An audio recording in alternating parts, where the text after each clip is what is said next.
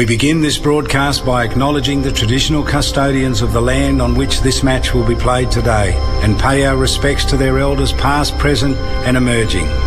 We extend that respect to Aboriginal and Torres Strait Islander peoples listening. Welcome to ABC Sports coverage of the cricket. Australia versus England in the Women's Ashes. Wareham cracks it away through the offside, picks the gap and extra cover, and that'll be 4 off the bat of Georgia Wareham. Sweep attempts, it pops up in the air, catch taken by Beaumont. Gardner around the wicket, angling into the leg stump, and she's bowled it. Bowls again to Jones, full sauce, and absolutely clattered to the right with a pull shot before. Gardner into Duncan, comes down the wicket and just bowls. Flights it up, full toss, get the treatment, and the night just goes whack over long off for 6. Bowls it short, it's pulled away by Sophie Eccleston. It's high, it's far, it's 6. Around the wicket, Healy, Eccleston, 2 wickets in the over. Brown driven away through the offside. That's a lovely piece of time. Grandstand cricket. The Women's Ashes. On your radio, ABC Sport Digital Radio, and the ABC Listen app. Welcome to Junction Oval in Melbourne for the second one-day international of the Women's Multi-Format Ashes Tour. Australia comes into this match leading the series 2-0, claiming the first match on Sunday in Sydney by 4 wickets off the back of captain Alyssa Healy's 70 runs and Ash Gardner's player of the match, unbeaten on 42 and 3 wickets, with their eyes firmly set on continuing their reign as the dominant side, having held the trophy for the last decade. But England will be desperate to try and strike back and level this series, with stars on both sides ready to shine. Junction Oval, traditionally known as a flat pitch, the stage is set for hopefully what should be a captivating contest. Matt Clinch with you for ABC Sport.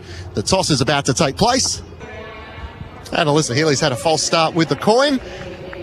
Now the Knight has won the toss. What have you decided to do? Great to have you on ABC and throughout the BBC.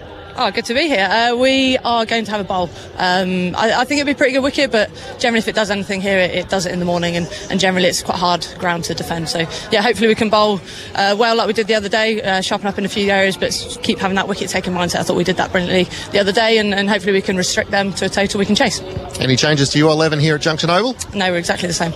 So what do you try and take away? Obviously disappointing not to get away to a winning start, but a quick turnaround. It doesn't give you too long to sit back and reflect. No, it doesn't. I think we did some really good stuff the other day. I think we just, with the bat, didn't really prolong those partnerships, didn't had that one set batter that went on really. We had a lot of starts, including myself. So yeah, that's a bit of a focus today. And obviously with the ball, we created a lot of chances. We took a lot of wickets and created a few extra chances as well. So we want to keep doing that. Heather, good luck. Thanks for your time. Thanks very much. Cheers. And Alyssa Healy joins us, the Australian captain. Welcome, Midge. You having a bat first? Yeah, having a bat. That's all good. I think we know the conditions here pretty well. It's going to do offer a little bit early, but I think we're well prepared for that and hopefully cash in later on. And in terms of your 11 from North Sydney, any changes? Unchanged, as predicted. We saw the team dugout just before. Tali McGrath telling the gag. How do you try and keep morale high when you are playing games so quickly after one another? It's looking after one another, just remaining tight as a unit. But quote of the day, does get a good run in our group. And T-Mac was unlucky to get drawn out of the hat. But the group's going really well. We're really pleased with where we're currently at, and hopefully we can just go there, play some good cricket today. And physically, how do you feel? First game with the gloves back? Yeah, hit by a truck yesterday, but no, it was all good fun. I really enjoyed being back out there and pulled up really well, so I will go again today. And Ash Gardner able to play a pivotal role, the 3 wickets, able to contribute with the bat as well. We know margins are often pretty tight in these Ashes contests. Do you feel like that's the pivotal moment to try and make sure you are capitalising when you're on top? Yeah, definitely. I think it's just about being clinical when you are on top, about putting a foot on the throat to that extent and, catching in on those moments. So, yeah, crucial part. I mean, we've got such depth with bat and ball that we're really blessed in that regard, but it's just about utilising them in the right moments and hopefully getting the job done. Well, Lisa, good luck. Thanks for your time. Thank you.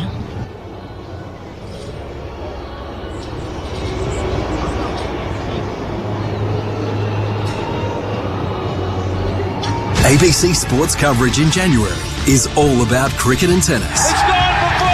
Australia have won. Centre court heats up when the best tennis players from around the world do battle in the 2025 Australian Open.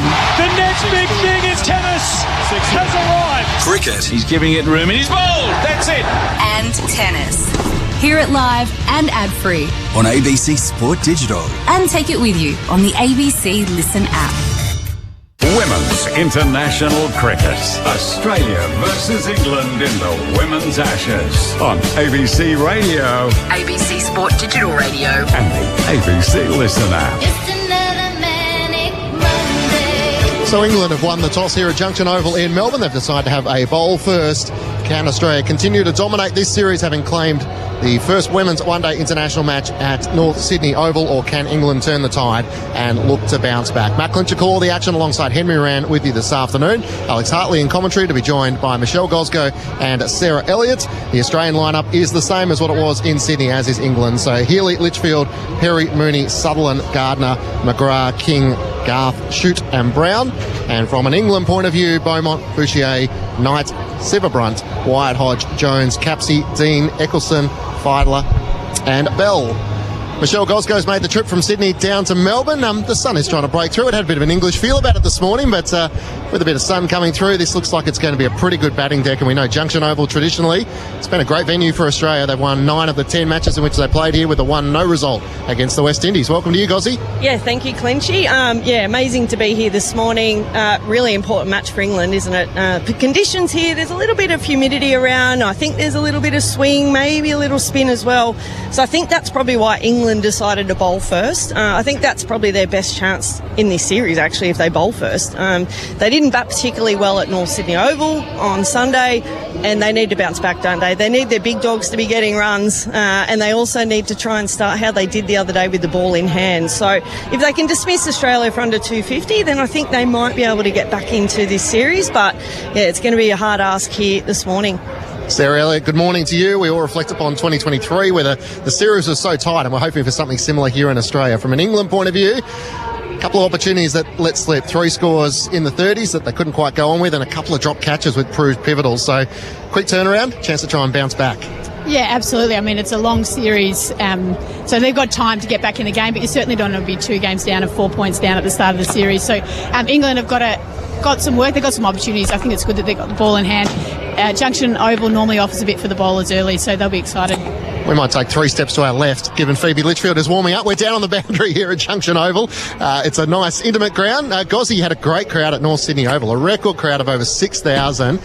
Junction Oval has the traditional old stands for our BBC listeners. We're just a stone's throw from the Albert Park Formula 1 Grand Prix track, and the hope is building up towards the test at the end of this series at the MCG. We might see somewhere around 10,000 a day, but it's always an interesting venue. Australia have had such a good record here. What impressed you the most about Australia's first up win in Sydney? Look, I think they were very clinical with the ball in hand. A little bit sloppy in the extras column. That was the one thing I think they'll want to be better at. But their fielding was elite. And it was a clear difference between the English in the field and the Australians in the field. It just looked a little bit more athletic. They were on their game. And also it was really good to see Elisa Healy coming back in after injury. She looked like she was batting on a different deck than everyone else. So, yeah, she was really special. And I think Phoebe Litchfield, who we're just watching warm up at the moment, she'll be trying to get some runs as well, because at the moment they can't get Georgia Vole in there. So you need to try and make the most of the opportunities that you do get. But yeah, it was clinical from the Aussies, little couple of tweaks for them, and I'm sure here they'll be trying to target sort of that 270, 280 if they can. And that's always the interesting part. You speak to Megan Shute or Elise Perry, some of the senior members of the Australian side, and you ask, what has made you so strong over such a period of time, Sarah? And they say it's no fluke. We work hard at this, we train hard, and the standards we set inside the change rooms makes it very hard to try and crack in. And to think Georgia Vole can't get a look in this team, to which Elisa Healy was sort of joking, well, yeah, no, she'll hopefully get a look at some stage, but for the moment there's just not a spot for her, and that's why Healy would be so keen to return to make sure she's back scoring the runs, and didn't miss a beat in her return either. Yeah, no, absolutely. She was great in that first one day. But that's the strength that Australia's had for many years now. They work hard, they train hard, and they've got players that keep performing. So to actually crack in and get an opportunity is hard, and it's great. You know that your team's going to go well when you're competing for spots, because it means that everyone is really switched on and wanting to put their best foot forward. And there'll be a couple of batters in the Australian lineup today that feel that they missed out in that first game, and they'll be really keen to make amends today. And from an Australian point of view, they've stuck with the extra seamer, so Darcy Brown in rather than going for the spin option. Here at Junction Oval, it's been a pretty good batting wicket, it must be said. From what we've seen throughout the WBBL, teams have really thrived on batting. Normally second here, but it has produced some high scores. It certainly has, and to be honest, I think spin has been a bit of a key on this pitch. If you can bowl straight, particularly, scoring can become difficult. So maybe light on in the spin department, but Darcy Brown was great the other day as well. So maybe that gives someone like Capsey a chance to bowl. She didn't bowl in the first one-day game, so for England, they might be looking to their spinners. And Alice Capsey's one, like so many of the England players who have been out here in the WBBL. They've had experience here in Australia. Alice was with the Melbourne Stars. They'd love a bit more from her. She's batting down at 7, so she's batting a bit down the order. But, Gozzy, probably those moments where it slipped away from England. Elise Perry dropped on 7 by Alice Capsey. Sophie Eccleston had a tough chance, but probably the type of catch she'd expect to take off Ash Gardner. And really, when you reflect upon it, England's 204 was probably 40 runs short, and a couple of those catching opportunities proved the difference in such a tight series. Yeah, they were a little bit untidy, weren't they? That Sophie Eccleston drop, it just reminded me a little bit the Herschel Gibbs one against Steve Waugh in the World Cup. And I don't know how she dropped it. Everyone was celebrating. Ash Gardner was going off, and then all of a sudden, whoop, come back, Ash. So they've got to tighten it up. Hearing Henry say that they came at 4 o'clock yesterday, that was a little bit of a surprise for me. I thought they might have tried to come a little bit earlier, get their recovery in here, and then maybe have some fielding practice or get used to these conditions here, but it wasn't to be. So short turnaround, there's not a lot of time to get things right. Maybe that's good for England in a way, but Capsey, she didn't bowl. And in the Governor-General's game, all the wickets fell to spin. So it was quite surprising not to see her bowl. So hopefully I think they will use her here today. And half the squad from England's played Big Bash. So they're used to these conditions in Australia, so that's got to be used to their advantage as well. And I guess Heather Knight, Sarah, said they need a bit of credit for the way in which they bowled, and probably Lauren Bell was the pick alongside Sophie Eccleston, who picked up 2 for 38. But Lauren Bell's pressure at the top of the order, opening the bowling, 24 dot balls, picked up a wicket, conceded just the 6 runs to start the campaign. But for England, it's about trying to close those gaps and take the opportunities when they come about. Yeah, they're going to need to do that. They're going to need to build some pressure through that consistency of bowling, and that really starts with Bell and Filer. So I'm interested to see that opening partnership today. They really need to take a couple of wickets in the first 10 to set themselves up and give themselves a real chance.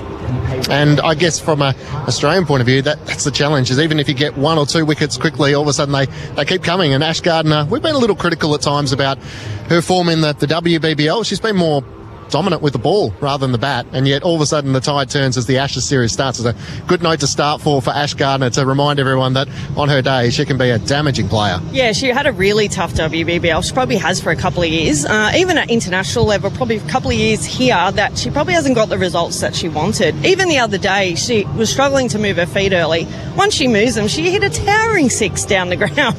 So once she actually does get in, it's very hard to remove her from that out in the middle. But yeah, we just want to see that consistency from her, because she's a world-class player, isn't she, Ash Gardner, with ball in hand as well. That's why she was player of the match on Sunday, but I'm sure she'll take that confidence into today's game. 2-time Belinda Clark medalist as well. Matt Clinch alongside Michelle Gosgo and Sarah Elliott. It's the second of the women's one-day internationals, a multi-format series, of course. So the one-day internationals and the T20s carry 2 points for the winner. The test match carries 4. And England were able to win the one-day internationals and the T20s in England last year in 2023. Australia, of course, won the test. So much pressure on England trying to, well, in this format, Australia has been so dominant, especially at home, Gozzy. So that's the challenge, isn't it? And you look back at their match at North Sydney Oval, Heather Knight 39, Danielle White-Hodge 38, Amy Jones 31. Sort of they needed one of those players to go on and, like Alyssa Healy, score that sort of 70, the big innings to anchor the scoreline. Yeah, I agree. And I said that in commentary on Sunday. I said the coaching staff would be quite disappointed. You need one person to go on with it, and it didn't happen. And then you had Nat Sciver-Brunt and Heather Knight, I should say, getting caught at the same shot for a slog sweep on the boundary off Ash Gardner. So, yeah, just silly errors for that. I'm sure they'll rectify that today. They're world class. They're going to need one of their big dogs. They're going to need Nat Sciver-Brunt, Heather Knight, or a couple others to get some runs here if they're going to really try and challenge the Australians. And I think the shorter the format, the closer the teams will become, but they can't afford to be 4 behind. after this match today if they lose that. So they can get on equal pegging. Hopefully, Clenty, as a pundit, hopefully it goes to the test match. Yeah. As an Aussie, we want to get it done. But just for the series, how awesome would it be to go in and it's all down to that test match? How psychologically big do you think it would be, Sarah, if Australia win the opening 2 one-day internationals? They go 4 points to 0 up in the series, and all of a sudden England starting to think about, T20 one-day format as one of the better formats for them. The pressure starts to mount instantly.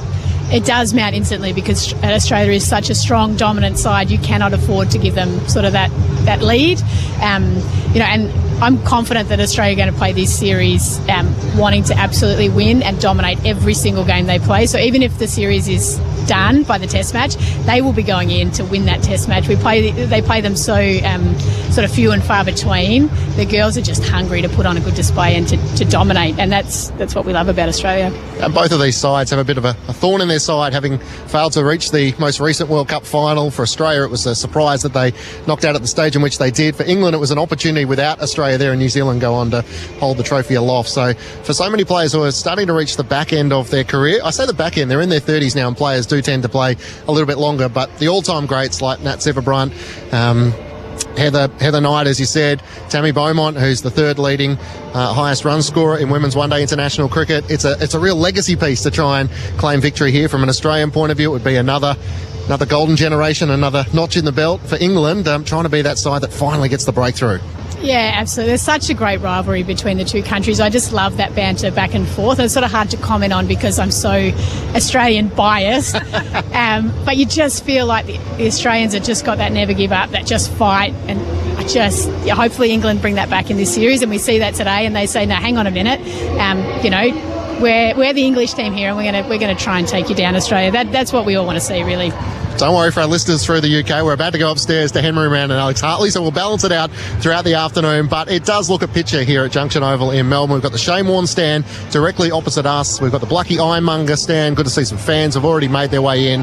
But behind us, to the left of our commentary position, is sort of a hill which goes onto the back of St Kilda Road. And the fans are already in with the towels and the picnic rugs down. And this is a good spot to sit and watch an afternoon of cricket, isn't it, Gozzy? As we'll make our way around in a second. But you look at those fans behind us and so many of the young kids that have come in. This is what we want to see. Yeah, absolutely. And you know what? It's not just young girls. It's boys as well. Yeah. I mean, the crowd at North Sydney was epic. Yeah, you had grown men there as well, taking spectacular catches in the crowd, it has to be said. But, yeah, amazing crowd here again today. And hopefully it keeps building and we get a really good game.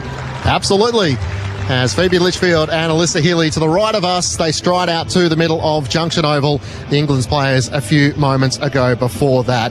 So we're all set for match 2 of the multi-format Women's Ashes series here at Junction Oval in Melbourne. England winning the toss and deciding to bowl first. Let's take you upstairs. It's a very good morning to Alex Hartley and Henry Rand. Thank you very much indeed, Matt. Yeah, we're really excited for this one because England, you feel, do need to start getting some mummies. It'll be a long way back if Australia can pick up a second victory. It is a ground that they love playing at as well, Alex Hartley. And you look at the history, you look at the record, and you do start to wonder if England can find a way against this Australian side. They are so dominant, they are such a good team. But there were moments in that first game where England will feel they could have opened that door. Yeah, absolutely, and they did it at some stages, didn't they? And it almost felt like England, if they'd have had 50, 60 more runs on the board, if they'd have batted those 50 overs, then you never know what would happen. Although you told me in an alarming stat this morning, and I think it was Elise Perry averages 100 at this ground. Yeah, Australia have also won their undefeated in their 9 ODIs played at Junction Oval with 1-0 result. That was last summer against West Indies. So the record is a good one here in Melbourne, in St Kilda, for an Australian side that are 2 points to 0 up in the series. So that is the state of play. Phoebe Litchfield, the left-hander, will be on strike as the sun does its very best to break through. And we're going to see Lauren Bell, who had a brilliant spell for England the other day, where she managed to bowl 5 overs and picked up 1 for 6, which was pretty much as good as you could ask for from an opening bowler. She was absolutely outstanding the other day. It's probably the best that I've seen her bowl, and actually before that, the test match in South Africa, you were saying that's the best we've seen her bowl. So she is getting better and better. She's getting more consistent, and for me it was that ability to swing the ball in, swing it away, and bowl the wobble ball with so much more control than we've seen before. The cry is play. The grass bank's filling up, and here comes Lauren Bell. Over the wicket with a slip in place to the left-handed Phoebe Litchfield. And she's in, and first ball that she lifts a little bit, hits high up on the bat of the prodigious left-hander from Orange, New South Wales, who in the first game I think will be a little disappointed with getting out early. It was a good ball, make no mistake about it, but she had to go for just 4 off the bowling of Lauren Filer. As the scoreboard remains at none for none. Former England Test captain Michael Vaughan's here as well. What a treat! Giving us a little wave. Here comes Lauren Bell again, galloping away from us, running in past the umpire now. Full delivery down the leg side. That'll be wide. The first onto the board for Australia. And Lauren Bell just dries her hands at the non-striker's end. Look at a lot of body language. What are you reading from what we can see down there? I think everybody's very relaxed. You know, England will know that this is such an important game for them.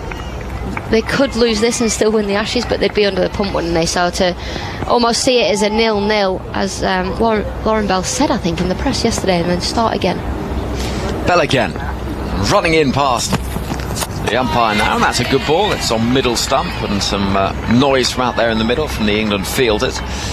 England all in blue, with a slightly paler shade on top, and the dark bottoms as well. They're a side that I think will be a little bit stung by some of the criticism that followed that first game. There was just a few that said, well, it's all well and good competing, but you need to go out there frustrated that you haven't got closer. And that was some of the talk.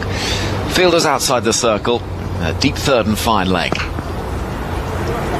In comes Lauren Bell once again, full of delivery, clipped away towards mid-wicket, straight to the hands of the fielder, Danny Wyatt-Hodge. And there will be no run. The grass banks all around the Shane Warne stand over there as well. What a part of the world, Alex Hardy. Amazing. Everywhere in Australia is amazing though, isn't it? It's like sunny most of the time, bar Sydney, it rains all the time, but you know. But it's very beautiful. It's warm, it's beautiful, the city, it's bouncing. It's one of my favourite places. If not the favourite place. Oh, it's a big call early on that. In comes Lauren Bell again, down the leg side, just losing her line a touch to the left-handed Litchfield. Wide once more, 2 without loss. Now we need honest opinions today, Henry. Go on. Because people are laughing at my outfit. Someone said it's almost like I'm clinging onto Christmas. Yeah. Someone said it's almost like something of the pyjama. Pyjama, yeah. There is. Do you know what it reminds me of a little bit? Here we go. It's Lauren Bell at the end of her mark. Runs in, past the umpire, and beats the edge of Litchfield's bat. Keeps a bit low as it goes on through to Amy Jones, bouncing a second time. It's a little bit sort of, you know, when you watch one of those reality TV shows, the sort of Real Housewives, as whatever, Yep. and there's a sort of breakfast party where they're all meeting up in pyjamas drinking Prosecco. Yes. There's a bit of that vibe to it. Yes. I also think it's very Andrew Moore. It is quite Andrew Moore, but I've not seen Andrew Moore wear trousers like that. In fact, I've not seen any human being wear trousers like that, actually. No. I love them. They're different, aren't they? In comes Bell. And rather cramped for room is Phoebe Litchfield, and can do nothing with it. And so a reasonably solid start from the England bowler. Yeah, I've had an eventful day actually. Got in about 8 o'clock, maybe 7:45, and couldn't find an outfit, so I'm in my pyjamas. Then the makeup lady quickly doing my face because I had to do some interviews, and then she was like, "Oh, you need your hair doing. Do you want me to do it for you on Monday?" I was like, "Oh, what? I do need my hair doing. I've got a lot of regrowth." What does that mean? My roots. Oh. My roots are bad. Here is Lauren Bell running in, bowling a ball to Phoebe Litchfield as she comes forward trying to create some room, unable to do so. And the over comes to an end, 2 from it. And the score stands at 2 without loss. So Australia and England out there in the middle. A reminder of how this series works. Well, multi-format, each of the white ball games worth 2 points to the winner. No result or a tie will see the points shared. Australia only need 8 points to retain the Ashes. England need to win outright, so a minimum of 9, therefore, to ensure that they regain the trophy for the first time in over a decade. The test match at the MCG across town from here is worth 4 points to the winner. So this is the second of 3 ODIs, then it's the 3 T20s, then it is the test match. There we go. We've had pyjamas, we've had Christmas, and Vaughan just said I look like a Mr. Whippy ice cream. You do. To describe it, it's kind of baggy, sort of trouser suit, short sleeves. It's a co-ord. Predominantly white with some big red flowers on it. I think flowers. I don't know what. Are you regretting it now? No, I love being centre of attention. Oh, yeah, do you? I hadn't noticed, actually. There are two types of people in this world. Here is Lauren Filer, elbows jutting out as she runs in towards us in the sunshine, and pulled away by Lisa Healy, not too far away from the hands of the fielder mid-on, but it does skew its way out towards the boundary. It was a shot, I would say, in terms of percentage control, at around about 75%, but she manages to find that boundary, and Filer digging it in short, doesn't quite get it right, and she falls over to boot as well, and is now kicking and scratching at the ground at the non-striker's head. She spends a lot of time rolling about on the floor, a bit like Mark Wood does when he bowls. Yeah, I think it's just that quickness through the crease, isn't it? Trying to bowl the ball as fast as you can, getting that power in your delivery stride. And look, she does slip and fall a lot, but as long as she's not hurting herself, a bit like Mark Wood, he's like, well, yeah, I am falling over, but I'm all right. Yeah. I'm not hurting myself. And it's very similar, although Lauren Filer, I reckon she falls over less than Mark Wood. Possibly, though so far it's 1 from 1. So we'll see how that percentage goes. Oh. Slip in place as Filer runs past the umpire now, and this is driven into the offside. Lovely shot. Goodness me, what timing. Racing away through the covers, and Alyssa Healy picking up from the 70 a couple of days ago with back-to-back boundaries. And that is a fine shot from the Australian captain. Yeah, 2 fine shots in a row. The first one, you just thought maybe there was half an opportunity. Could the ball have gone straight to a fielder? It didn't. This time, Lauren Filer overcorrects, pitches the ball full wide outside the off stump, and a lovely cover drive. And Alyssa Healy in this form, she worries me. Well, she's a very good player. We know that. England know that. Just remember the World Cup final a couple of years ago in Christchurch, which was arguably one of the great innings. In fact, you think about the World Cup final and the T20s at the MCG across town from here as well in 2020. She is one of the big stage players, and when she's on form, she's a big game player as well. Yeah. She steps up on the big games. Didn't have a great 2023 Ashes. No. She, below average for her. Well, we're getting some grass trimmings being brought out onto the patch where Lauren Filer's front foot is landing. She does have a bit of a problem with, I wonder if her boots need respiking. No, because she'll have fresh boots, like for a series. So. You'd hope so. Yeah, it's not, well, I used to make my spikes last 2 seasons, get my money's worth. Yeah. I reckon all these players get them for free now. I reckon so. Yeah, surely. I would literally wear mine until, like the back of a trainer wears out. Yeah. I'd wear, and then I'd be like, okay, I'm getting blisters. Yeah. But I think for Filer, it'll just be where her foot lands and the position that her foot lands on the crease, so it won't actually be the spikes. As a fast bowler, if you do find that you're sort of not quite confident in where you're landing, then it can be quite awkward and difficult. So Australia 10 without loss. If you want to get in touch with us here, Grandstand Cricket and Test Match Special, if you're in Australia, on the SMS 0467 920 222. Here comes Filer once again outside the off stump and left alone by Healy. If you want to email, she's not, is she? Still not happy, no. As soon as she's bowled that delivery, she's looking behind her. I didn't notice anything out there. I did my pitch report. You didn't do it very well then, did you? Well, I didn't notice anything untoward. Is that the right word? Yeah. Well, apart from my shirt.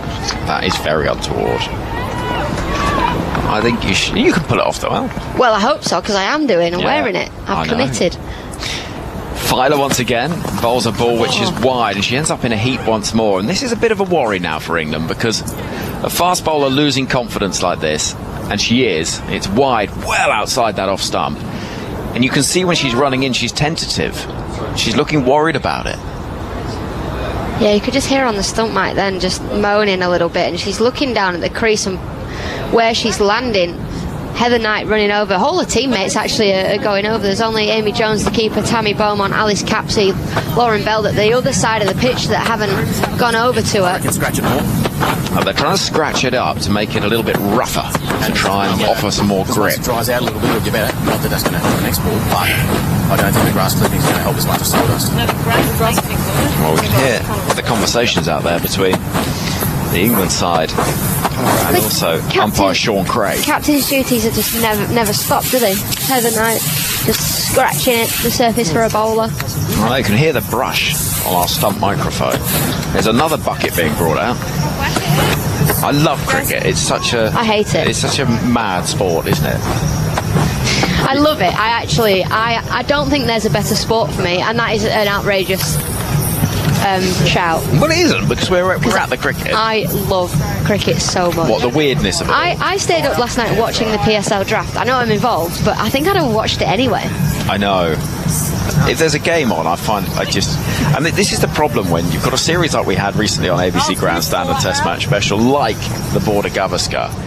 The worst thing you can do is middle of the night, here in the UK, or the other, it'll be the same for Australian listeners when the series are on in the UK, and you check the score, and you think, oh, well, I'll listen for 5 minutes. Well, maybe I need a cup of tea. Maybe I'll listen to the end of this session. Drinks. Yeah. I'll get to drink. I get to tea. And then you hear something happen. Virat Kohli's just barged into, and you think, oh, I'm not leaving. I'm not going. I'm not leaving. Here's Lauren Filer. Runs in, and full delivery is drilled through the offside for 4 runs. Well, she landed okay that time, Filer, but the ball gets dispatched away to the white picket fence to our right. It was over-pitched and given the treatment.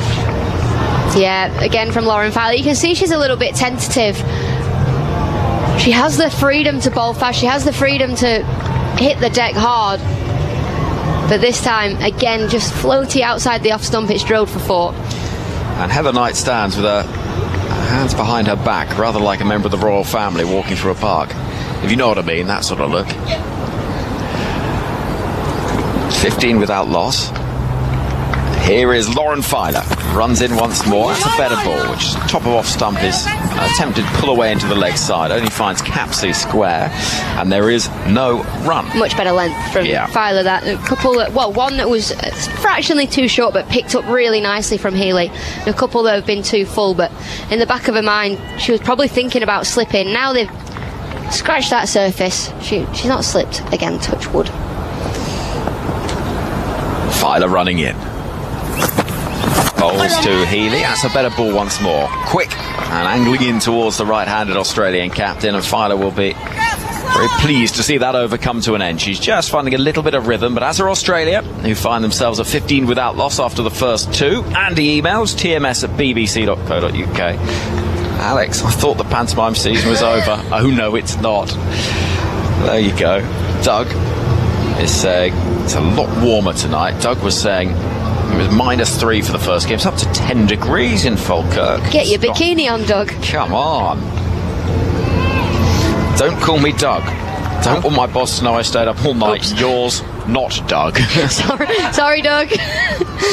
Douglas, different Doug. Yeah. Dougie boy. I thought we had Doug with us, but obviously we're Douglas. Here is Lauren Bell once again. Sun shining brightly, blue skies overhead, cloud having burned away, and she runs in now, and that's a very loose ball, and it's going to beat the dive of Amy Jones as well. She gets a hand on it, but it'll be wide, and it's only the long reach of the tall England keeper that prevents it from being 5 wides as well. That was a very poor delivery. Well, it's the one she's been working on, isn't it? It's the away swinger to the right hander, the in swinger to the left hander. Just started it. It would have been all right delivery to a right hander, but wasn't. Yeah. Paige emails and asks us to Are we describe... allowed to say Paige? We need to start reading these emails before we start reading names. No, I've read that one. Okay, I've read that one out. Paige says, can you describe Alex's outfit in detail? I think we've done that. If you want a sort of more, I suppose, existential question, it's a sort of... Michael Vaughan has put it on his Instagram story, so if you want to see my outfit, it's on there. It's an absolute belter, that. In comes Bell to Healy, who plays with a very straight bat up on her toes, defending into the offside. It is uncanny. I do look like a raspberry ripple ice cream. You do? You love an ice cream? I haven't had one for so long because when I was an athlete, right, and I was training 5-6 times a week, I could sort of get away with it. You were what? Training. Well, no, in my prime. Oh. Like, not like 2 years ago when I was at the back end of my career. Can I tell that story about you last Women's Ashes? The last Women's Ashes. I think we've told it loads. We have, but not on ABC. We haven't. Oh, no. Right. We'll wait for the end of the over. Here comes Lauren Bell. That's a good-looking ball, but it's a good-looking shot as well. It's chipped back past the bowler down the ground for 4. And in pursuit, the England all-rounder Nat Sciver-Brunt knew that when she turned on her heels, she was never going to stop it. It was just aerial for a moment, but it was well out of the reach of Lauren Bell. And Elisa Healy is motoring already. Yeah, lovely shot. That one from Elisa Healy. Just waited for the ball to come to her, punches it back down the ground. And England in a slight bit of bother early on here in the second ODI. 21 without loss, Australia. Here's Bell. That's a nice ball, angling in towards Healy and defended into the offside. Well, I'll try and get through this story now because it is a cracker. We're here for the last Women's Ashes, and you were still playing at the time. You were sent a very strict list of instructions, as cricketers are. Captain. You were captain, so leading by example. Yes. And we were in Adelaide. It was the first 2 T20s, and I think the second one was washed out. England lost the first, second one was washed out. Here's Lauren Bell running in once more. And a full toss, which is helped into the leg side, out towards Boucher, who will stop it. And so a single is taken out in front of the Shane Warne stand at square leg. And you say, oh, I've not got my overs in at all. Oh, not. We'd had a couple of quieter days. And you were a little worried that you'd not got your overs in. So. Well, no, I was bone idle and couldn't be bothered bowling. Okay, well, you said it, not me. And you said, I'm going to go down the park. You're right to come along and I'm going to bowl at you. Just like, you know, not batting, but just bowl towards you. And everything, I had to film it to prove that I'd done it. Because I don't think Lancashire trusted me to come away and not get my overs in. Which seems surprising. Yeah. You know, I was shocked and stunned. Bell runs in and nudged into the leg side. Oh, there's a little bit of a yes and no from Healy and Litchfield. Throw comes in. It's a good one from Capsey. Hits the stumps. No run was taken, though. And I was a little perturbed when you said, could you bring a couple of different T-shirts for yourself? And I thought, well, I can, but, you know, seems odd. So I did so, as I was told.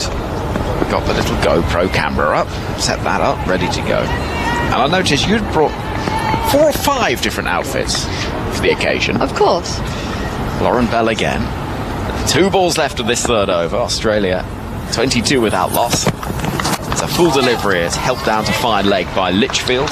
23 without loss the score. And you bowled 5 balls. And you say, quick, go get changed. I said, what do you mean go and get changed? You press stop on the camera, waited for a cloud to come over, moved the angle marginally. End of the over, I should say, in fact. That was the final ball of it. 23 without loss after 3. And proceeded to then do a sort of outfit swap a la Madonna. Yeah. For a stadium gig. Yeah. And then sent the footage back as if it was a long collection of many days busy working. Once a week I bowled. Actually did all 6 weeks in that one session. Which lasted approximately 15. Yeah, it was 4 balls per outfit, and I said that I bowled, 10 to 12 overs per outfit change. It's all about working smarter, not harder. It certainly wasn't working harder. I can guarantee that. Rushing into bowl is Filer, and that's very well timed by Litchfield because, unfortunately for her, straight to the hands of Beaumont at cover. So for our English listeners that might have heard that before, I apologise for being boring and repeating myself, but it is funny. It is funny, and I did the same with the running session because I wasn't doing any exercise. I was on my holidays. So I did 2 running sessions and got changed halfway through it. No. Yeah. Honestly. Genius. Former England cricketer Alex Hartley. Here's Filer, and that's not a bad ball, not far from the top of off stump. Yeah, my career did quickly go downhill, when I stopped training as much and the domestic game got more professional and everyone was catching me up. And the paths rather diverged in terms of professionalism at that moment. I was just ready to call it a day, but I was having so much fun playing the 100, I didn't want to. Yeah. So I played probably 2 years longer than I should have. Not for opposition batters, you shouldn't. 23 without loss. And an appeal for LBW, but more from square on as Litchfield is beaten for pace by Filer, who looks a lot happier in this over, I think it's fair to say. Yeah, she's got herself down to fine leg, hasn't she? She's sort of forgotten about the first couple of overs. She's come back. That surface has been scratched up a little bit more. She's not fallen over so far in this over, and she's bowling much better. Filer turns at the far end in the sunshine, the trees in the distance, the cars drifting past on the St Kilda road. And here comes Filer. Attempted pull from Litchfield, ends up going towards short fine leg. She was a little hurried for pace there. Filer probably the quickest bowler in the women's international game these days. Yeah, she was bowling quick the other day, was Lauren Filer. 76 miles an hour, I think. 123 kilometres per hour.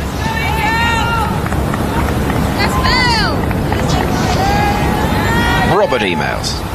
I'm a big Alice Capsey fan, but she doesn't feel like a number 7, especially if she's not bowling. Because they want her in the side, though. Filer to Healy, who ducks out of the way of a bouncer. This is a good over from Lauren Filer, and she's turning with a little more confidence now. It feels like they want Capsey in the side, so just throwing her into the available space. Danny Gibson or Freya Kemp, much better fit at 7. I'm hoping to be proved wrong. And Robert says you're allowed to call me Robert, because the email address I'm using isn't my real name. How mysterious. Oh, I don't know if I like that, Robert. Filer, full delivery, clipped through mid-wicket. That might rush away to the boundary. Quick outfield, in pursuit is Maya Bouchier. Tammy Beaumont as well, diving, crashing into the ropes, but not able to stop it. And those on the grass bank, 10 yards or so away from where the ball met its destination, applaud. And a boundary to conclude the over as Elisa Healy continues this excellent start to her innings. Australia looking in fine fettle in this second one-day international with a score 28 without loss and Healy on 21 from 12. As long as Robert isn't a secret online troll, you know, where people use their wrong names or they don't have a profile picture, I'll let him get away with it. Well, so far the evidence that he's just got it's a lovely email. Opinions about England's middle order. Yeah, I don't hate that. Alice Capsey, yeah, England obviously sees something there, and she's much better when she can go out, plays with freedom. She takes the ball and attacks on, rather than the other day. England were in a bit of trouble. She was just trying to poke and prod around and try and absorb a bit of pressure. It didn't quite work for her. Lauren Bell bowls the start of this 5th over, which is defended by the left-handed Phoebe Litchfield. Simon gets in touch on the social media, BBC TMS. Is the inspiration for Alex's outfit a Campino? Do you remember those little sweets? They were elite, and I'm guessing they've been like discontinued now. I've not seen a Campino in ages. I've got a story about a Campino. Well, that's probably the last time we'll mention the name, but go on. So, running in, Lauren Bell kicking up her heels. Into bowl to Litchfield. It's defended into the offside, and there's no run. I'm in Gibraltar. I'm on my holidays, and we go up like some hill in Gibraltar where there's monkeys. Hold on, I might be the Rock. Yeah, we went up the rock.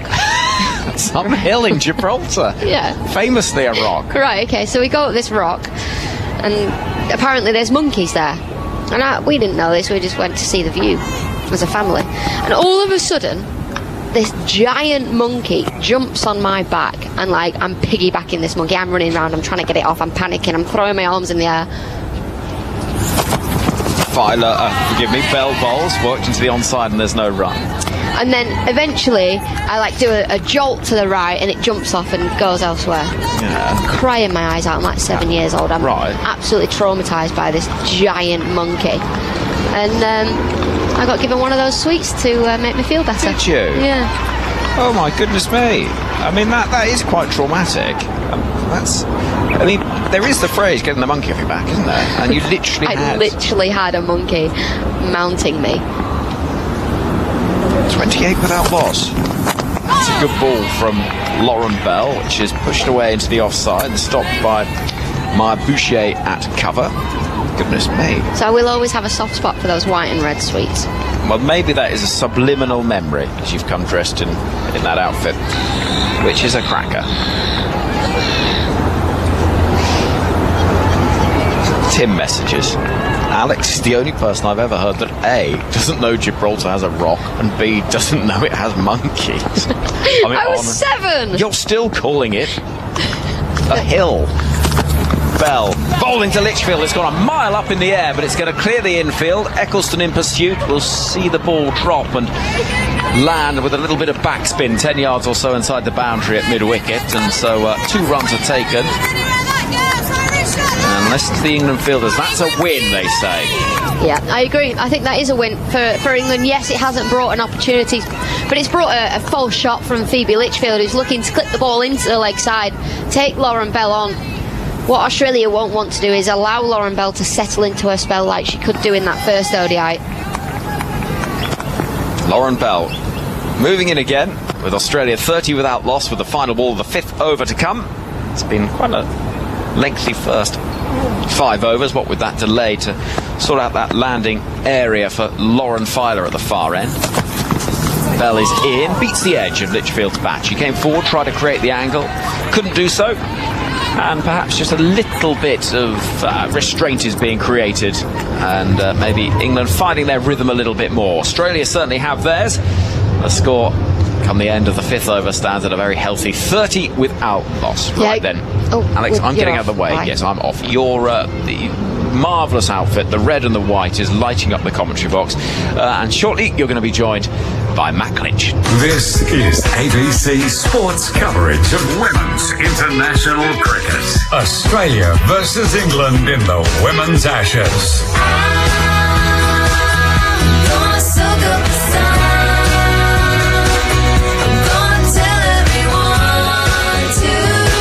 Thank you, Henry. Good morning, Alice. Good morning, everyone. None for 30. What a great start for the Australians. Hello, long time no see. Certainly is. Start of a new over. Alyssa Healy beautifully drives through the gap in the offside. Pick up a single. The Aussies on the attack here. And the score looking, well, they're going at 6 runs and over. None for 31. Healy on 22. Litchfield on 4. Fiedler starting a new over from the St Kilda end. Is that TV being on all this time when I've been looking for replays and I don't know where to look? As of TV to my right. Every commentary box does have its own nuances about it. You just need to know where to look sometimes. As Fiedler comes in once more, right arm over the wicket, full delivery to Phoebe Litchfield, who drives but picked up in the covers. The top ball in the 6th over. So just having a look at the power play at North Sydney Oval, the first 10 overs, Australia put on 53 runs for the loss of 2 wickets. It feels like they're off to a flying start here once more, and honestly think a score of 250 to 300 is probably on the table here. Yeah, England could do with breaking this partnership. Farley in once more to Litchfield, who's squared up and just defends back down the pitch. You can just hear England have got ever so slightly louder, haven't they? They've almost gone, right, we need to get up and about here, get in the Aussies' face. Even if you don't have to say anything, you just got to buzz around, everybody attacking the ball, swarm the Australians out there in the middle, because it is 11 versus 2 and you have to make the batters feel like that. And the psychological battle, of course, given the fact that Australia won the first match in North Sydney. It's a quick turnaround, isn't it? 36 hours and you're back on the field.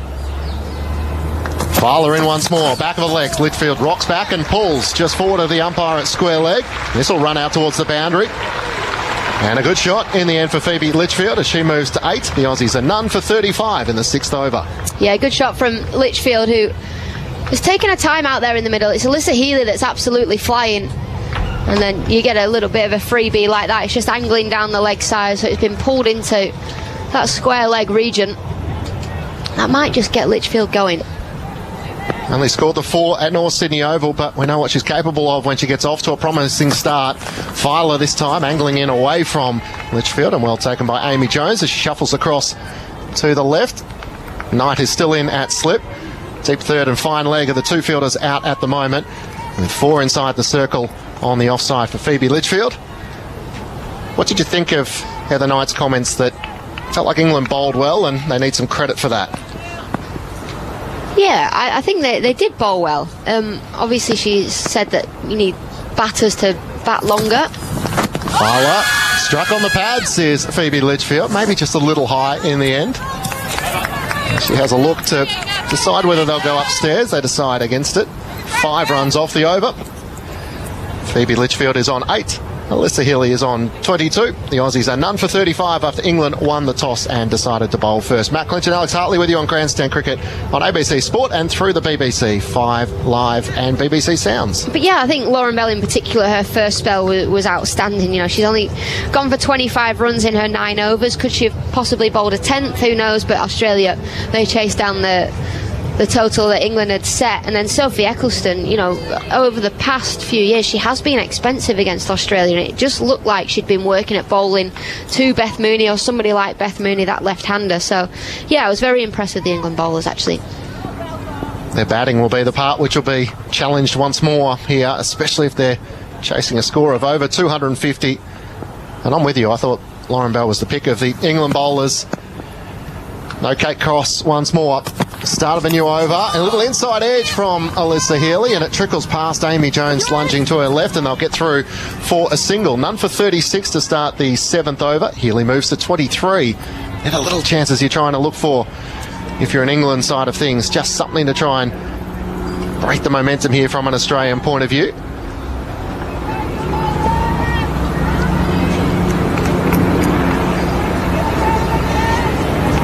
Sun has come out from behind the clouds here in Melbourne, and good to see the fans roll in. So capacity is around 8,000 here at Junction Oval in Melbourne, just a stone's throw from Albert Park, the racetrack for the Formula One. There's a lot of people who are out on walks around the lake and drop past and watch some cricket. Bell comes in once more. Is there an edge on that? The England players think so. Might have just clipped the pad on the way through from Phoebe Litchfield, and I think you can hear the conversation in the effects mic, maybe just a little high, which is a beauty for us, Alex. They can do the commentary and the DRS decision for us. Well, Amy Jones said, yep, it was pad and it was high. And then Tammy Beaumont said, well, other than that, it was pretty close. Yeah, so there is no Kate Cross for England, and Heather Knight confirmed at the toss that she has remained in Sydney to train and continue her return to play. So hopefully we'll see her in Hobart, because there is quite a few days before that that 3rd and final ODI. Yep, Friday. So they get a couple of extra days, but the series does move pretty quickly. Bell comes in, this time an edge once more from Litchfield, a bottom edge which doesn't carry to Amy Jones. Maybe just a look as to how far back she is standing, but wasn't much of an opportunity there. No, it's a strange one, that, because it wasn't a bad shot. It just almost scuttled through. But it also didn't feel like it stayed low, so a peculiar bit of cricket there, actually, for me. Amy Jones has worn it quite well. She has. They're always tricky ones to deal with when you're a keeper. Phoebe Litchfield, having faced 23 deliveries, is on 8 as she awaits Bell. Looks to push forward and just into the offside. Bouchier races around to her left and does the fielding. So England trying to build some pressure here. Lauren Bell's doing her role well. Good over so far with just the 1 run coming from it. Is that usual for Kate Cross to stay in Sydney? I would have thought you want to be around the team, don't you? Yeah, maybe it's because of the short turnaround in the flights, because you've got flight Monday, flight Wednesday. We could stay, train with the T20 squad that are there, and then just go straight to Hobart. Bell over the wicket, back of the length, and Litchfield trying to turn around the corner, but straight to the fielder, backwards square leg. I guess that's the reason. I mean, I'm completely guessing at that. Yeah. It would make sense to stay with a group that are there. The other possibility is if she was no chance to play in Melbourne, 36 hours, you're probably better off continuing to do your rehab. But they're not sort of giving any indications that she might be there for Hobart. Feels like it's day by day at the moment, but so the indication is that Fowler and Bell have stepped up for the moment as Bell comes in once more and just looking to play it out backward a point. Phoebe Litchfield, the end of the over, a very good one from an England point of view, just the 1 run coming from it, and Australia having been sent in are none for 36. Litchfield's on 8, Healy is on 23. Thank you, Alex. We'll hear you a little bit later throughout the day. And Michelle Gosgo about to join you on Grandstand Cricket on ABC Sport, on ABC Sport Digital via the ABC Listen app. Just look for the dedicated Women's Ashes button, and through the BBC 5 Live and BBC Sounds. Australia having won in North Sydney by 4 wickets, 36 hours, and the show continues on here at Junction Oval in Melbourne. England having won the bat flip, the toss, deciding to bowl first, and no changes for either side from North Sydney Oval. Michelle Goscoe, welcome back. Good morning, Clinchy. Good morning to wherever you are listening from. A beautiful day here in Melbourne. Beautiful for the Australians at the moment. England need a breakthrough, don't they? These two are looking ominous at the moment. Still hooping around a little bit, isn't it? Bit of seed movement as well for England. And England have gone to one of their most reliable, one of the great all-rounders, Nat Sciver-Brunt, to come into the attack from the St Kilda end here at Junction Oval. And she comes into Phoebe Litchfield, back of a length, and she's pulling this backward of square leg and across the rope for 4. Just a little bit loose from Sciver-Brunt to start with, and given the full treatment from Phoebe Litchfield, who is starting to get a move on now. In fact, that was Alyssa Healy who I was just thinking, pulled away. Maybe Phoebe Litchfield had done the reverse and moved around, which he is good at, by the way. But yeah, Healy's looked in good touch, as she did on Sunday at North Sydney Oval. None for 40. Alyssa Healy now to 27 from just 15 deliveries. Nat Sciver-Brunt in once more, and not quite timed as it's pulled away off the bottom edge and through for a single. Just out square on the onside as Maya Bouchier races around to do the fielding. Australia none for 41 in the 8th over. Healy moves to 28. Yeah, she's looked good, hasn't she, Healy? She was in good touch in the Governor-General's game last Thursday as well, so yeah, missing a majority of the WBBL. Took the gloves as well the other day, but he's doing a job here with the bat at the moment. And keen to return to the top of the order. Full delivery from Nat Sciver-Brunt, and it's driven out by Phoebe Litchfield, fielded in the covers. Maya Bouchier comes in once more to do the fielding. Australia none for 41. You almost got the feeling from Alyssa Healy that she didn't want to miss out. Obviously, her responsibility, batting at the top of the order, the keeping, the captaincy. It's a lot to try and juggle, but once she was right to take the gloves, wanted to make sure she was back in the lineup, and as you would know, doing her part for this Australian side to contribute.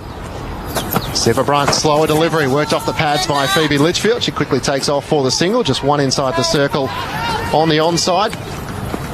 And Heather Knight races around to her left to do the fielding at mid-wicket. Yeah, it's a funny one, isn't it, for Healy?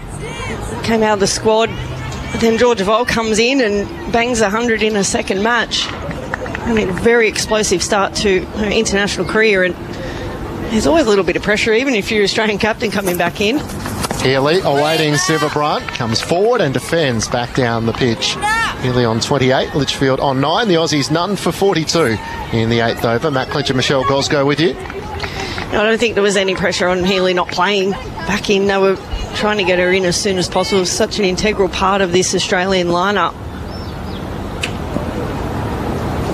6 runs so far off this over from Sciver-Brunt, back of a length, and Healy's just able to open up the bat. A late cut as it's fielded backward point. Another single to Alyssa Healy. She moves to 29. Score is none for 43 after 8 overs of that first over of Nat Sciver-Brunt going for 7 runs. Healy on 29.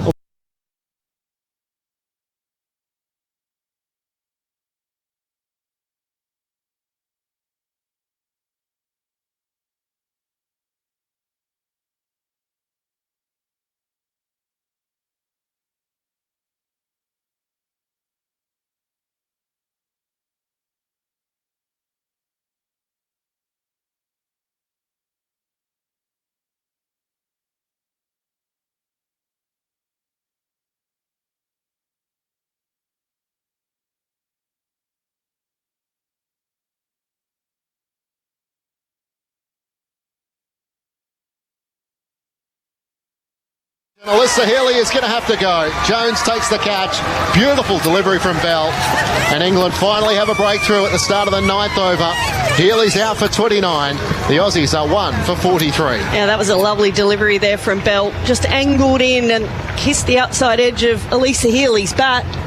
Took a big stride out as well, Healy, but you know, as a coach, you teach kids to make sure your step and your swing are separate. That time they were both the same here for Healy, so she didn't have a stable base to hit from, but they needed that breakthrough there, England.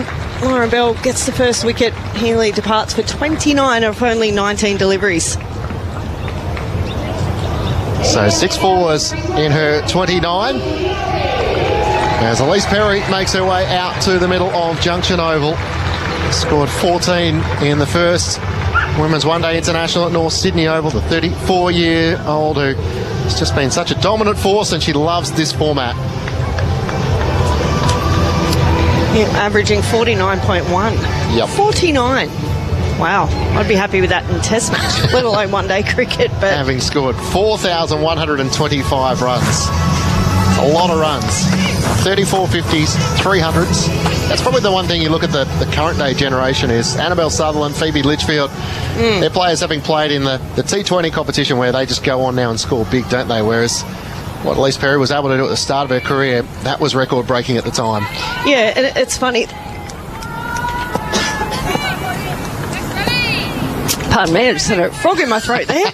Yeah, it's funny that Annabelle Sutherland scored the same amount of one-day hundreds as Elise Perry has. Yeah. Lauren Bell's got the breakthrough from England. And she now gets a look at Elise Perry, the new batter, who makes her way out to the middle. Bell comes in, full delivery down the leg side, and a wide is called. So Bell in her 5th over, 1 for 13. Yeah, Perry missed out the other day at North Sydney Oval, which is unusual for her. I'm sure she's got plenty of time to bat here, right? So she can get herself in a little bit. Phoebe Litchfield, 9 off 30, so just struggling a little bit to get her timing right. Lauren Bell's so impressive for England. She's had a great 24 months, hasn't she? 15 wickets last year for England.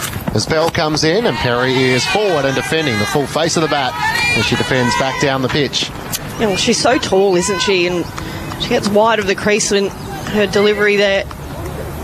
And she just angles it back in to the right-hander, and then it just drifts away, hits the seam, and goes away to the right of the right-hander. And that's what happened with Elisa Healy, there kissing the edge of the bat. But yeah, I was really impressed with her on Sunday as well at North Sydney. Bell with the blonde hair tied back, the black sweatband on the right arm as she comes in, and Perry gets an inside edge onto her pads. Bell's liking what she's seeing at the moment. She is challenging the Australian bowlers, the Australian batters, with just a little bit of movement at the moment and just some mistimed shots. Well, she needs someone to go with her, doesn't she? Nat Sivabrunt didn't bowl particularly well on Sunday, nor in the Governor-General's game. So they can keep building the pressure on the Australian side, and sometimes it might not necessarily be Bell that gets the wickets. It might be the other end due to that dot ball pressure. Australia 1 for 44. As Bell back of a length, and Perry's up on her toes, driving out through the gap in the offside. And this is a well-timed shot which will race down to the rope for 4.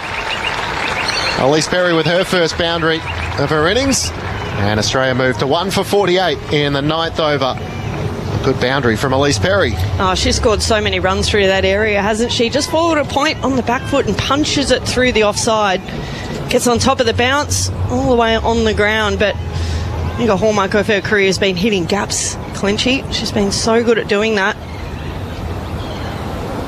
34 years of age and still one of the giants of the women's game.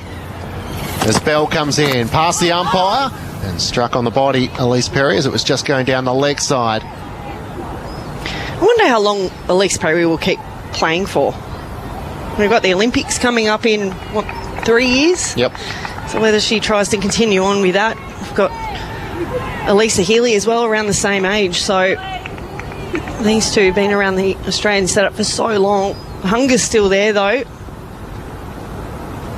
Yeah, 4 players over the age of 30 in the Australian team. There's been more than that over the years, but Lauren Bell comes in. Good full delivery to Elise Perry, who just drives down to Sophie Eccleston, who does the fielding at mid-off for Elise Perry, 34. Beth Mooney is 30, and Megan Shute is 31. And probably Megan Shute's the one of the 4 just in the rigours of fast bowling as to whether her body will allow her to continue on for how long. The end of the over, after 9 overs, Australia are 1 for 48. Litchfield's on 9, Perry is on 4, the 1 wicket to fall in the previous over, or in that over. Alyssa Healy, who was out for 29, caught by Amy Jones behind from the bowling. of Lauren Bell. Matt Clinch and Michelle Gosgo with you on ABC Sport. Yeah, it's an interesting one about Megan Schutt. I'd read somewhere that she was mentioning maybe she might retire after the next World Cup. And you look at their age, and she's only 31, but she's played an enormous amount of cricket, hasn't she, for a country all around the world. So it'll be interesting to see how they manage the retirements, the Australian team. 7 runs from the first over of Nat Sever-Brunt as she starts a new over, and Phoebe Litchfield just leans forward and defends into the offside. 1-4-48. Of course, England have 5 players over the age of 30 as well. Tammy Beaumont, 33. Heather Knight, 34. Nat Sever-Brunt, 32. And Danielle Wyatt-Hodges, 33. Amy Jones, 31 as well. Nat Sever-Brunt in once more. Litchfield drives, trying to beat the fielder at forward point. Good lunging effort to the right to prevent the single. Yeah, it's certainly changed the landscape, hasn't it, now that it's fully professional cricket. I think I retired at 28 from the Australian stuff. Probably got dropped, that's probably why. But from New South Wales, my last game, I think I was 31. So very different now that you can play on. There's all tournaments around the world as well, which I think is really good to see.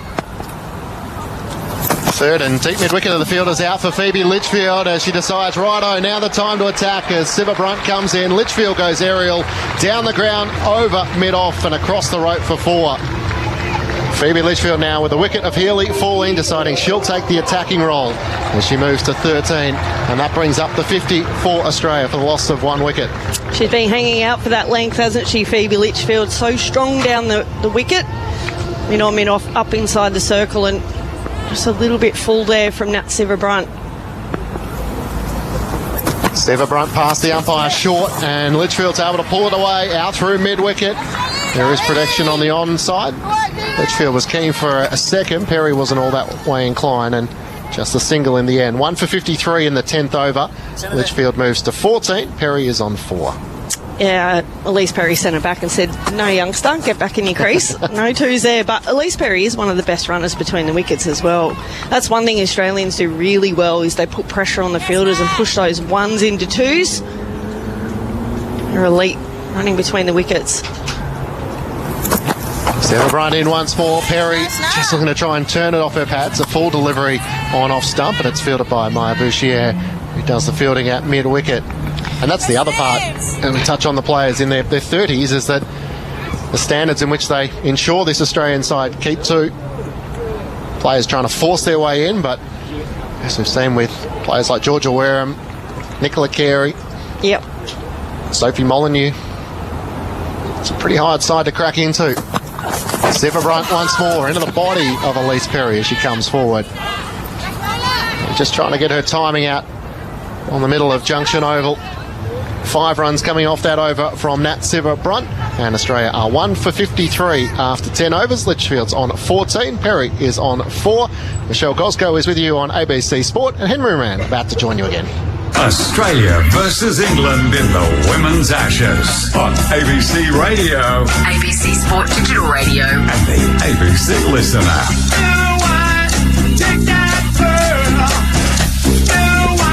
Glorious day here in Melbourne with the sun shining.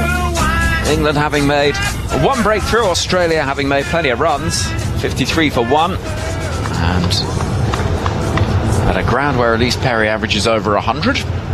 Not too shabby, is it? Not bad. I think you'd take that, probably. We were just saying, looking at the stats here for Elise Perry, 49.1 she averages in one-day cricket. I said that I'd be happier in Test match, let alone one-day format. So Lauren Filer's going to have a go from this end of the ground. Change of ends for her, and immediately Litchfield is prodding the ball towards Heather Knight at cover, and there is no run. Yeah, Lauren Bell had a really good spell from the end that we're at now.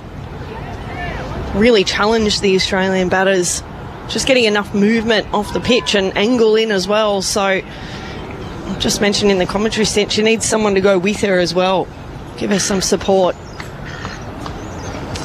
Filer is in, digs it in short. They want a single that they should get reasonably easily as Perry runs on through. Some good fielding though from Danny Wyatt-Hodge, who runs in from mid-wicket, hits the stumps underarm, but Perry is home. There's a lot of seagulls knocking about. There is a lot of seagulls. Aren't there? There's got to be, I reckon, 60 out there. At law, I reckon there's more than that. Do you think? Might be 80, 100. Do you think it's the grass seed out there? I'm not really sure. There's a couple of imposter birds as well. I think they're like the Indian minor birds or something. Right. The seagulls. What? There was number 4. All of a sudden they've gone, right, it's nearly lunchtime. They can smell the hot chips around the ground. Filer in with a slip in place. This is whipped down to fine leg from the bat of Elise Perry, who's still wearing that incredibly ancient batting helmet. The score 54 for 1. Well, it's not even green anymore, is it? What sort of colour is it? Army green? It's grey. Right, yeah. And that tells you that she doesn't get hit in the head because you have to replace the helmet. If I was a fast bowler, I'd just be banging shin I would the be whole too. time. Yep. Because I'm pathetically competitive. As Filer bowls a short ball, she does exactly that. It's very well played, though, by Litchfield. It is a fielding challenge, actually, because as Tammy Beaumont at fine leg sees the ball coming towards her, there's all sorts of things moving in front of her that are white, like the ball is. Well, what's happened now? They've all just flown off. Wow. The whole lot. All of them. That is so bizarre. But you're right. Yeah, they're white seagulls. So the ball's coming and it might clock one of the seagulls, but for some reason they've just decided, no, we've had enough. Every one of them's just flown away. Isn't that weird? Filer to Perry. It's short. Oh, and angled away. It's not far from landing into the hands of Slip, but after that, it's very well played from Elise Perry, who used soft hands just to take the pace of it, possibly off the gloves, actually. But Filer, who got Perry on 2 occasions during that test match at Trent Bridge last year. It's a match-up that England like, this. Yeah, well, she's tall, right? That actually jagged back in quite a long way. Lucky it didn't balloon to first slip. Filer again. Galloping past the umpire, and it's a ball which is just a little fuller, and Perry pushing at it will get a run skewing off the outer half of the bat down towards the third, and the over comes to an end. Forgive me, 57 on the board, 1 wicket down after 11. Well, we're just talking in North Sydney about the wildlife here in Australia, and you had an encounter with one at that appalling spider I saw. Yeah, massive spider at North Sydney Oval. Have I seen any others, is what you're asking? No, I haven't. We've got seagulls. But as I mentioned at the time, seagulls I'm fine with. As I mentioned at the time, Australians do like to remind us how tough they are when it comes to spiders. The amount of messages I've had saying, oh, that's just a baby, you wait till you see its mother. Or, oh, it's not those ones you want to be worried about. It was a huntsman, for those that missed it. It was an enormous thing the size of your hand. They do get very big, those. Yeah, I mean, I didn't... Does that mean it hunts man? That's why it was going after you? Good, much why it was in the gents, possibly. Yes. Yes. Nat Siver-Brunt running in with mid-on and mid-off up. Keeper standing up as well. Then Perry just chips that ball a little aerially towards Sophie Eccleston, who's fielding at mid-on. But no, since then, it has been happily an incident-free wildlife experience. We've got cockroaches that fly around as well. It's unusual, especially in Sydney. So, 57 on the board, 1 wicket down. In comes Nat Siver-Brunt, pulled away murderously, brilliantly by Elise Perry. Out towards the boundary, chase on for Caps, who does well. Gets out there to the deep with a couple of runs taken. And Elise Perry just picks up length so well. That's the thing, isn't it? Yeah, she certainly does, and still hungry for runs. Been in the Australian side since she was 16, made her international career before she made her domestic career for New South Wales. And to be playing in your 11th Ashes series is going some. In comes Filer again, high up on the bat, off the back foot. It's pushed into the offside. Siver-Brunt bowling from the far end of the ground with a cement truck drifting down the St Kilda Road in the distance. Well, I've been impressed with Nat Siver-Brunt today. She didn't bowl particularly well in that first one-day match at North Sydney Oval, nor in the Governor-General's game, so I think she's a key person for England here. Siver-Brunt, well, that's not a great ball. It's onto the pads, worked down towards fine leg, and there's Beaumont scampering round, tumbling and saving the boundary. That's good work from Tammy Beaumont, who gets some applause from her teammates. 2 runs taken. She used to be a gymnast. You can sort of see that with Beaumont. Oh, right. Okay, there we go. Well, a lot of gymnasts are quite short, so it probably makes sense. Tell you what, she was busy on Sunday as well in that one-day match. She had to do a lot of leg work. Siver-Brunt running in, 61 for 1, and it will remain at that as it's pushed towards the offside and fielded at mid-off. Henry, I've got a question for you. So Kate Cross not playing, England would have had her in their plans for this Ashes series. How much has that disrupted the English squad? I think quite a lot, because my guess would be there would have been rotation between Bell and Filer, because they're the younger of the seam group. Siva Brunt runs in. This is played off the inner half of the bat by Perry, but she will get a run to the right of Maya Bouchier at mid-wicket, and she'll keep the strike as well. 1 for 61 is the score after 1 for 62, forgive me, after 12 overs. Litchfield on 16, Perry on 11. I think that the plan for England was, you've got Kate Cross is very much a linchpin. She is your metronomic, threatening, but without possibly quite the X factor of the other two. But with the X factor comes the risk of slightly erratic bowling. And so what we saw brilliantly from Lauren Bell is she really stood up and bowled that very disciplined line and length in the first game. And so it wasn't quite as much of a miss not having Cross. The worry is that she can sometimes just spray the ball about a little bit. And, you're asking young bowlers without as much experience to play in big matches in a short space of time. And fast bowlers, it's hard work. Yeah, absolutely. Backing up. You see it in men's cricket a lot, right? With test series going, not much time between each test, and that really does test you out. And the travel as well. Not much time to recover from that. So Filer to bowl once again into Elise Perry. It's a full delivery, clattered out to the deep. The sound off the bat is a good one. But she'll only get 1 run towards Beaumont at deep cover. She'll be disappointed with that one here. I think Elise Perry right in the block hole. Half volley outside off stump. It's pulled away from it a little bit. Only picks up the 1. So big ground here though. There's plenty of chances for pushing your 1s into 2s, unlike North Sydney Oval where it was 1 or 4. Yeah. Postage stamp, isn't it? And a really quick outfield as well. Filer once more. Rushes in past the umpire. This is played back towards her by Phoebe Litchfield, who sees her shot stopped by Filer diving down to her left. An email from Tom here. Good evening. I'm not at work tomorrow. I'm tuned in from Hampshire, the southern part of England. Couple of bottles of New South Wales Shiraz and a full bag of Bombay mix. Oh, so smart. I'll tell you, that sounds cosy, doesn't it? Oh, yes. We do make some good wines in New South Wales. Plenty of options around the state. Filer running in to bowl to the left-handed Litchfield. It's dug in short, easily worked into the leg side, and Knight will trot round from mid-wicket to pick up as the score moves forward to 1 for 64. Oh, it's fantastic to hear the interest coming over from England for this series. It's great to have you over here as well with Alex. Oh, it's such a treat. We love being part of the ABC team as well. And I think, as well over the last few weeks and months, it's having the grandstand coverage for the India-Australia men's test series has been so good. It really has.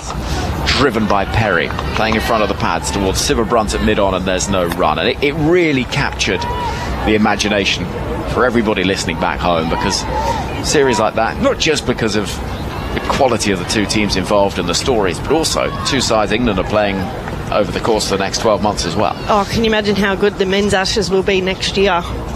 Well, as long as, England have already obviously secured the moral Ashes. In comes the next delivery from Filer. It's an uppercut, brilliantly played by Elise Perry, and it rushes to the boundary, out towards the deep. It was short and wide and got the treatment, and Perry picks up 4 more runs to see Australia move forward to 1 for 68. I say that in jest. Oh, of course. Well, I think Elise Perry heard you say that and she's just gone, right, there you go, there's your boundary. So morally, it was in the air for a little second. It was, yeah. But it was about 20 metres away from a fielder.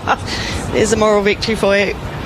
Filer running in again. Final ball of the 13th over is a fuller one this time, clipped out towards Maya Bouchier, who runs to her left to collect. In front of that stand over to our right, and a stand that's reasonably well populated with its view obstructing pillars, which I never mind seeing, even if I'm in a stand like that. 1 for 69 at the end of the over, because I just think it's heritage, isn't it? It looks great. It's wonderful. Yeah, we've got some pretty good grounds here, including the North Sydney Oval, which we were at on Sunday, that was heaving with people. They were turning them away at midday. So capacity they had there was 6.5, I think. They ran out of beer and cider at midday as well. So it's good to see, and there's a game obviously at the MCG that day night test match. Cannot wait for that. Yeah. Under lights with a pink ball. Now here's the thing, we've got a fielder, and I think the England captain is standing in front of the non-striker, very short mid-on, as Perry plays the ball exactly towards that field. There's a plan for England as Siva Brunt starts a new over. Yeah, they know that Elise Perry likes to play the ball through that area, and I think there'll be a few deliveries here that might be off pace as well from Nat Siva Brunt, and Phoebe Litchfield's now gone to the right of Heather Knight there, so off the pitch. Siva Brunt again over the wicket to bowl to Perry, and this time it goes a little squarer towards Alice Capsu, and one run is taken. I always like seeing these fielding plans. That's great, and they all do their homework. They're all watching things, and sometimes you've got to change them on the go when you're out in the middle, but no, they know each other enough, don't they? They play with them in the Big Bash. Half the English sides played Big Bash here, so they do know these players, play all around the world with franchise cricket. It's good to see them being innovative. This is whipped away in the air. It's a nice looking shot. It's not quite got the legs for 4 runs, but it's good ambition from Phoebe Litchfield. It'll drop probably 10 yards or so inside the boundary in front of the Shane Warne stand. 2 more runs are taken, 1 for 72. Wasn't quite out of the middle of the bat, was it? Danced down the wicket. I just see the head rocking back a little bit when she got back for the second one. Wasn't quite happy with that shot. Siva Brunt again. Litchfield is jamming the ball towards backward point where Danny Wyatt-Hodge will field. It's very unusual actually to see Phoebe Litchfield 19 off 41 deliveries. That's very unusual for her. She's quite happy to sort of go run a ball, so just getting a little bit frustrated at the moment. It's been really good bowling from England. Siva Brunt again. Bowls the ball on middle stump once more, looking just for that gap through the offside. She'll find it, but she doesn't find anything more than just a single. And dare I say it, England's stronger suit will be those middle overs with the spin attack that they've got. Well, does Capsy bowl today? Well, I hope so, because she had a very effective BBL, took 13 wickets and top 10 leading wicket takers in the tournament, and really did bowl well. Driven back towards Elise Perry, and half a question as the ball comes off the fingers of Nat Siva Brunt, and Litchfield does manage to get her bat in at the non-striker's end. So as we reach just over an hour gone in play, with 14 overs having been bowled in this Australian innings. England winning the toss, electing to have a bowl first. 1 wicket's fallen, that of the captain, Elisa Healy, caught behind off the bowling of Lauren Bell. Litchfield's there, unbeaten on 20, I should say. Perry's on 18, and the score 1 for 73, with drinks coming on the field. Hi, I'm Corbin Middlemass. And I'm Ed Cowan. He played Test cricket for Australia. And Ed Cowan gets his first Test match century. And he commentates the cricket. Hits it clean and flush over the long-off boundary for 6. Together, we're giving you your weekly cricket conversation. We're pulling apart the biggest stories in the sport and delivering them to you each and every week. It's called the Grandstand Cricket Podcast. Find it on the ABC Listen app.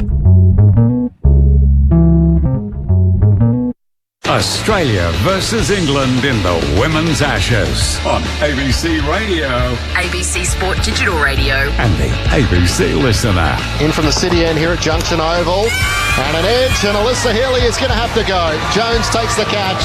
Beautiful delivery from Bell, and England finally have a breakthrough at the start of the 9th over. So England have got the 1 breakthrough, but just the 1. Australia in good position here. The run rate stands at 5.2, 73 on the board, 1 wicket down. 14 overs have been bowled. Sarah Elliott joins us. So what have you made of the opening exchanges of this second ODI? Yeah, I think Australia would be pretty happy in the position that they're in. Only 1 wicket down. Perry and Litchfield both sort of set and building. It looks to be a terrific wicket to bat on. Always know that if you sort of bowl that straight stump line here, scoring can be difficult. We haven't not seen any spin as yet. That's normally pretty effective on this wicket as well. So England certainly in the game, but I think they'd be keen to pick up another couple of wickets. Particularly that of Elise Perry, and I come bearing a belting stat for you. It's a cracker, this one. So Elise Perry, when she faces 20-plus deliveries in an innings in one-day internationals, that's happened 84 times. During that time, she has scored 3,886 runs at an average of 73.3, 34 50s, 300s. If you don't get her early, you're in trouble. You're in trouble. She's faced 23 balls today already. Terrific. We're set for a good day. She's an unbelievable player. That stats that you mentioned it before, but having played in 11 Ashes campaigns, that is unbelievable. I don't know how she does it. I don't know how she has, having played, how much energy and effort and concentration and could give everything to the contest to get up and still be getting up and performing terrifically well. We are going to see some spin, by the way. Charlie Dean's coming into the attack, the off spinner. Well, one thing I saw during the Women's T20 World Cup in the UAE, which just was such an indication of the professionalism of Perry, I saw her having a conversation in a hotel lobby as we went to record an interview with someone by the lifts. She had a racing bike with her with one of those attachments, which means you can ride that racing bike inside.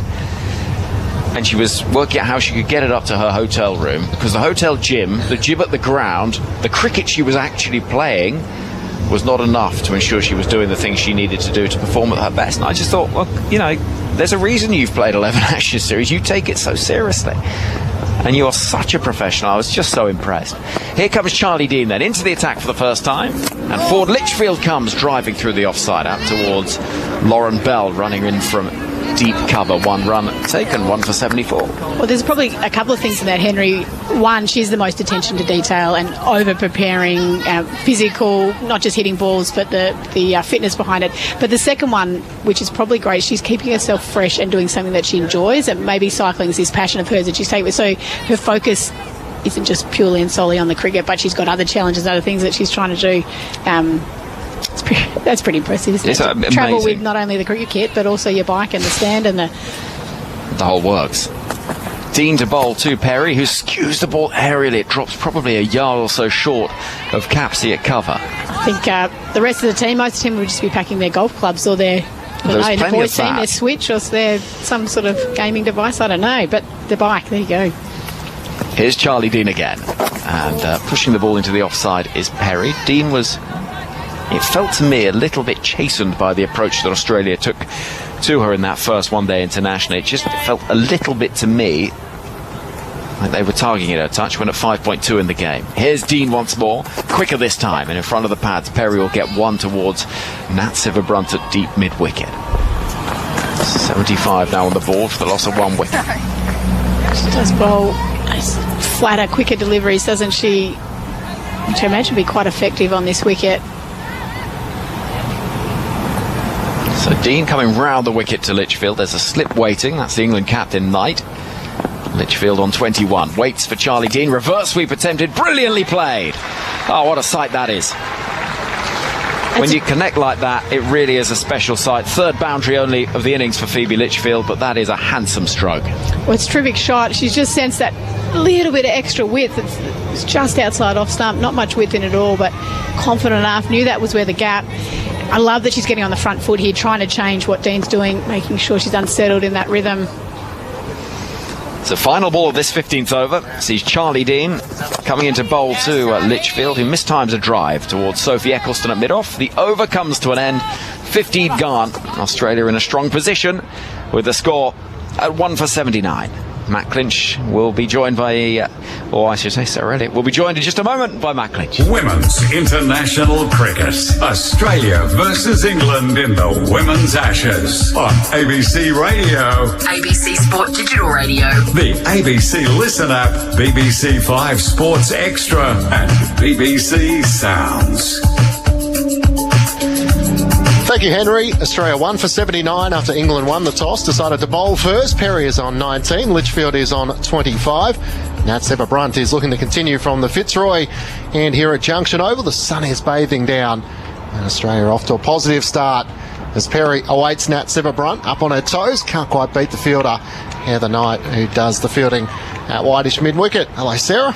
Hello, Clinchy. Interesting decision, I thought, by England to have a bowl first. I sort of understand why, but at the same point, I feel like you give Australia a bit of an advantage saying go in and have a bat first. It's always a chance you're going to be chasing a lot. And to be fair, this morning it was a little overcast. The sun has come out. It's a great day for batting. Back of a length by Nat Sivabryant.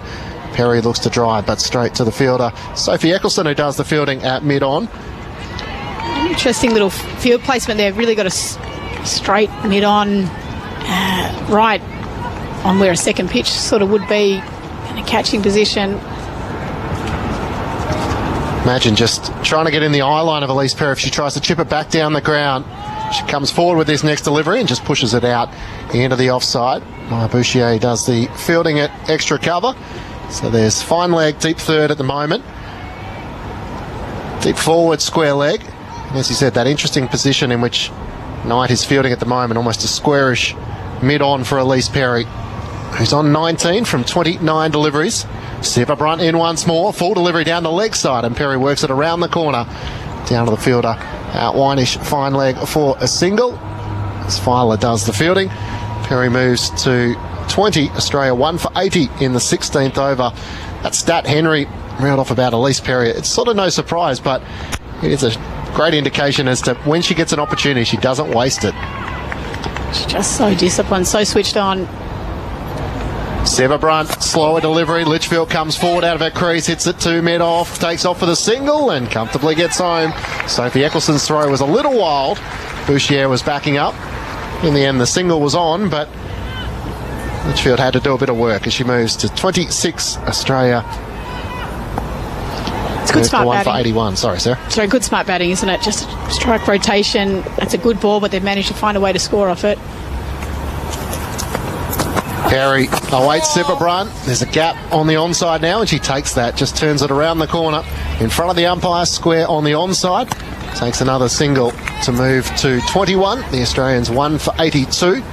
And the end of the over. So the 3 runs coming off that over from Nat Sivabryant.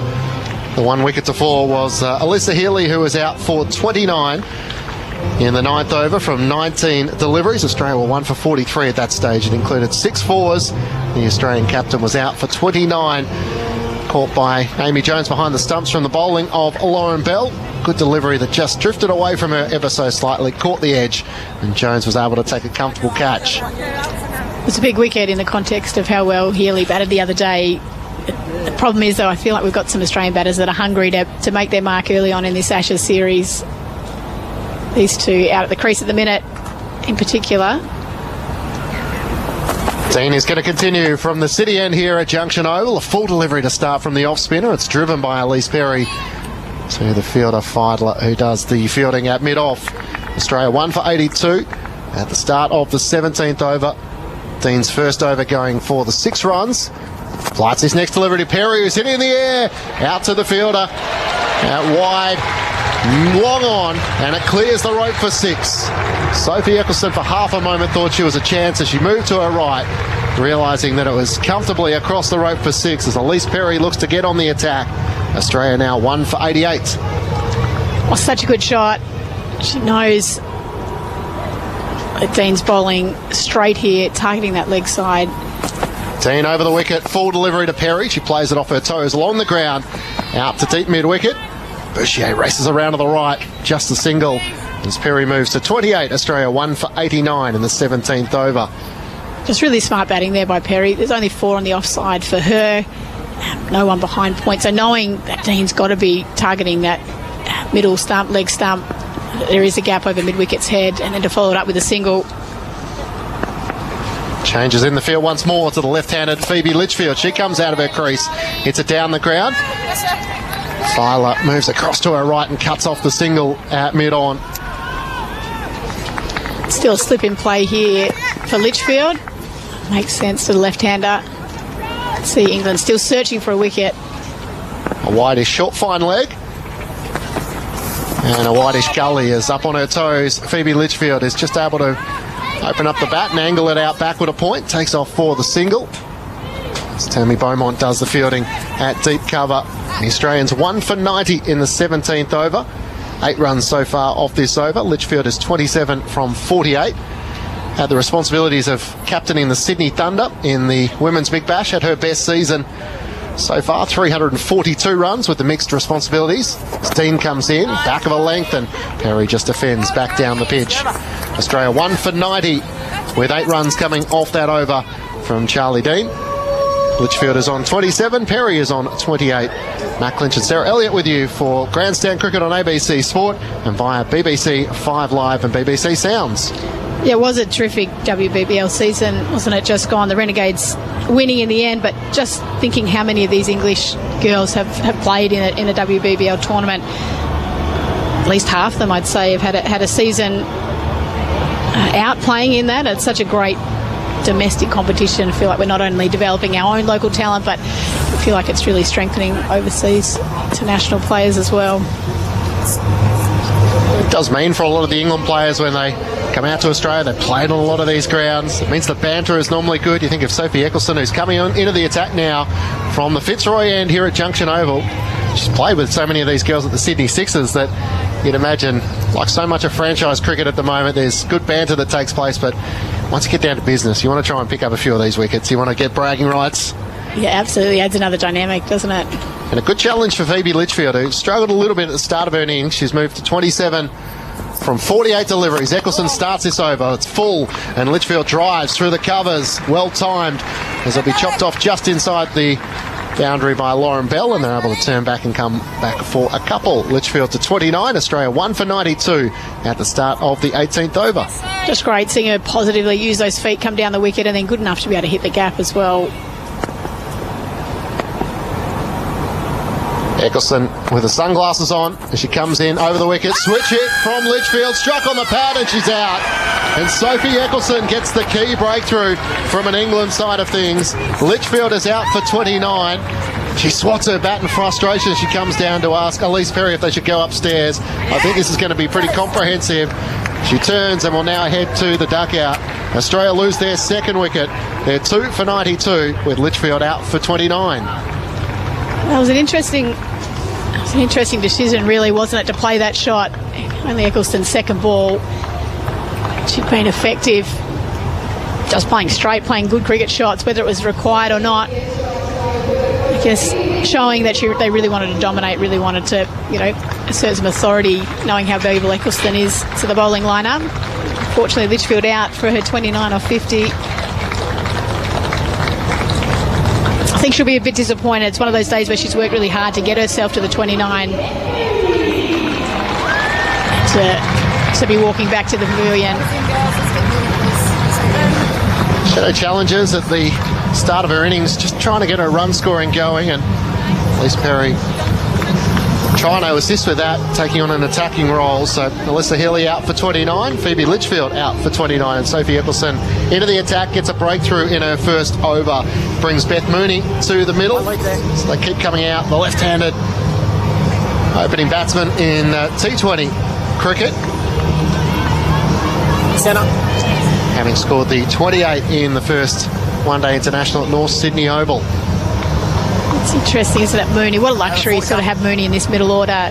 What a competent opener she is as well, but shows some real versatility.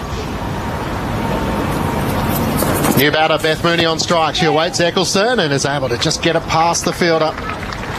Nat Sipperbrunt at mid-wicket and picks up a single to get off the mark. Maya Bouchier does the fielding in the deep. Australia 2 for 93.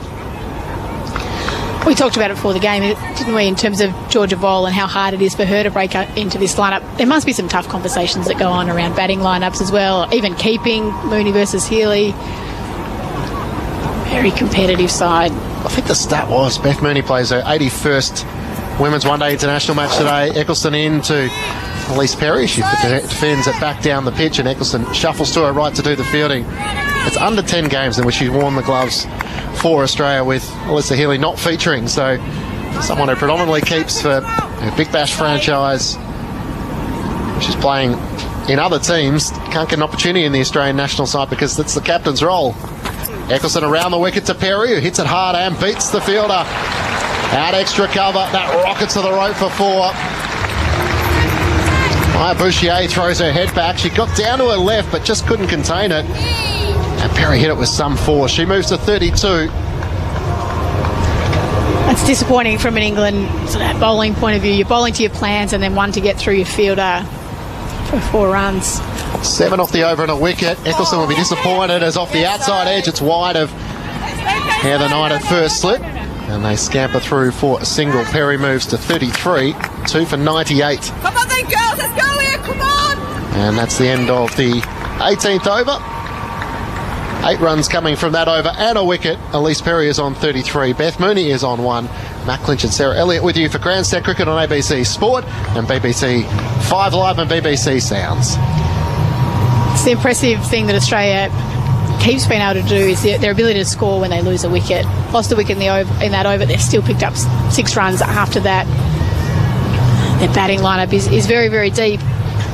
Maybe not quite as deep as it sometimes is when you've got the likes of Wareham and Molyneux in it as well, but we're still talking about Garth coming in at 9. She certainly can bat, shoot. Brown at 11. It's unrelenting. It's a hot day in Melbourne. England chose to field first, put some pressure back on them. We'll be pleased to have picked up that second one the previous over. Australia 2 for 98 as Charlie Dean is going to continue with her off spin from the city end into Elise Perry on off stump, but she defends just square of the offside. So Beth Mooney with scores of 28 in the first Women's One Day International against England, 2-14 against New Zealand, 10 and 56 and 1 against India. As Perry looks to drive, Dean it's chopped off as she lunges to her right and prevents the single. Perry on 33, Australia 2 for 98. It's the other part for Beth Mooney. She's desperate to try and get more minutes, more balls in the middle. Charlie Dean over the wicket, comes in. Perry back in her crease and turns it along the ground, plays it out to deep mid-wicket. Maya Bouchier comes charging in and does the fielding, keen to redeem herself after conceding that 4 in the previous over. Australia 2 for 99 in the 19th over. That's one of those sort of key performance indicators of any one-day cricket is you want someone in your top 4 to bat deep into the innings. So probably up to these two now, we've seen 2 starts from Litchfield and Healy. But one of these two needs to put their hand up and go on and make a big 50, if not 100. That's middle there. Come on, Charlie D. Here we go. Elise Perry's probably the one. She's set on 34 from 41 deliveries. 11 Ashes series. She's been such a dominant force from this Australian side, having made her debut at 16 years of age. Dean around the wicket to the left-handed Mooney. She rocks back and cuts, but straight to Danny White-Hodge, who does the fielding at backward point. See him up and about in the field here. You can hear the English girls encouraging. Just trying to create something here.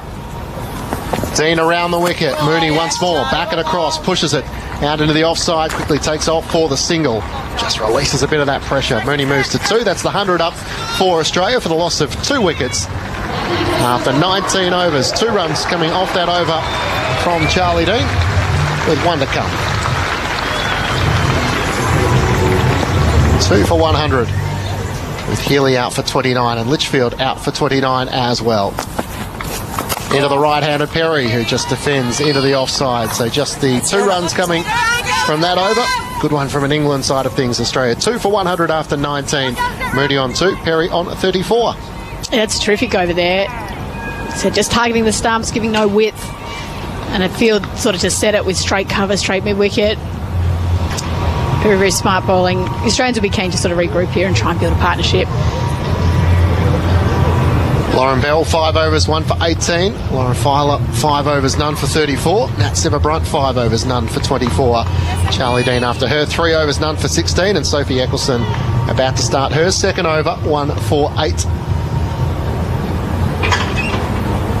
Just the 4 fielders on the offside for Mooney. 3 fielders that are out are all on the leg side. We do know she loves to play through that cover region. Long on deep mid-wicket and deep backward square for the left-handed Mooney as Eccleston comes in, and it's driven straight to the fielder at extra cover.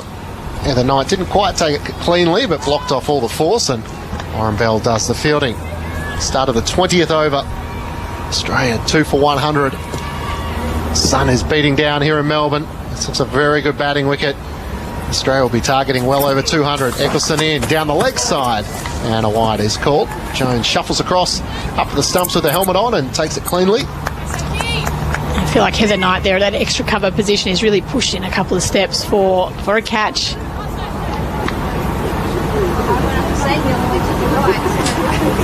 Beth Mooney awaiting. Eccleston flights this next delivery outside the off stump. A bit of width and Beth Mooney is all over that. Drives through the gap in the offside and picks up 4. Australia 2 for 105 as Beth Mooney moves to 6. You can see the sort of the plan they're working on, trying to bring in that false shot. That one was just too full and too wide, too easy for Mooney to put into the gap. Just having a chat with Heather Knight. Do we keep going with this plan? Do we change it up? For the moment, the plan stays.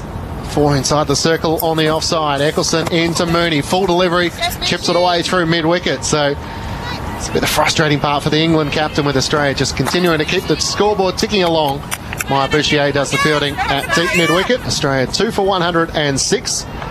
Mooney moves to 7. 6 runs so far off this over from Sophie Eccleston. He picked up the wicket of Phoebe Litchfield in the previous over. Slip in place as Eccleston comes into Perry. Looks to drive back down the pitch, but Eccleston able to pick it up cleanly. I don't know, Clint, I'm searching my memory for how often slips catches get taken off spinners at the Junction Oval. Not a lot. No, not that often. Perry back in her crease, looking to just push it out onto the offside.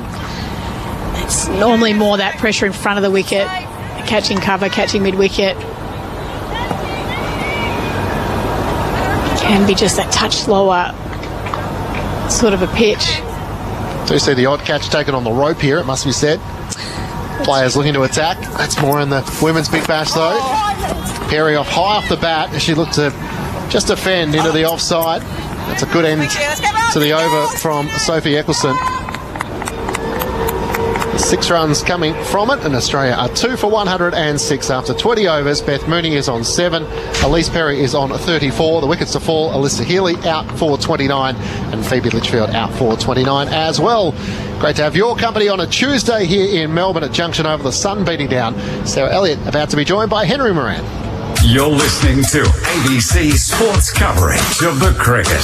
Australia versus England in the Women's Ashes on ABC Radio, ABC Sport Digital Radio, and the ABC Listener.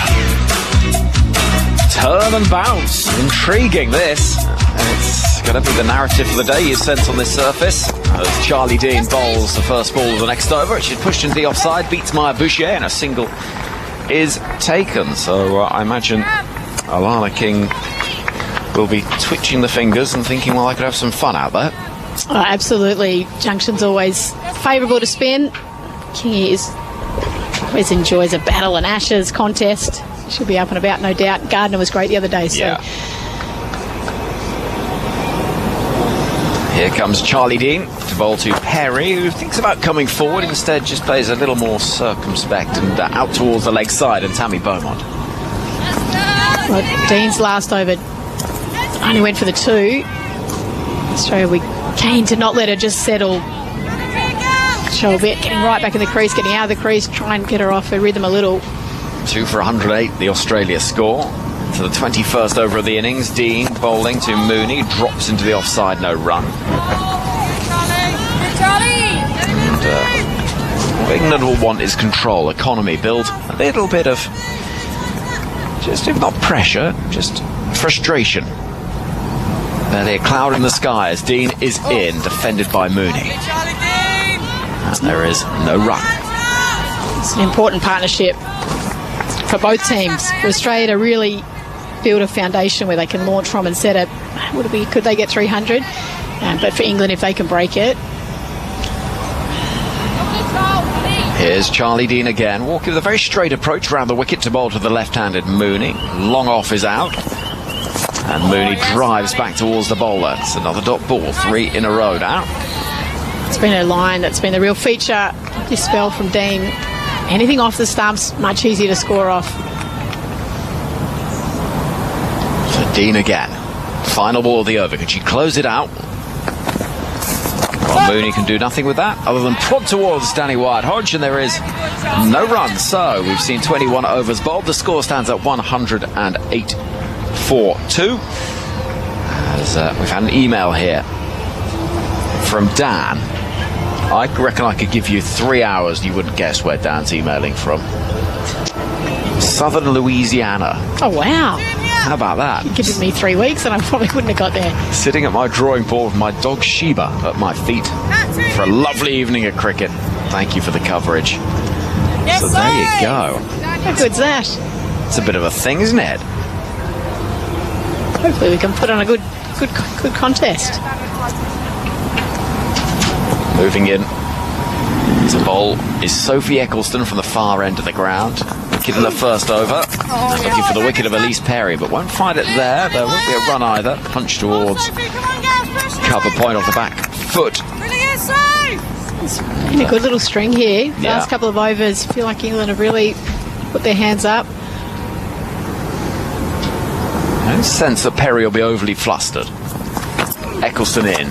This is hit down the ground. Well, there's a release of that pressure. Lovely shot. Could be 6.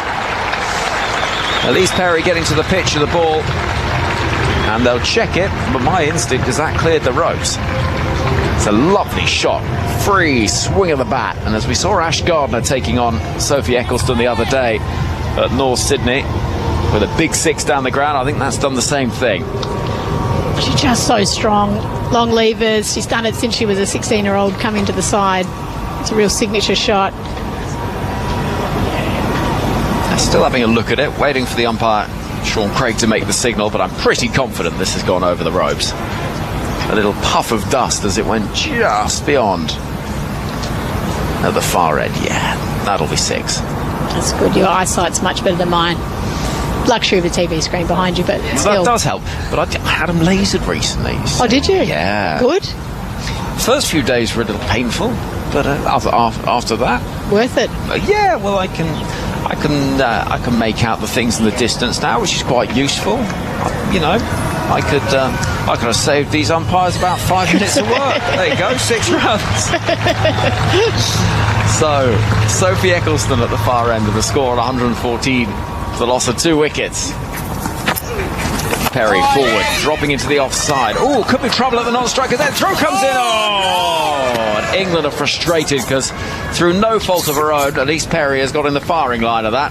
And I think that was heading towards the stumps. The batters running to make their ground, looking to slide that bat in as quickly as possible. And it is absolutely not the fault of Elise Perry that it's hit the back of the bat. And if there's one cricketing nation that knows that sometimes good fortune can follow you when the ball hits the bat from a throw, it is Ben Stokes' World Cup Final 2019 that springs to mind. Oh, yeah. And that's not just good fortune there from Elise Perry, is it? That's all those hours on the spin bike and the fitness. Well, there you go. To get in that position. That's the thing, isn't it? Here is Sophie Eccleston wheeling those hands and arms around as she bowls to Mooney, tucked into the leg side. Lauren Bell gets down, quite a long way to get down as the throw comes in, and one more run is taken. So an over that has released some pressure so far with 8 from it, and the score with 2 balls left of this 22nd over, 116 for the loss of 2. Eccleston to Perry, slip in place, mid-off has gone back to the boundary. This is drilled square on the offside. Long chase for Beaumont, who's across quickly and will limit it to just a single. That's good work in the field from England's Tammy Beaumont. This is why Perry's so consistent, isn't she? It's just good, smart, brave batting, but to go to her strengths and play straight down the ground. We saw Litchfield's undoing when she tried to play sort of across the line, switch hit, whereas Perry's just gone to her strengths, release pressure in the 6 and then really smart running. Yes, sir. Defended by Mooney, no run. It's better from Sophie Eccleston, who takes her cap from the umpire, and the score stands at 2 for 117. I think we'll have Alex Hartley with us in just a second as Sarah Elliott departs the commentary box. And Alex Hartley, resplendent in this vision of red and white, looking increasingly as the day goes on, in my mind, like the ice cream that Michael Vaughan suggested you were. What have you made of what we've seen so far. 117 on the board, 2 down, 22 overs. Yeah, look, I think England I think Charlie Dean in particular has bowled pretty well. Ecclestone's bowled slightly too full for me. Easy to knock down the ground, so needs to bowl the ball slightly shorter and maybe potentially a little bit quicker. This is whipped away. Lovely shot, and it's going to bounce just the one time before reaching the boundary past mid-wicket to the left of Maya Bouchier. Charlie Dean starting a new over, and it does feel like Australia quite fancy taking Charlie Dean down and putting the pressure on the England off-spinner. Yeah, it's a great shot, that from Elise Perry, isn't it? That's her area. She likes to go with the spin into the pockets. So, Dean again. Packed offside field inside the circle. This is outside the off stump, and Perry's going to come forward, and she's going to loft the ball down the ground over the head of the fielder at mid-off and reach 50. And Elise Perry to 51, and she's got there with a minimum of fuss as well. What a cricketer she is, Elise Perry, in her 11th Ashes series, contributing as she always does. 51 off 52, Australia 2 for 125. Yeah, it's a great shot from Perry. We're just saying she likes to play into the leg side. This one, it's outside the off stump. It's there to be hit up and over, extra cover. What a cricketer. Dean a little bit quicker. This is whipped round the corner, and it's only good fortune that the ball ends up in the hands, from England's perspective, of the fine leg inside the circle. I've got some bad news if you're an England listener. Elise Perry and Beth Mooney as a partnership in ODIs. 29 innings, 1,351, an average of 67.5 with 10 50-plus partnerships. Ooh, well, that will be bringing warmth and cheer for the colder climes of the UK. As Dean is in, and late on it, but not too late, is Elise Perry, having to jam the bat down, getting a single. And so Maya Bouchier running round to field, limited to 1, but Australia feels, after a good string of dot balls, just finding a little bit of rhythm again. Yeah, England need to find a way of just quietening these two down. Can Charlie Dean just keep Beth Mooney quiet here? Dean round the wicket, bowls a ball which is striking the pads of Beth Mooney, but rather optimistic, I think, is the LBW shout, because that was going well down the leg side. Might even have come off the bat as well, so not an awful lot going for it one way or another. 10 off the over thus far. The score 127 for 2. Here comes Charlie Dean once more. Elise Perry on strike, defending very solidly. Yeah, there's a sort of ominous feeling about how Perry's batting here, isn't there, from England's point of view, as the over comes to an end. 1-2-7 on the board, 2 down. And this is the great thing about this Australia side. If Alyssa Healy, Phoebe Litchfield fail, you know you've got somebody like Elise Perry, Beth Mooney, still Annabelle Sutherland, Ash Garden, Natalia McGrath. I can keep going. They still come. So if a couple of them fail, somebody else will take the responsibility. And Perry has done exactly that. Alyssa Healy got off to a flyer. She'll have been disappointed getting out in the way that she did, but somebody else then takes that responsibility. And that's the thing, isn't it? You've got so many options as an Australia side, and actually in many ways in white ball cricket, in test match cricket, you've got to take the wickets, obviously, but in the white ball game, you've got to hope that you can just limit the run scoring, because you're not necessarily going to bowl Australia out terribly. I mean, England actually got quite close the other day. In the first innings, in the last 3 years, batting first, Australia averaged 293. Woof. Here's Ecclestone. Quicker ball, which is in the air and not far from Sivabrunt, just lurking behind square on the leg side. Danny Gibson's on the field. I don't know who for. So the score moves forward to 128 for 2 for 128. I said we had Dan listening from South Louisiana. Oh, is that America? Very much so. Yeah, sitting at the drawing board with my dog Sheba. It's not quite back to the drawing board for England at the moment. No, not yet. Here's Ecclestone tossing it up and lofting it in the air. Could be a chance of a catch. No, it'll drop short of Gibson running in from deep cover, but it was just a little risky from Perry. Yeah, there's a bit of turnout there as well for the England spinners. Sophie Ecclestone, Charlie Dean are getting this pitch to do a little bit of talking, so that is encouraging as an England bowler, as Sophie Ecclestone. Eccleston over the wicket to Bolton Mooney, nudging down the ground for one more. 130 for 2. Alex, what was the stat you had about England against spin in the first ODI? Because it wasn't terribly optimistic. And Jack's got in touch on the social media, hashtag BBC Cricket, saying you wanted some positive stats, but you haven't really got that for me. Here comes Eccleston to bowl to Perry, midway through the 24th over, driven, not perfectly, but quite firmly out to deep cover. And Perry will get another run to move to 54, 1-3-1 for 2. So it's balls per dismissal. Australia were 37 balls per dismissal against spin, and England was 16 balls per dismissal against spin. That is a worry. I went a little positive. Moving in, Eccleston bowls to Mooney. Big appeal for LBW? No. There are reviews available. Will England be tempted? I think they're definitely going to have a discussion here. Bat and pad close together. England did burn a couple of reviews in the first ODI. And they've gone up for it. Now having a look, they know how valuable Beth Mooney is.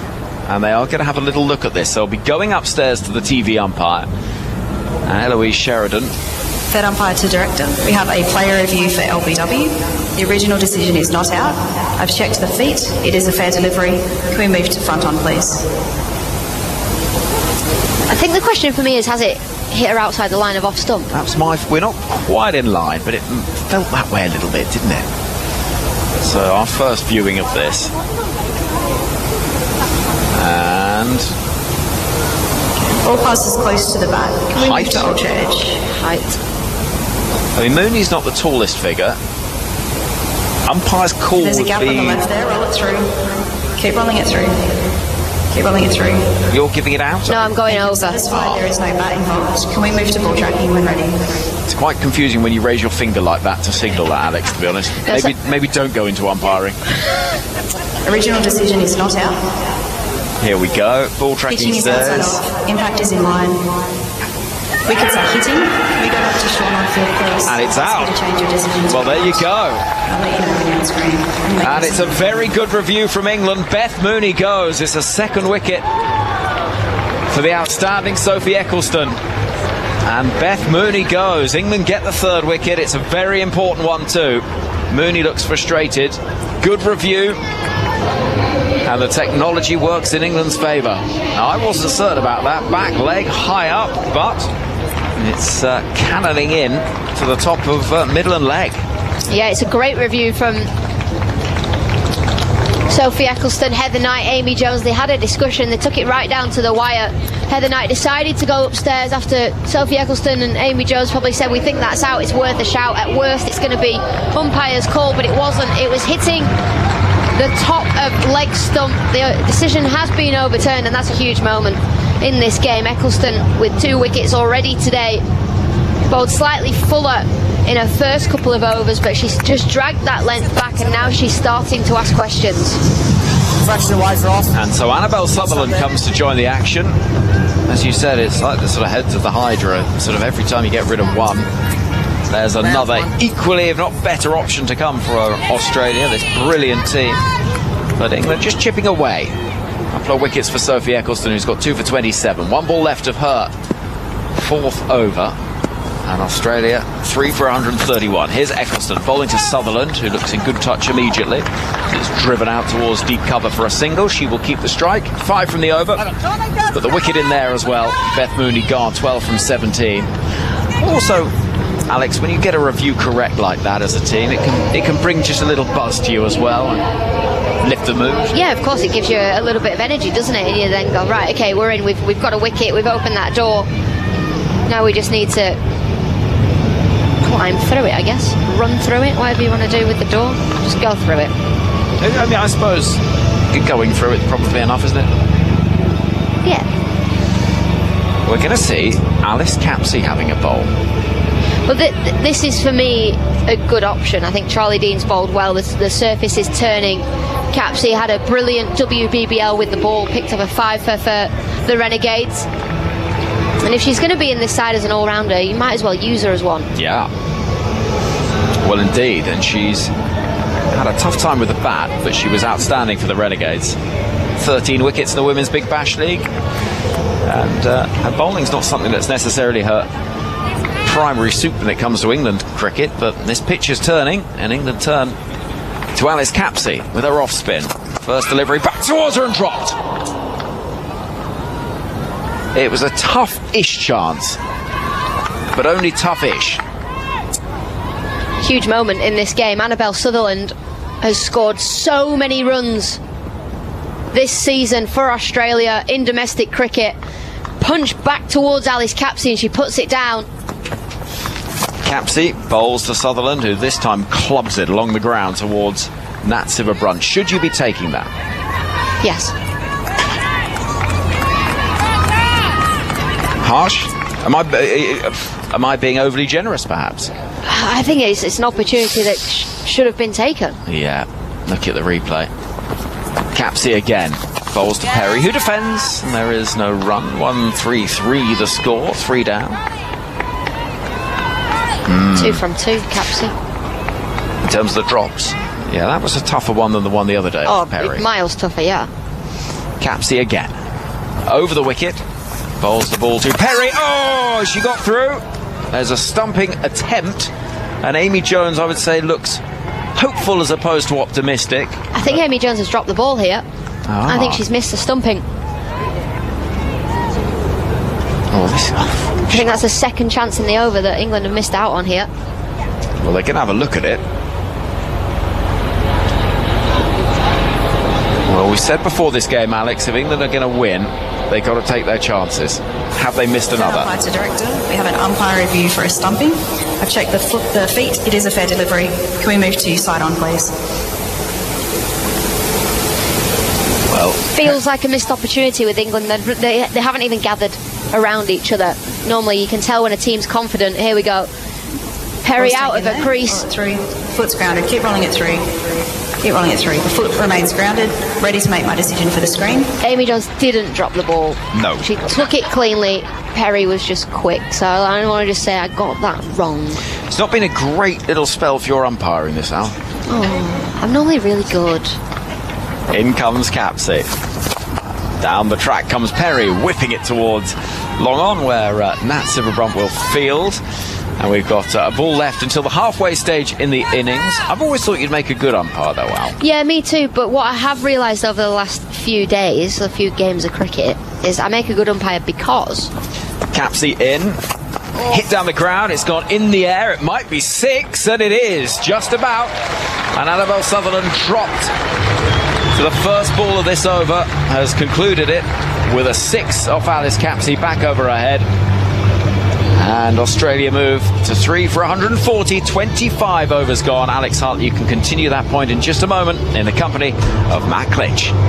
This is ABC Sports coverage of women's international cricket. Australia versus England in the Women's Ashes. R-E-S-P-C-T, learn out what it means to me. R-E-S-P-C-T, take out T-C-T.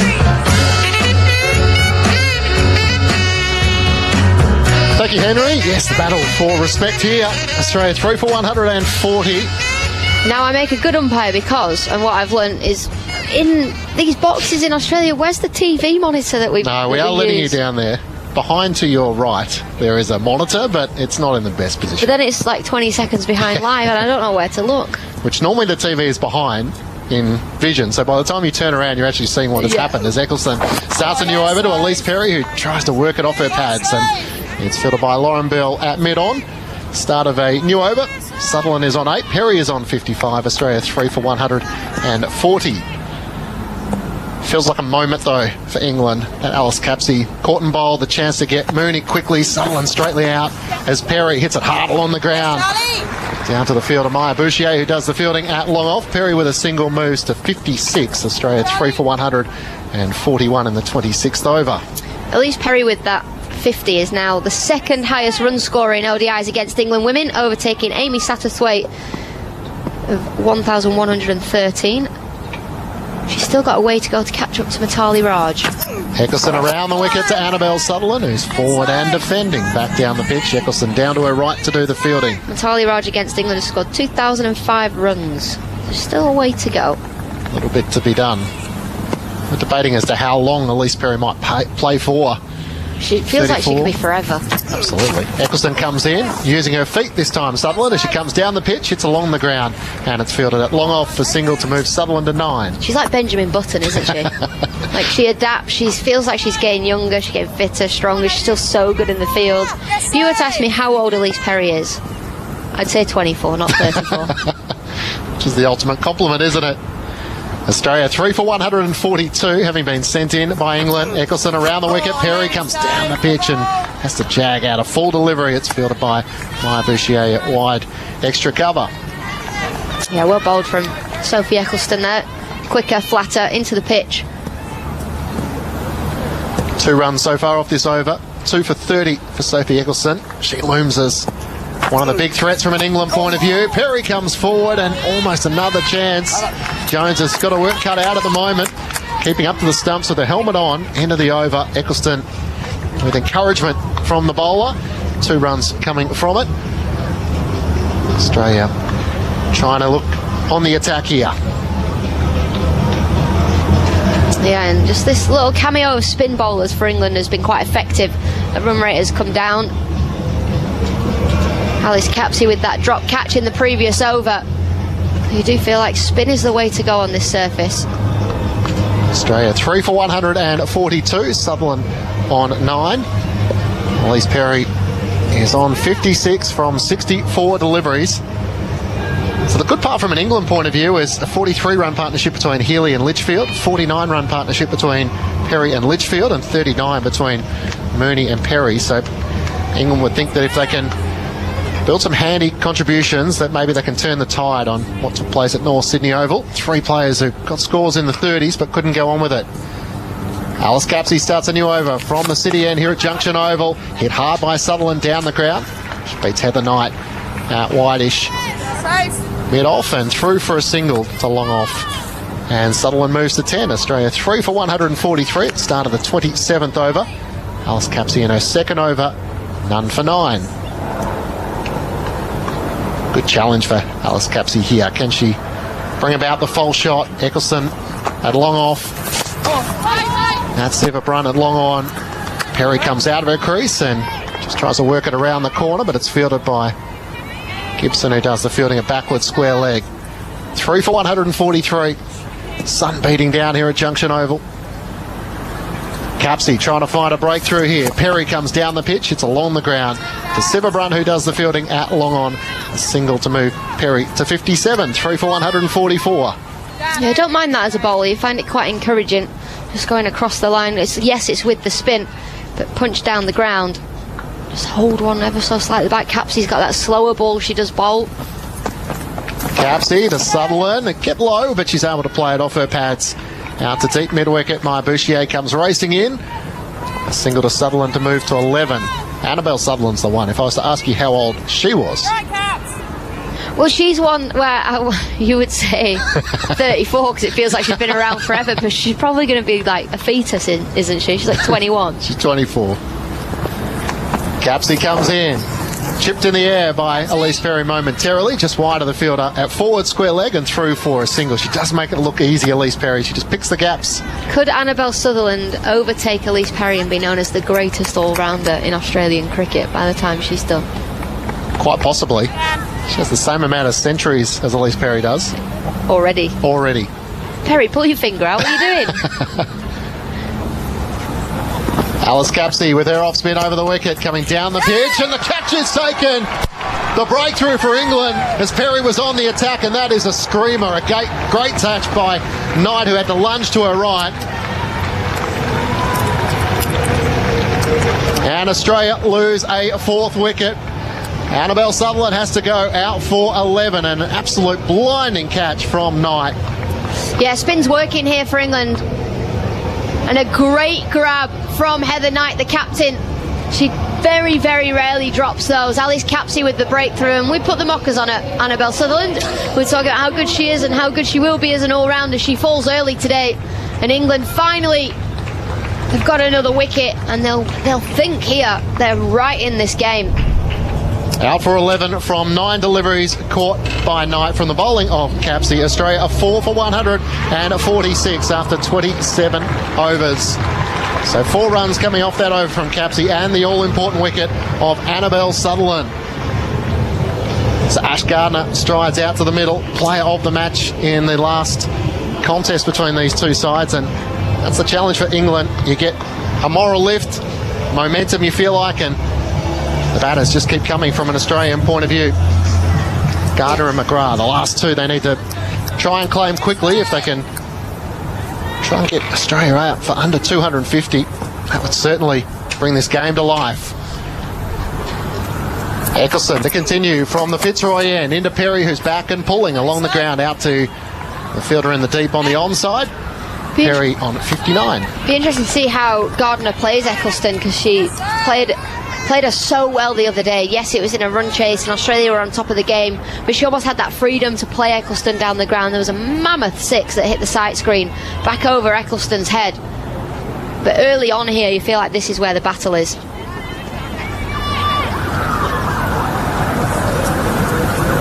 Five inside the circle on the offside for Ash Gardner. Deep mid-wicket. Eccleston comes in to the new batter, who's forward and defending. Bouchier does the fielding at a short extra cover. Well, this is where Ash Gardner might be vulnerable. Start of her innings. Yeah. Eccleston having picked up the 2 wickets, 2 for 31. Comes in to Gardner. She has a swing and a miss as Jones whips the bails off. Yeah, I do feel like that slip's going to be. I'm going to have a look at this as to just whether she rocked out of her crease. We have an umpire review for a stumping. Well, England are a little bit more confident than they were with the previous one. Has Ash Gardner lifted her foot? That's going to be the question here. Big stride forward, back foot slides out of the crease. Does she get her toe down? Looks like she does, as long as there's something behind the line. Third umpire to director, we have an umpire review for a stumping. I've checked the feet, it is a fair delivery. Looking outside on here, if you just take it back, roll it forward from there. So the foot's grounded there, ball's taken cleanly. Keep rolling it forward, keep rolling it forward. Thank you, the foot remains grounded there, ready to make my decision for the screen. Eloise Sheridan, our TV umpire for this afternoon. That's one of the easy ones. I could see you doing that gig. You could be the TV umpire. Yeah. Can you rock and roll it a few more times for me? I can see you saying that. Can't really get them wrong, can you? Well, you'd hope not. With all the technology. We have seen a couple of controversial ones in the Border Gavaskar Trophy from the men, which have still remained talking points. So even with technology, you can still have plenty of debate. Ash Gardner's still there. Eccleston comes in. She drives, but can't beat Tammy Beaumont, who tumbles to her right to do the fielding. Australia 4 for 147 in the 28th over. How patient will Ash Gardner be? England have their tails up at the moment. 4 for 147 Australia. Eccleston in, flights this next delivery. Gardner almost finds the gap of Beaumont. She gets through for a single, just hitting it wide to her right. And Ash Gardner is off the mark. 4 for 148. It's great over. Great over so far for Eccleston. I've called it over. It's not over. There's no ball left. It's all right. I did that earlier as well. Is there 1 left or 2 left? Do you know what? I don't even know. One more ball to get a wicket. Yes. Slip comes out. Knight is into a catching position. A short mid-off.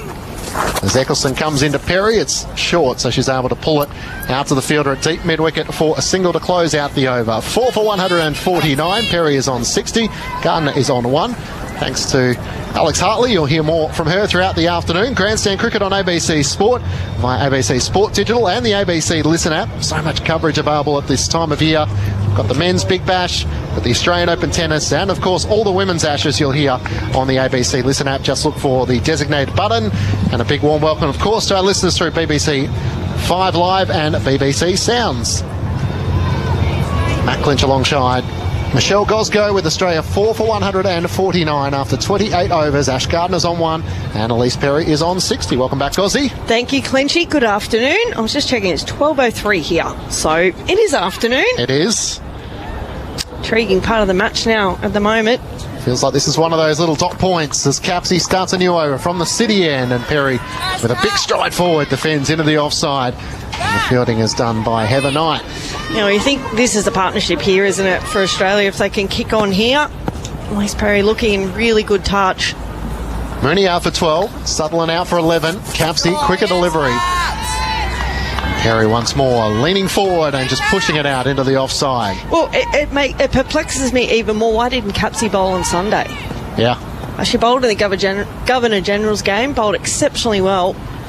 Perry is 60 from 71 deliveries, uses her feet to sweep. Batted straight to Tammy Beaumont, who does the fielding a backward square leg just to the right of the umpire.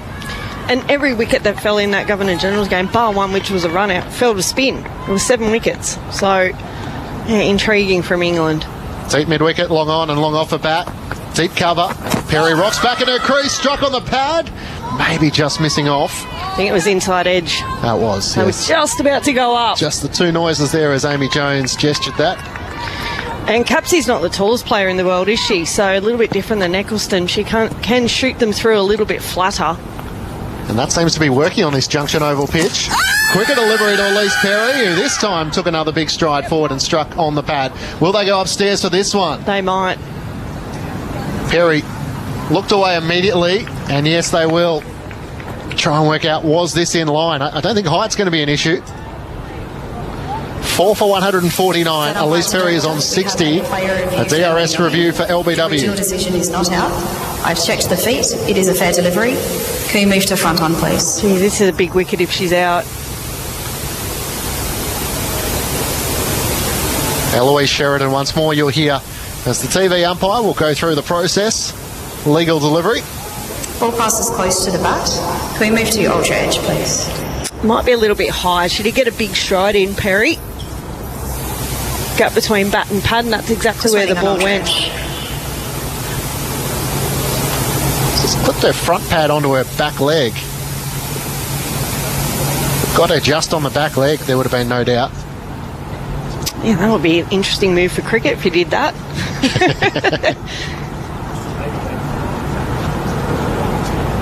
Just having a long look at it, aren't they? Just waiting on ultra edge.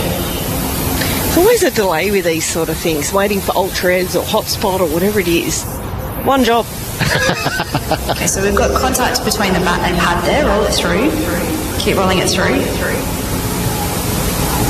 Keep rolling it through. Can we roll it through again? Oh, the bat is close to the pad, isn't it? And that ball as well. Did it just get the inside edge of the bat? That is the area we're zooming in on. On first look, it didn't seem to strike the bat, but now we zoom in. Can we roll this through at real time while we're waiting? I think you could have 100 looks at this and come up with 100 different answers. Just roll it again for me. These are the ones you can take 5 or 6 minutes through the video review process. Well, they go with the on-field, don't they? They do. If there is enough doubt. So when you watch it in real time, it looked pretty good. And then when you zoom it in, there's a lot going on. Bat and pad close together, ball jammed in between them. So I think the bat did hit the back pad on that, or the back of the pad on that front leg, but yeah, did it just get the inside edge of the bat as well?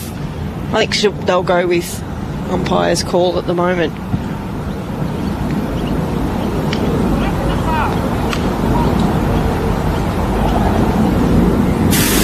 Roll it through for me again. I've got bat on pad and ball on pad first. Can we move to ball tracking when available, please? Okay.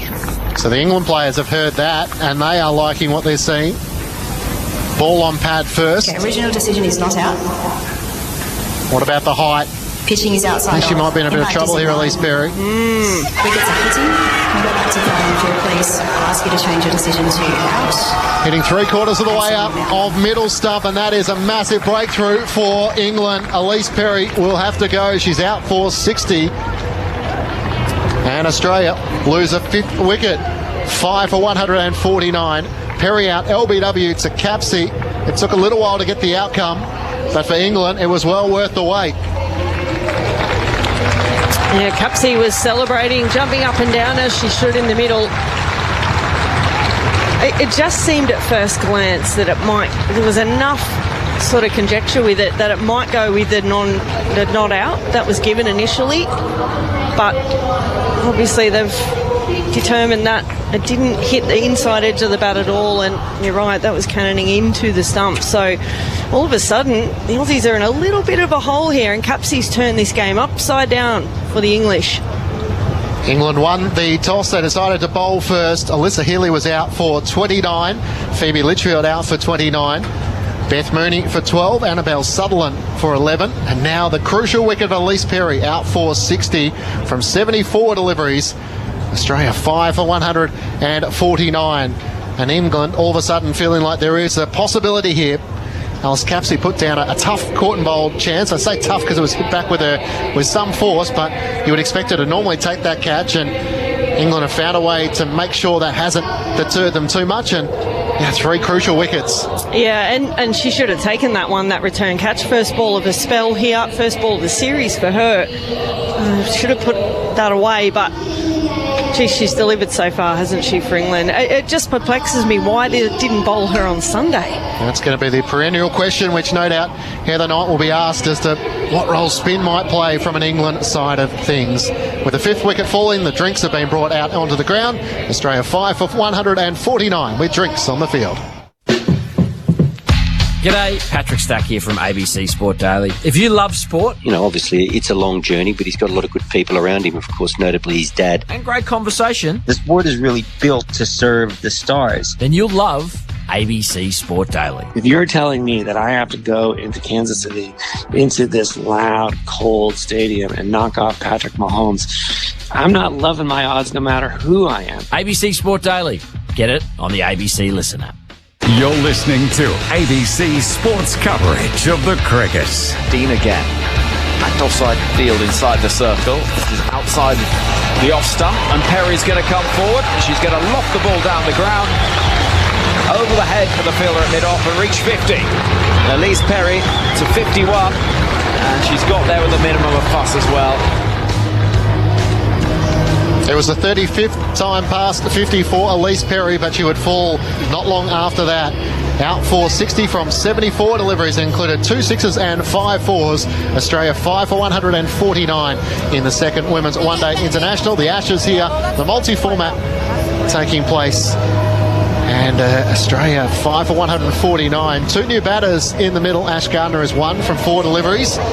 Talia McGrath strides out to the middle, having scored 2 from 14 deliveries. Matt Clinch and Michelle Gosgo with you on ABC Sport. At North Sydney Oval in Game 1, there were some just questions around Talia McGrath's form. It's such a competitive side, and she's the vice-captain, so all of a sudden the responsibility on her shoulders now as we're about to finish the 29th over. Yeah, they certainly need her now, the Australians. In a little bit of a hole here. England have gone with a couple of field changes here, feeling like Capsey is on a roll, and that ball is wide outside the off stump at the end of the over, so they had a wide-ish mid-off and a wide-ish catching mid-on just to close out that over, with Capsey all of a sudden having picked up 2 for 12, a wicket maiden in that over from her 3 overs. Australia 5 for 149. Well, if you looked at the score now, and it used to be the old adage of 30 overs and double the score, they're actually scoring it over 5 runs and over, so that's not the issue. The issue is the wickets column for the Australians, and every time they've got a wriggle on, all of a sudden it's just been stopped and halted by, well, we say spin today, right? Someone like Sophie Eccleston, world class. Alice Capsey stepping up for her team as well. Big partnership here for the Australians. Sophie Eccleston about to start her 7th over as she comes into Ash Gardner, who's back and across, defending into the offside. Eccleston 2 for 33. Australia 5 for 149. Heather Knight in at slip. 4 inside the circle on the offside as Gardner's hitting high and long down the ground. She clears Bell and it lands just a few metres over her head. Gardner wanted the second. Talia McGrath wasn't all that interested. Turned around and told to go back. Gardner moves to 2. 5 for 150 in the 30th over. Nowhere near the pitch of that ball. Did she dance down the wicket? Ballooned it up in the air, and Bell, you're right, turned around and wasn't too far away getting that catch taken, so it was a really risky single there. We know Ash Gardner likes to go aerial anyway, but she's probably got to consolidate for a little bit longer here. And you like this from Heather Knight. 5 inside the circle on the offside. She's in it slip. Just the one fielder in the deep, but deep mid-wicket as Talia McGrath, the new batter, comes forward and defends into the offside. Yeah, who would think this? Outside the power play, got one fielder out. Outside the inner ring, so it tells you how good they're bowling at the moment. But it also shows you that maybe this pitch is just holding up a little bit. Eccleston around the wicket to Talia McGrath, and she's getting a little inside edge onto her pad. Yeah, you're right. It is holding up a little bit, isn't it? There's also spin on offer. Which when we looked at this pitch, it looks a very good batting wicket, but there is a tinginess of green on either side, so something there for the slow bowlers. This was wide of the off stump from Eccleston, and McGrath misses out, looking to cut. It's fielded by Danny White-Hodge at forward point. Australia 5 for 150, just the one run so far off this over, so England are tightening the screws. Yeah, they certainly are. It's all of a sudden batting's become a lot more difficult for the Australians. Sophie Eccleston with the trademark sunglasses on, flights his next delivery. McGrath drives, but straight to Bouchier, who lunges forward to do the fielding. So just the one run coming from that over. Australia 5 for 150 after 30 overs. Ash Gardner is on 2. Talia McGrath's yet to get off the mark. The English are up. Henry Moran is coming in. Australia versus England in the Women's Ashes on ABC Radio, ABC Sport Digital Radio, the ABC Listen app, BBC 5 Sports Extra, and BBC Sounds. I'm broke, but I'm Spin it to win it, Gozzy. Oh, certainly is. He'll be much happier coming back in for another stint. I only want cricket to be the winner. Always. It's not what you said the other day. What about Alice Capsey then? Oh. She's doing a good job, and we saw this in the Women's Big Bash League. Yeah, why didn't she bowl on Sunday? That's a really important question to ask. Well, I know, indeed. So here we go. Alice Capsey is in to bowl to Ash Gardner, whipping the ball down towards short, fine leg. And, she will be thinking, Ash Gardner, that is, well, I'm going to have some fun on this surface as well with the ball. Yeah, she'll be really excited, but she's got a job to do here. They've got to consolidate for a little bit. These two in the middle. Just 30 overs gone, but Australia 5 down. Capsey bowls and gets another! Australia 150 for the loss of 6 wickets. And Alice Capsey's taken 3 of them. She had a tough day on Sunday, make no mistake. But given the ball, she is ripping through Australia's middle order. That's exactly what she is doing, ripping it. She's ripping the ball. That moved quite a lot there off this pitch. A little bit slower through the air. What a special delivery that is. I'll tell you what, when you're an off-spin bowler, that's something you practice for. Any bowler, hitting the top of off stump. And that one through the gate there, not really sure what Ash Gardner was trying to do with that. It was a horrendous shot, but what a spell of bowling we're seeing here from Capsey. Just tossed it up a little bit slower and enough movement to go in between the bat and padded. So all of a sudden, how can the Aussies bat out these overs? They're in a really bad position at the moment. Ash Gardner goes 2 from 8, and Australia 6 for 150 and find themselves with Alana King walking to the middle with almost 20 overs left of this innings to bat. Wow. Well, we question whether England made the right choice to be bowling first on this, because it looked like a good batting deck. Outfield's fast. There was a little bit of cloud cover this morning, but it always burns away. But I'll tell you what a decision there from Heather Knight to be bowling first here. I don't reckon Alana King would have had this much time to bat in a game ever. 20 overs. Yeah, well, there is just that sense, isn't there, that if England can rattle through this, it could be quite significant in this series. Capsey bowls. King, who's a competent batter, pushes the ball into the offside. Well, it's almost a point where there's no slip or gully. Maybe you chuck one in right now. Only one fielder again out. Deep mid-wicket on the boundary, and that's it. This is defended. Back up the track. England up and about in a big way. Hey, a lot more noise, isn't there now, from these two? It really is. As Capsey moves in. To Volta King, who comes forward defensively. It is all about consolidation, as you say. You Very nice, reaching a point in the game where actually lose a couple more, and it is going to be a below par total. Yeah, they've scored 1 run in 3 overs. Capsey moves into bowl to Alana King, who's driving back towards the bowler, and it is a wicket maiden. Alice Capsey's bowled 4 overs and got 3 for 12. Wow. That's 2 wicket maidens in a row that she's bowled. Capsey. Well, she knows Melbourne, doesn't she? She's playing for the Renegades. She's turned this Ashes series around, hasn't she, for England? I love how she celebrated them as well. She got a big jump in as well, and hands went in the air. All the teammates came around her, as they should. And all of a sudden, there's a lot more energy from the English team out in the middle. Amazing what wickets can do. Oh, amazing, yeah. Well, they know how important this game is. If they fell behind 4-0 after this game, it's a very long road back to try and get back into the Ashes series. So, yeah, it's all on the line for them here today. 6 of the 8 completed ODIs at this ground have been won by the side chasing. So the stats backed up England's decision at the toss. And what we're seeing now is also backing up. Now we're going to see a change in the attack. We're going to see Filer coming back in. Is this the right call? Not for me, it's not. No, it's not for me either. You've just seen what Spin's done. Eccleston, 2 for 34 off 7.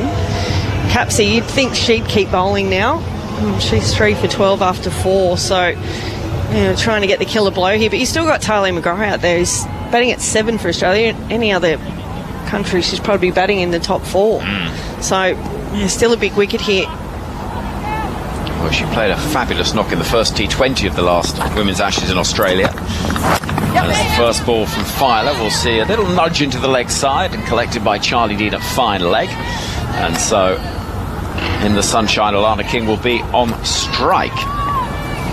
1 leg. I'll tell you what, the crowd's quiet now as well. There is a contingent of English supporters here, though. Met a few of those on Sunday at North Sydney, and they're travelling around everywhere, and it's good to know for the players on the field they've got some support at the ground. A message from Josh in Widnes. Says British sport in Melbourne this morning. Emma Raducanu's just won the first set. England turning the match around. Here comes Lauren Filer running in and bowling the ball, which King is going to push into the offside off the back foot, but she was backing away towards the leg side. England all want to see King on strike against Filer. That's the matchup they want here. You want to get the lower order batters against those that are slightly less confident, but I would say it's probably 1 further wicket down before you go for that approach. Yeah, I don't know. I would have gone spin.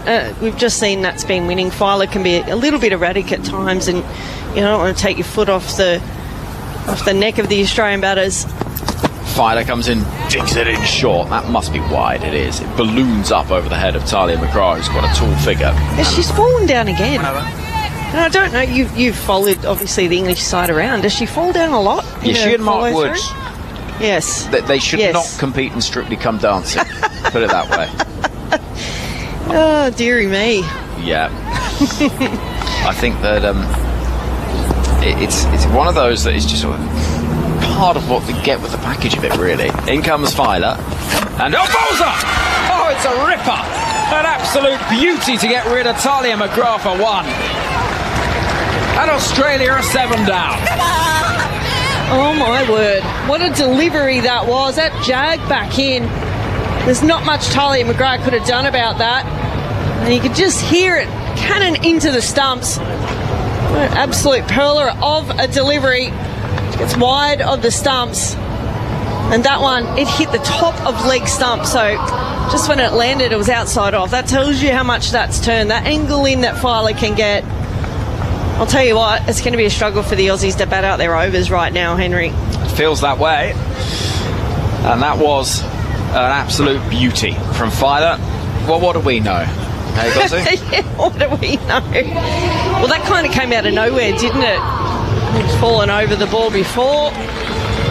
Struggled when She opened the bowling too and fell over quite a number of times and didn't look settled, and then comes out and delivers a delivery like that. Wow, been very impressed from this English side here today. They are absolutely right back in this series. Well, they are, if they can finish the job. They're on top in this game in a big way. But it's one thing being on top, it's another thing ensuring you press home that advantage. But they are right on it here. 7 for 153, Australia. Here's Filer to bowl to Garth outside the off stump, left alone. Every ball, be it a dot or anything else, is being absolutely cheered to the rafters by the England fielders and those in the crowd that are, I think, a little shocked from an Australian perspective and delirious from England's point of view. Yeah, it's got very quiet, hasn't it, from the Australian supporters here. Filer at the far end. Slip in place. Kim Garth, the right-hander, former Ireland international. Waiting, full delivery. Filer ends up on her backside again as the ball tails towards leg stump. There's no run. So what has the last few overs brought us? I mean, that's what I want to have a little look at. Yeah, well, I think that was 1 in 3. A couple of wicket maidens from Capsey. So, yeah, I mean, it looks like scoring a boundary is quite difficult at the moment for the Australians, let alone turning a 1 into a 2. Filer in bowling and Garth is defending. Well, that scorecard as the over comes to an end. Filer's 6th sees the score at 7 for 153. 32 overs have been bowled. Australia were 2 for 131, and they have lost 5 wickets for the addition of 22 runs. Wow. Wow.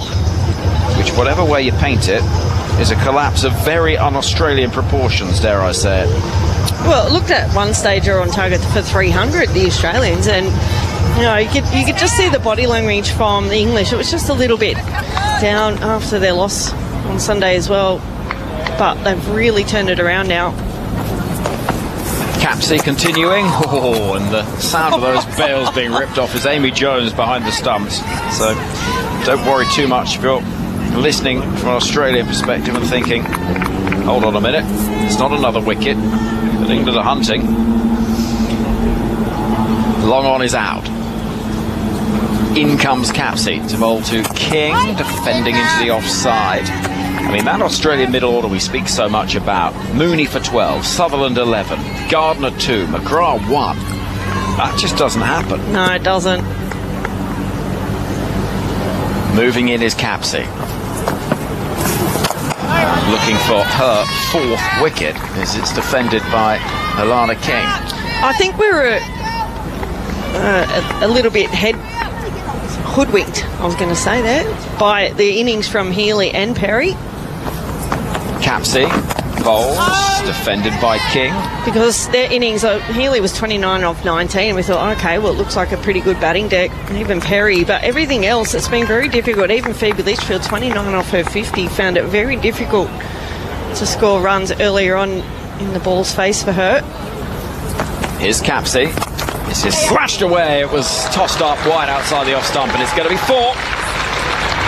A little break of the shackles from an Australian side that have had to wait some time for a boundary. You've got to go back to the end of the 25th over. It's the last time the ropes were found. Since then, it has been all England dominance, but Capsey just losing her line a little bit. Yeah, just a bit full from Capsey. Trying to search for that little bit of drift that she got before that she's got here all today in this spell. Capsey is in, bowling to King, and it's defended back up the ground. And the over comes to an end. 157 on the board, 7 wickets down. And you're listening to ABC Grandstand and Grandstand Cricket, as well as Test Match Special on ABC Sports Digital, the ABC Listen app, BBC 5 Sports Extra, and BBC Sounds. If you want to get in touch in Australia, the SMS 0467 920 222. Or the email tms@bbc.co.uk. Let us know what you've made of this. I think we're all a little bit shocked at what we've seen in the last half an hour. Oh, absolutely. Absolutely turned this game around. It has to be said, Alice Capsey has done that. because it did. It looked like the Australians are well on their way sort of to 280, 300 mark. All of a sudden, a couple of wickets. They haven't been able to build any partnerships. The big one for me was Elise Perry getting out LBW. So there's a number of those today which will excite the Australian spinners. Well, this is the other point, isn't it? It's going to be a surface. It's going to be a challenge chasing anything.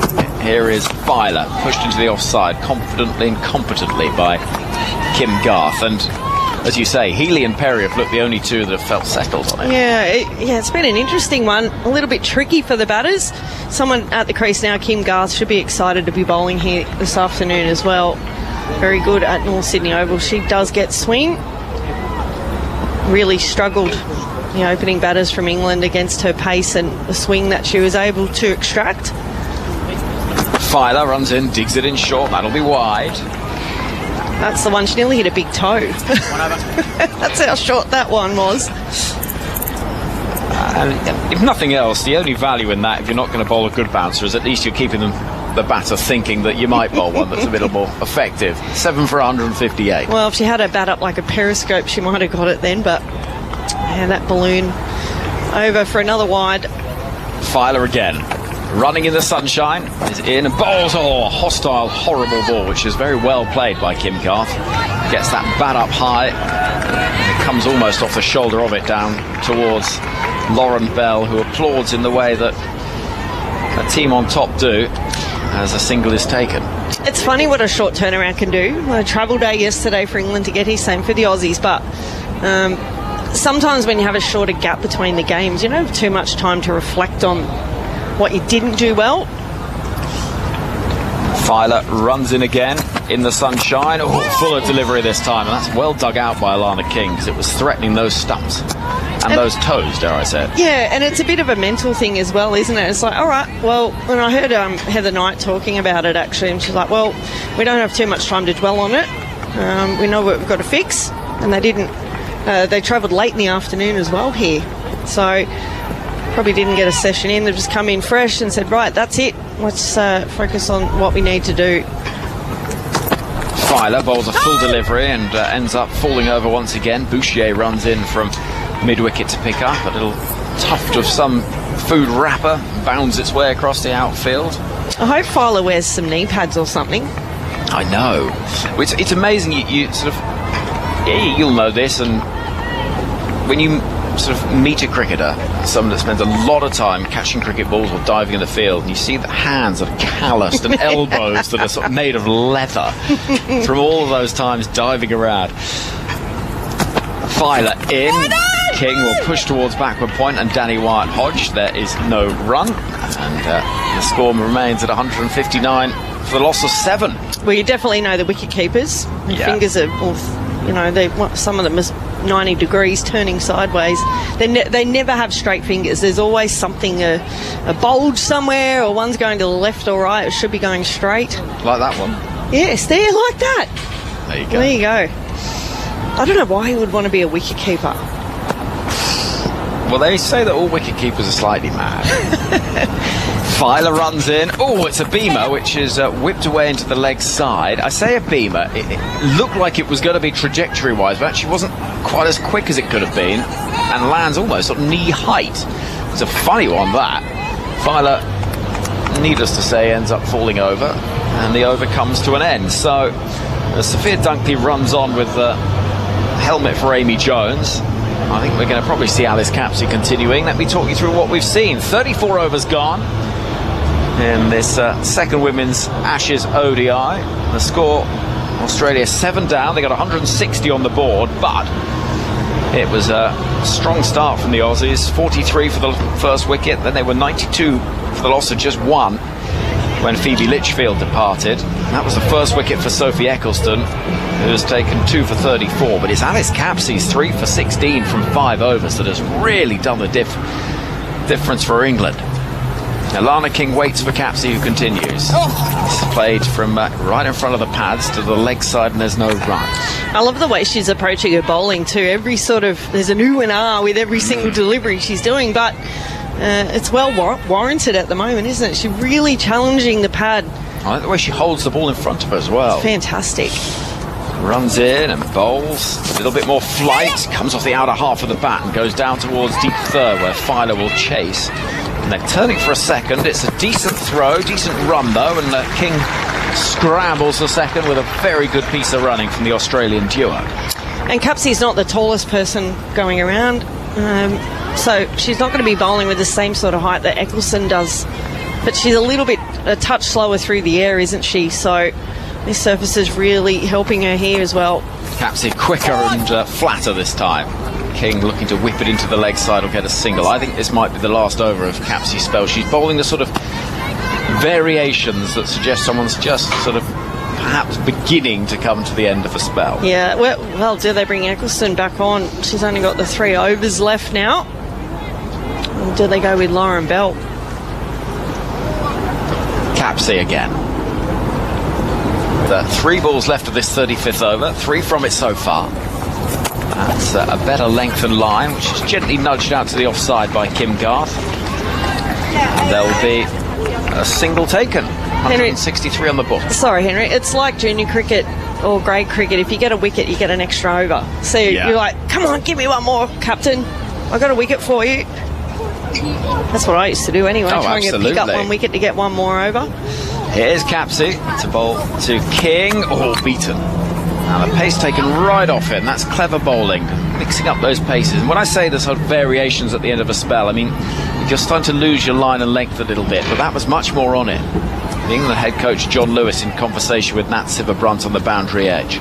He'll be a happy coach at the moment. Capsey bowls, quicker, flatter, end of the over. And the score stands with 164 on the board, 7 down. And Australia having really slipped away in this innings. They were 131 with the loss of just 2 wickets when Beth Mooney departed. Since then, though, it really has fallen away. 7 for 164, 35 overs gone. Sarah Elliott will be joined in just a moment by Matt Cliff. Women's International Cricket. Australia versus England in the Women's Ashes on ABC Radio. ABC Sport Digital Radio. And the ABC Listener. It's another manic Monday. Thank you, Henry. 7 for 164 after Australia lost 4 for 7 runs in that middle period there, and England now well and truly on top, trying to capitalise here. Australia need a little rescue mission as Kim Garth just chops away this first ball from Lauren Filer. He's able to pick up a single as it's fielded down at mid-on. 7 for 164. Sarah Elliott, hello. Hello, what a real turnaround in the game, hey. It's been seeming to lead the way. I thought Charlie Dean hasn't picked up wickets, but last couple of her overs are really tight, and then it seems like Eccleston and Capsey bowled superbly. That's the thing, isn't it? You need that team effort to try and build pressure.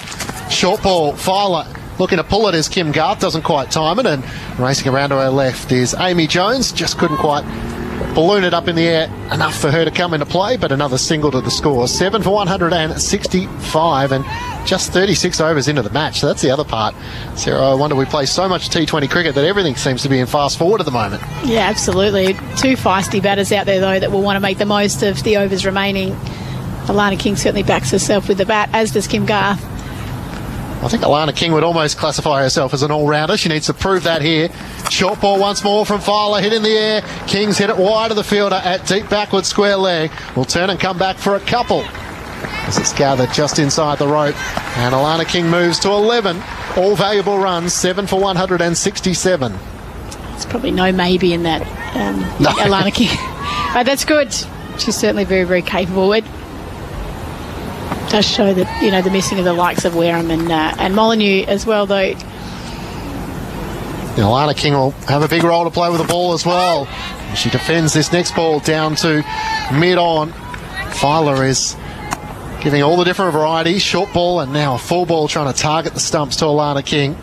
She's just trying to do her own maths, realising she's got 2 balls to face here. 7 for 167. No doubt Georgia Wareham sort of watching on from the sidelines. Again, this would be a pitch that I'd like to have a crack on. And the Aussies wouldn't mind her with the bat as well in this position. But that's the challenge, isn't it, for the selectors, the different combinations to try and make sure they feel like they have every aspect covered. That's right. They did so well in the first one-day game from a bowling perspective, so pretty happy, comfortable with the lineup that they had. 7 for 167. Filer around the wicket, angling it into off stump, and she tumbles over as King's driving it down to mid-on, another dot ball. So that's the real wrestle, isn't it, for the pair out there working out what's a minimum score that we want to bowl at. We're under the pump here. We've lost a lot of wickets. Still a lot of time left in the game, but we can't afford one or twos and over. We need to be pushing. I think the smartest thing to do is cement this partnership, be busy with singles, get to a point, whether it's the 42nd over or something like that, when then they can really start attacking again. 7 for 167, so try to get to 180, 185 and then look beyond 200. Full toss from Filer, well over the head of Alana King, and a no ball is called. So she's had her issues just with her landing spot for her front foot, so a free hit coming for Alana King. It'll be interesting to see where she targets here. 11 from Australia, 7 for 168. And having given Lauren Filer a compliment, all of a sudden she's had the last couple of deliveries where her footwork once more has become a problem. She's just struggled all day to find her rhythm, hasn't she? 4 off the over so far, but a free hit coming up here for Alana King. Filer in, good ball on off stump, and cross-batted swat down the ground by Alana King to close out the over. So Australia 7 for 168, just the 4 runs coming from that over. King is on 11, Garth is on 3. Matt Clinch and Sarah Elliott with you for Grandstand Cricket through TMS on the BBC. The wickets to fall so far today: Alyssa Healy was out for 29, Phoebe Litchfield out for 29, Beth Mooney for 12, Annabelle Southern for 11, Elise Perry for 60 from 74 deliveries, Ash Gardner for 2, and Talia McGrath out for 1.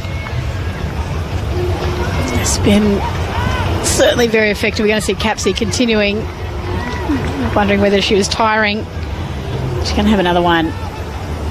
Love the field they've got set. Presence, they've got it covered mid-wicket throughout this innings. Has been great. They're pushed in. They're really, really straight, supporting that stump-to-stump bowling that we're seeing from the spinners. Alice Capsey has 3 for 20 as she's about to start her 7th over, and 2 maidens as well. So there's deep cover and deep mid-wicket as the 2 fielders out. Short fine leg, backward point as Capsey flights a full delivery. It's driven, but cut off. That extra cover as Heather Knight lunges forward. Kim Garth trying to find the single there. She's on 3. It's one way to show your captain that you're worth giving a bowl to. Absolutely. Pick up wickets. A couple of maidens is unusual in 50 over cricket. Capsey over the wicket to Garth, back of a length, and she just turns it off her pads, just wide of the fielder at square leg to get off strike and move to 4. 7 for 169. We see this time and time again with the Junction Oval, don't we, where it's sort of almost 2 different wickets. If you're off the stumps, scoring's really, really easy, but if you're bowling on the stumps, it can cause challenges for the batting side. Capsey in. Alana King takes a stride forward and just looking to turn it off her pads. It's fielded at short fine leg by Lauren Bell. It's a good batting wicket at the start of the day, slightly overcast conditions, and then it's almost like England worked out, right, Capsey, it's slowing up here and it's holding up in the wicket a little bit. And since then, they haven't looked back. Capsey into King, wide outside the off stump, flashes away at 1 and plays it out forward, a point for a single. King moves to 12, 7 for 170 in the 37th over. Just a really sort of smart regulation field. Did have 3 out, cover boundary covered, sort of forward square leg, and mid-on was out, but that fielder at mid-on has come up now that Garth's on strike. Alice Capsey comes in past the umpire once more. Quicker delivery to Kim Garth, who just plays it out into the offside. Not a lot of conversation taking place between King and Garth. I'm assuming they're sort of relatively familiar with what the challenge is at this stage, with plenty of overs to go. 1 ball to come in the 37th over. Capsey trying to close out this over. Flights the next delivery to Garth, who drives, but straight to Heather Knight, who does the fielding. That wideish mid-off, and the end of the over. Another good one for England, just the 2 runs coming from it. Australia 7 for 170 in the second Women's One Day International match from Junction Oval. Australia won at North Sydney Oval by 4 wickets. England would feel like they're on top here. 7 for 170, King on 12, Garth on 4. Matt Clinch and Sarah Elliott with you on ABC Sport. Yeah, it's a real turnaround, isn't it? We were questioning the decision to send the Australians in, and it looked like maybe it wasn't the best decision, but England will be very, very happy. You can see that the two batters in the middle there having a conversation. Just see their personalities. Garth's so feisty. Every time she hits the field and doesn't get a run, you can see she's angry about it and wants to do better. Kingy's a bit more relaxed. She'll be looking to target that leg side. Can hit a long ball down the cow direction. Important they're busy in between. England are setting really good fields to block off those singles. Kim Garth's highest score in women's one-day international cricket is 72 unbeaten, and Alana King is 46. So both can bat. Both would feel like this is an opportunity they don't get all that often, but the challenge of dealing with Alice Capsey at one end and now Sophie Eccleston, the number one spin bowler in the world. She starts a new over around the wicket and beats Alana King as she comes forward. Jones didn't quite take it cleanly up to the stumps, but no damage done. 7 for 170. Yeah, good variety in the three spinners that they do have in the side, England. Good captaincy just to sort of mix them up. Eccleston and Knight in conversation about whether a slip might be required. So Knight moves into a slip position. Bouchier comes into a catching square mid-off. It's a stock standard mid-off as well. Eccleston flights his next delivery and beats King as she comes forward. This is a good battle. King would love to be on the attack, but for the moment she's just trying to get bat on ball. She'll be loving this. Looking forward to the bowling innings as well. Yes, thinking of what might come for her. 2 for 34 for Eccleston. Flights a straighter delivery to King, who defends back down the pitch.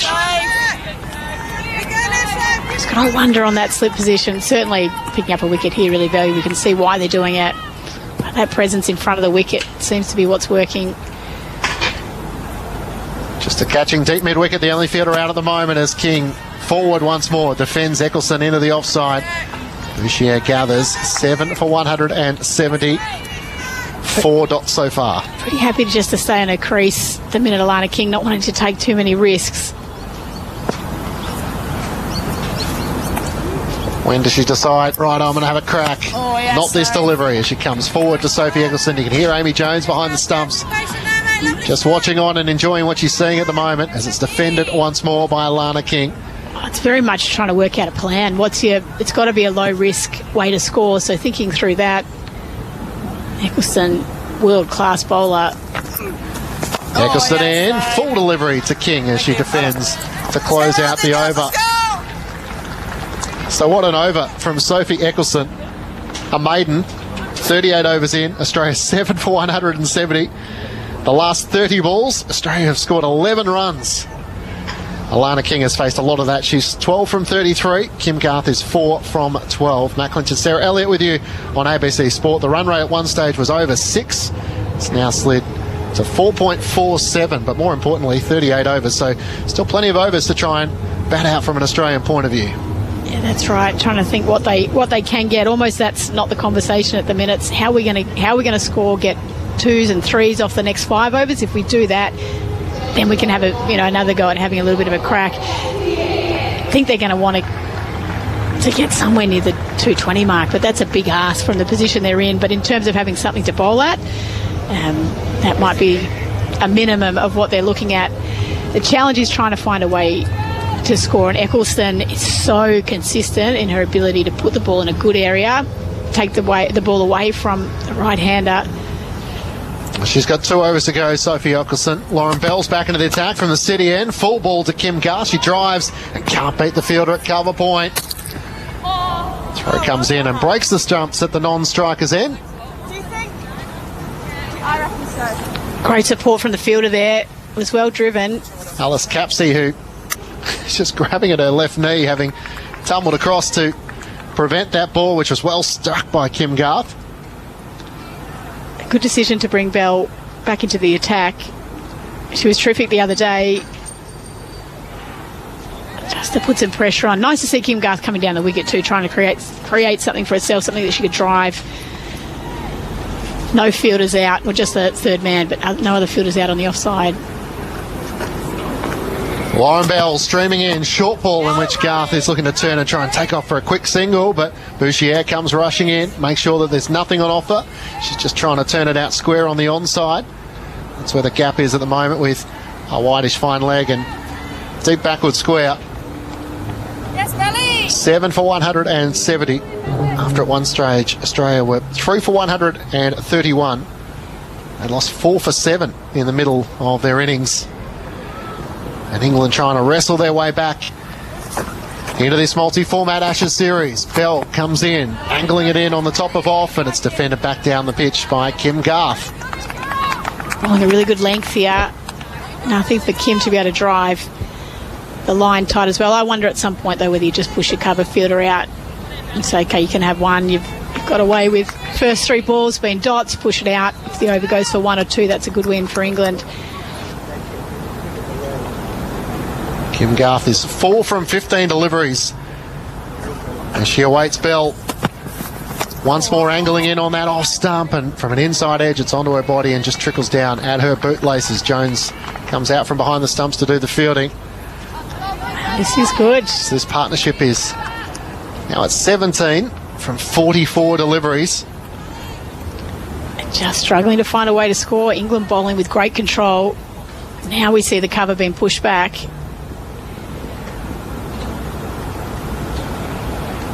Alice Capsey gets the instructions to head out to the cover boundary.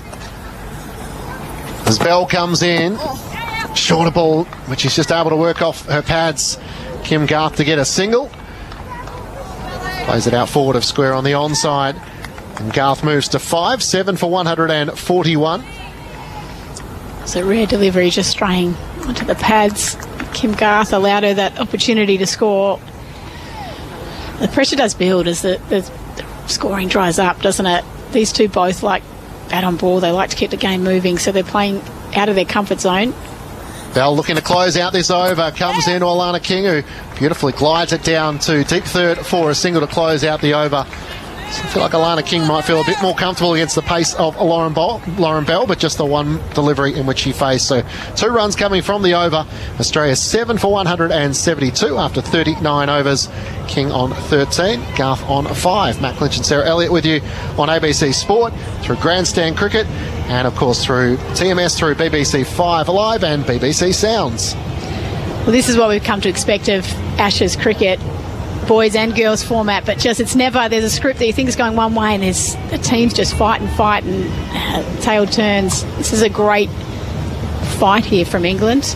Really put themselves in the box seat for this game. No doubt Australia are going to dig deep as well. Sophie Eccleston. She's got 2 overs to bowl here to close out her 10 overs. And as always, she's been a dominant contributor. 2 for 34. Slip in place for her. Deep mid-wicket is the only fielder out. As Eccleston comes around the wicket, bowls to Alana King, who shuffles across and looks to chop out onto the offside.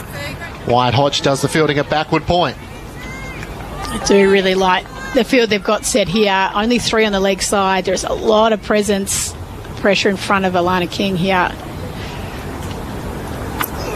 Once more, flighted by Sophie Eccleston. King leans forward and tries to push it out into the offside.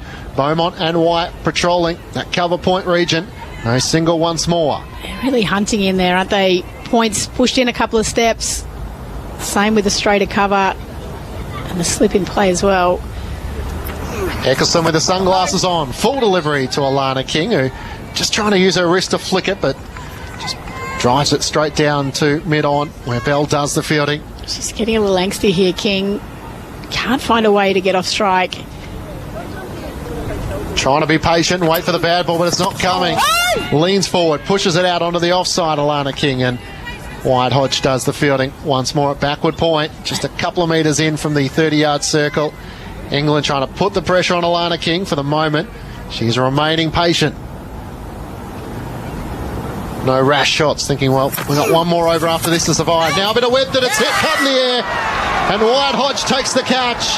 Alana King throws her head back, just wondering whether it carried, frustrated that she got a ball with a little bit of length and had to go on the attack. King hasn't moved, as they are just looking to confirm, but I think the catch from Wyatt Hodge was taken. She had to lunge her body forward to get her fingers underneath. They are just going to go upstairs and check, but this would be Australia's 8th wicket for 172. Catch. I've checked the feet. It is a fair delivery. Can we move to the catch, please?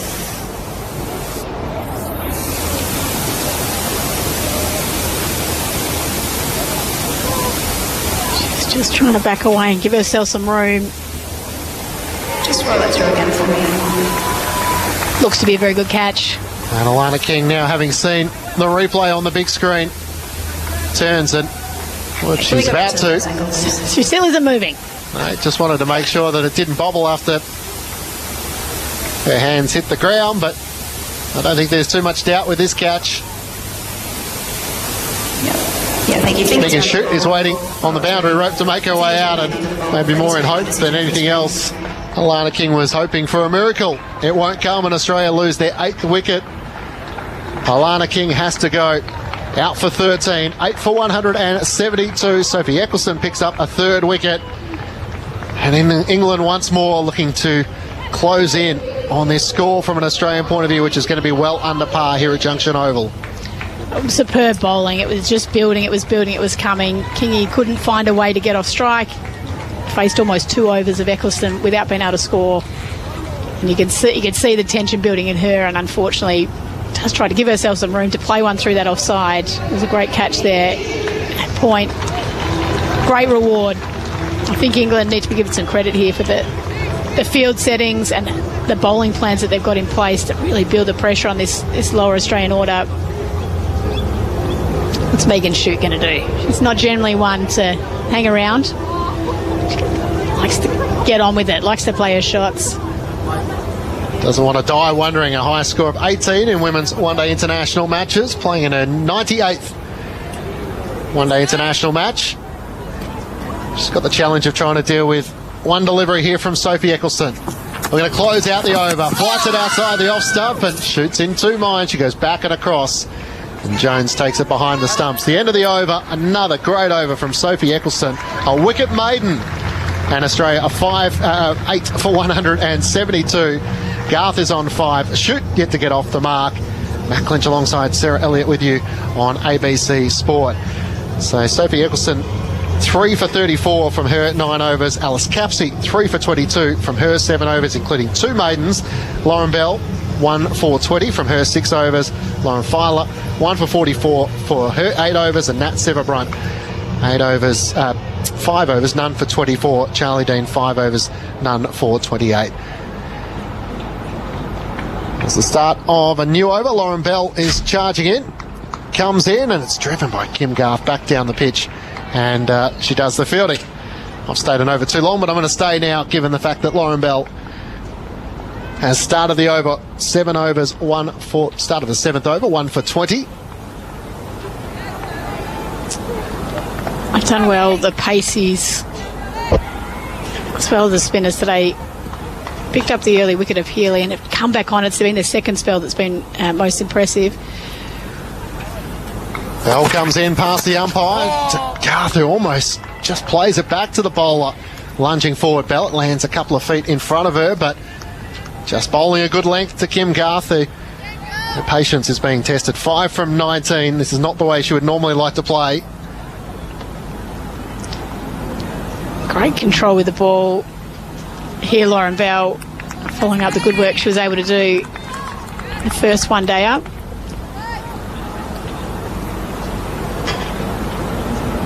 Up to 31 wickets in just 14 women's one-day international matches as Bell comes in, back of a length, and this time Kim Garth is able to cut back with a point. The fielder at deep third races around to the right. Kim Garth gets a single to move to 6. 8 for 173 in the 41st over. Certainly not a scoreline we're familiar with seeing here at Junction Oval. Normally it's the 260 plus that you need in a one-day game. WBBL this year, we saw some high scores made here as well. Australia have had the luxury in previous ones of bowling first and skiddling through the West Indies in the last couple as Bell comes in. Megan Shute just comes forward and defends into the onside. 8 for 173. So we had some big scores back when Australia played New Zealand in 2019. The Aussies posting 3 for 233. And against New Zealand, 7 for 238. This is a ground in which Australia haven't lost a game yet so far. In their 8 one-day internationals they played here, the one no result against the West Indies. Lauren Bell, wide of the off stump, and it's driven by Megan Shute, but straight to the fielder Alice Capsey, who does the fielding at cover point. Shute certainly looking to swing hard, try and find the gap in the offside. You may as well sort of stick to your game plan, your strengths here. There's no point in sort of poking around on the crease, but for Megan Shute to play a natural game, anything wide, that's the one to be targeting. Certainly space behind point, deep extra cover in play. 8 for 173. Bell looking to close out the over, comes in, angling in on middle stump, and Shute drives straight to Nat Siva-Brunt, who does the fielding at mid-on. Just the one run coming from that over. Shute is yet to get off the mark. Garth is on 6. Henry Rand about to join you on ABC Sport. You're listening to ABC Sports coverage of the cricket. Australia versus England in the Women's Ashes on ABC Radio. ABC Sport Digital Radio. And the ABC Listener. So can Australia reach a total that will put England under any sort of pressure? 173 on the board, 8 down. It's not going to be easy to chase anything on this surface, I sense. Here comes Sophie Eccleston, looking to try and find a 4th wicket to her personal tally. The single is pushed out to the offside by Garth to bring Megan Shute onto strike. Yeah, that's right. Remembering that England are probably lacking a little confidence with their batting after the first one day out. That said, Australia really need to be pushing over 200 here. Eccleston in the sunglasses is wheeling the arms around and Shute defends. She's yet to get off the mark for the 5 balls she's faced. This is Sophie Eccleston's final over, which will be a blessed relief for Australia. You can see England were just happy to give Garth that single to bring Shute back on strike. Packed field inside the circle on the offside. Right-handed Shute waiting and chipping the ball in the air. Who wants it? Who's going to take it? Danny Wyatt-Hodge. Australia 9 down. Eccleston's got 4. Australia in a heap. And they do look like falling quite some distance short of the 200 mark. Megan Shute goes for a 6-ball duck. And the score stands at an improbable, and I really do mean that, 9 for 174, considering that Australia found themselves with 131 on the board with just 2 wickets down. It has been some collapse. Yeah, absolutely has been. I think credit needs to go to the English spinners. I think started off by Dean there. She hasn't picked up wickets, but she really bowled tight and put some pressure on. And then Eccleston and Capsey have been superb. Both really targeting, just targeting the stumps. We can see we've had LBs, we've had bowls. The pressure's really built. Big collapse from Australia. I'll be asking some questions about some of the decisions they've made from the batters. Well, Sophie Eccleston is on the cusp of a 5-wicket haul. And we've seen what she can do around the world.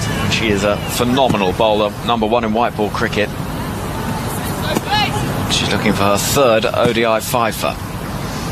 Darcy Brown, right-hander, waits for Sophie Eccleston. Quick ball first up is defended. As almost like vultures preparing for the end of the Australian innings, back come the seagulls, swooping around this ground. Hit a hunt.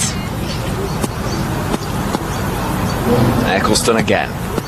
2 balls left of her spell. It's defended very comfortably and competently. Spot on with their field placements here to match the bowling plans. Great to see Eccleston take 5. She has bowled superbly. Sophie Eccleston moving in and jamming the bat down right at the last is Darcy Brown, and Eccleston's spell comes to an end, and that's outstanding bowling. It is, it has to be said. 10 overs, 4 for 35 as she gets the high 5 from Lauren Bell. And Sophie Eccleston at times did a criticism for the drop catch the other day off Ash Gardner. But you cannot fault the efforts of the world's #1 bowler today. It has been absolutely outstanding. Yeah, terrific, and a great applause there from the crowd for her. Good crowd in. Beautiful day in Melbourne. The sun's out, school holidays. And we're going to see Lauren Bell bowling from the end down below us, with England roaring into a dominant position in this game. 9 down Australia, 174 on the board. That isn't a fever dream for anyone listening back at home. In the United Kingdom, the projected score stands at 207. I'd be surprised if they reached that. As in comes Lauren Bell, punched into the offside from the bat of the right-handed Garth.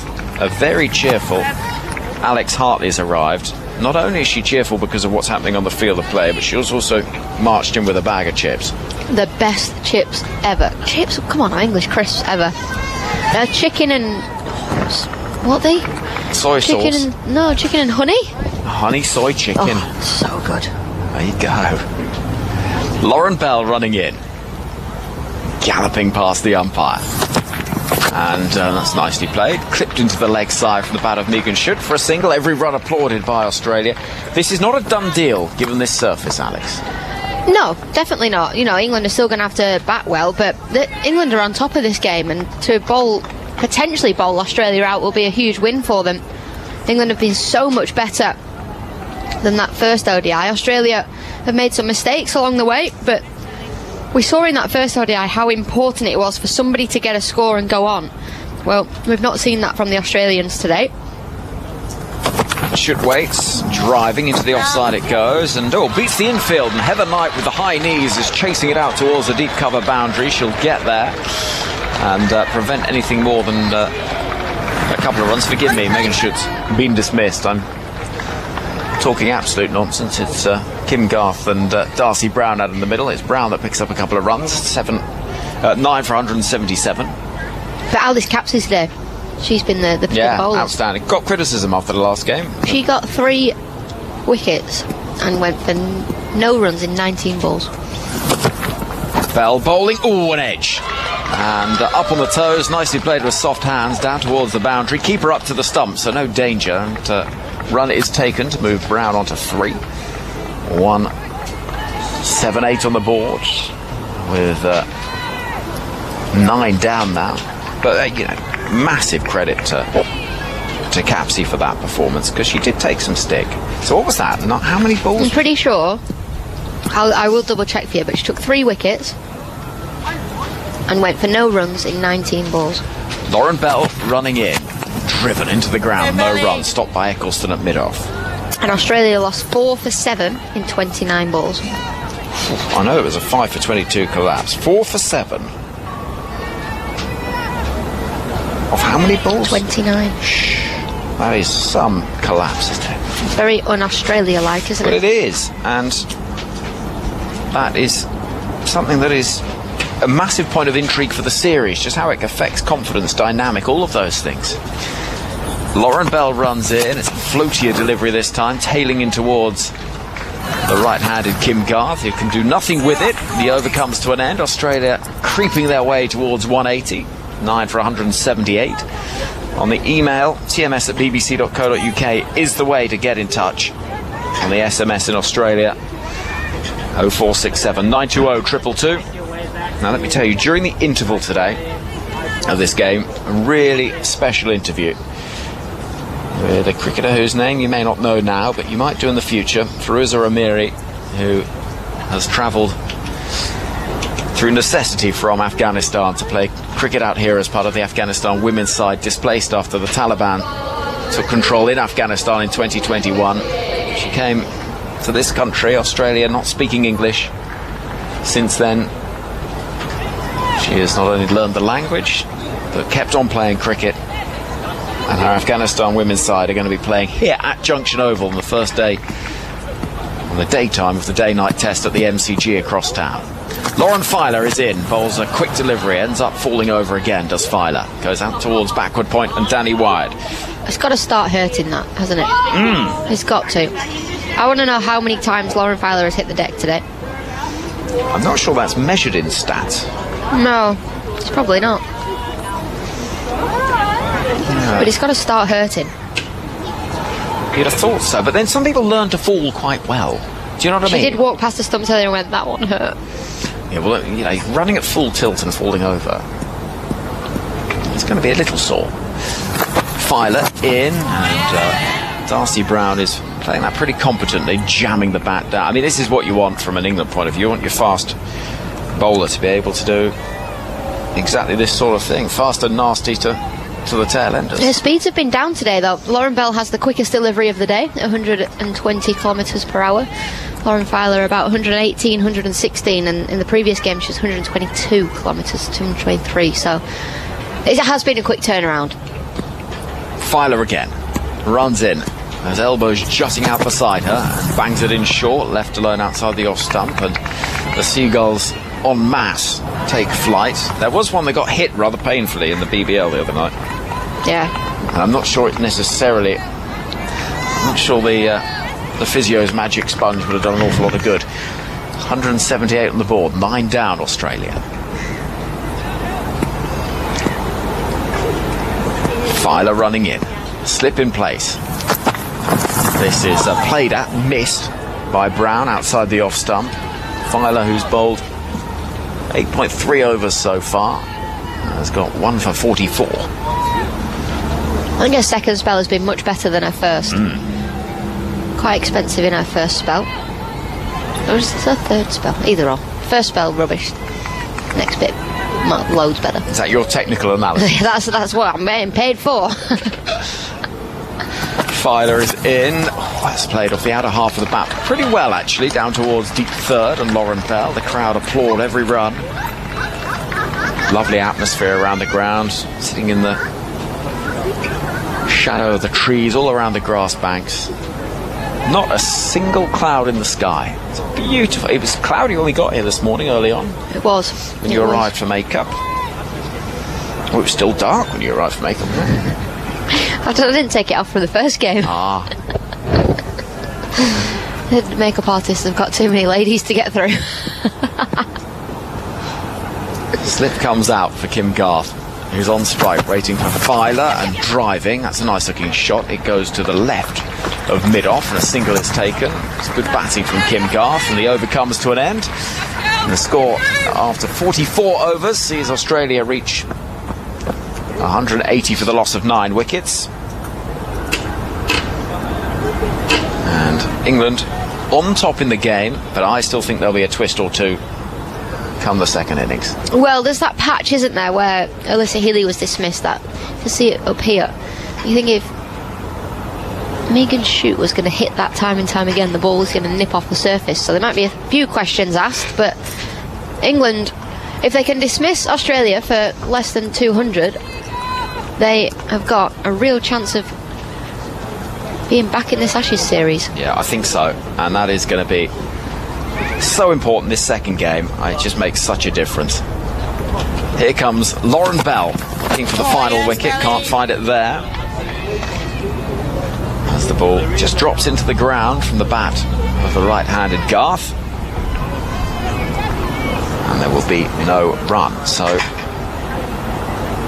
Lauren Bell down below us, looking to try and break through, try and get the wicket that will see England a very happy side.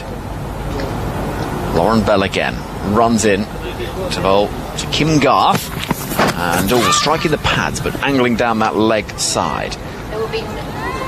There will be nothing not more frustrating for England if they cannot bowl Australia out here. Well, they're going to have to just keep discipline, and they won't be too worried if the runs don't come. You sent the camera flying again, haven't you? No, it just very, very, very, very nearly fell out the window. Honestly, can't take you anywhere. And now it's just pointed at me. Well, there's a surprise. Would it have survived if it fell out the window? I'm more worried about the people below. In comes... a delivery from Lauren Bell that does get through. And there is the wicket that sees the end of the Australian innings. That's a good piece of bowling, that is. Ripping on through to see Australia 180 all out. Well, what a twist in this second ODI. Australia being bowled out for 180. England needed to bounce back after that first ODI, and they have done exactly that with the ball in the hand. Heather Knight winning the toss and bowling Australia out in 44.3 overs. Alice Capsey is going to be the main talking point from that first innings, but what a delivery to finish off the innings from Lauren Bell. The ball just nipping back, hitting the top of off stump. And this will not be a scenario that Australia find themselves in very often.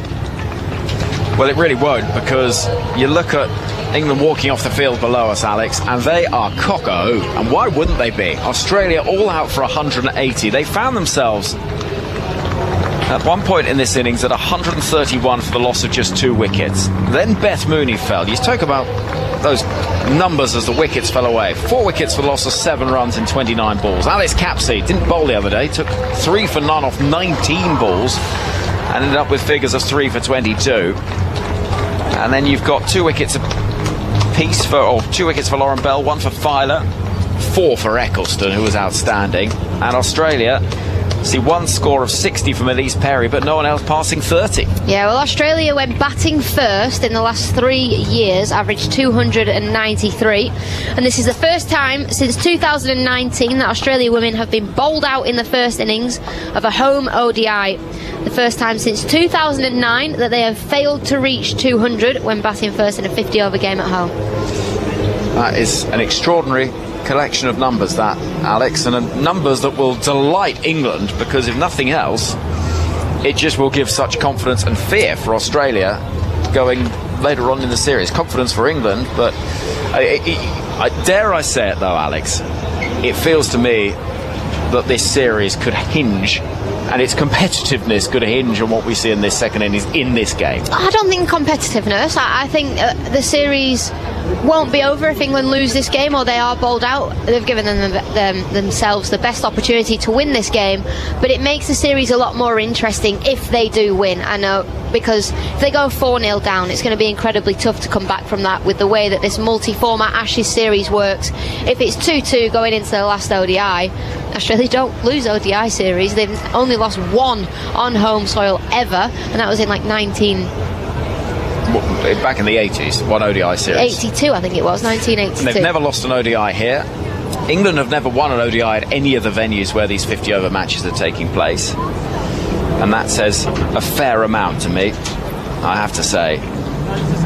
So, if we go through this innings, England winning the toss and electing to have a bowl first, that looks like a very, very good decision. And the first wicket fell. Well, that was Alyssa Healy. At that point, Australia looked in real control. I have to say, 8.1 overs, 43 on the board. Healy was caught behind off the bowling of Lauren Bell, that little patch you spoke about, Alex.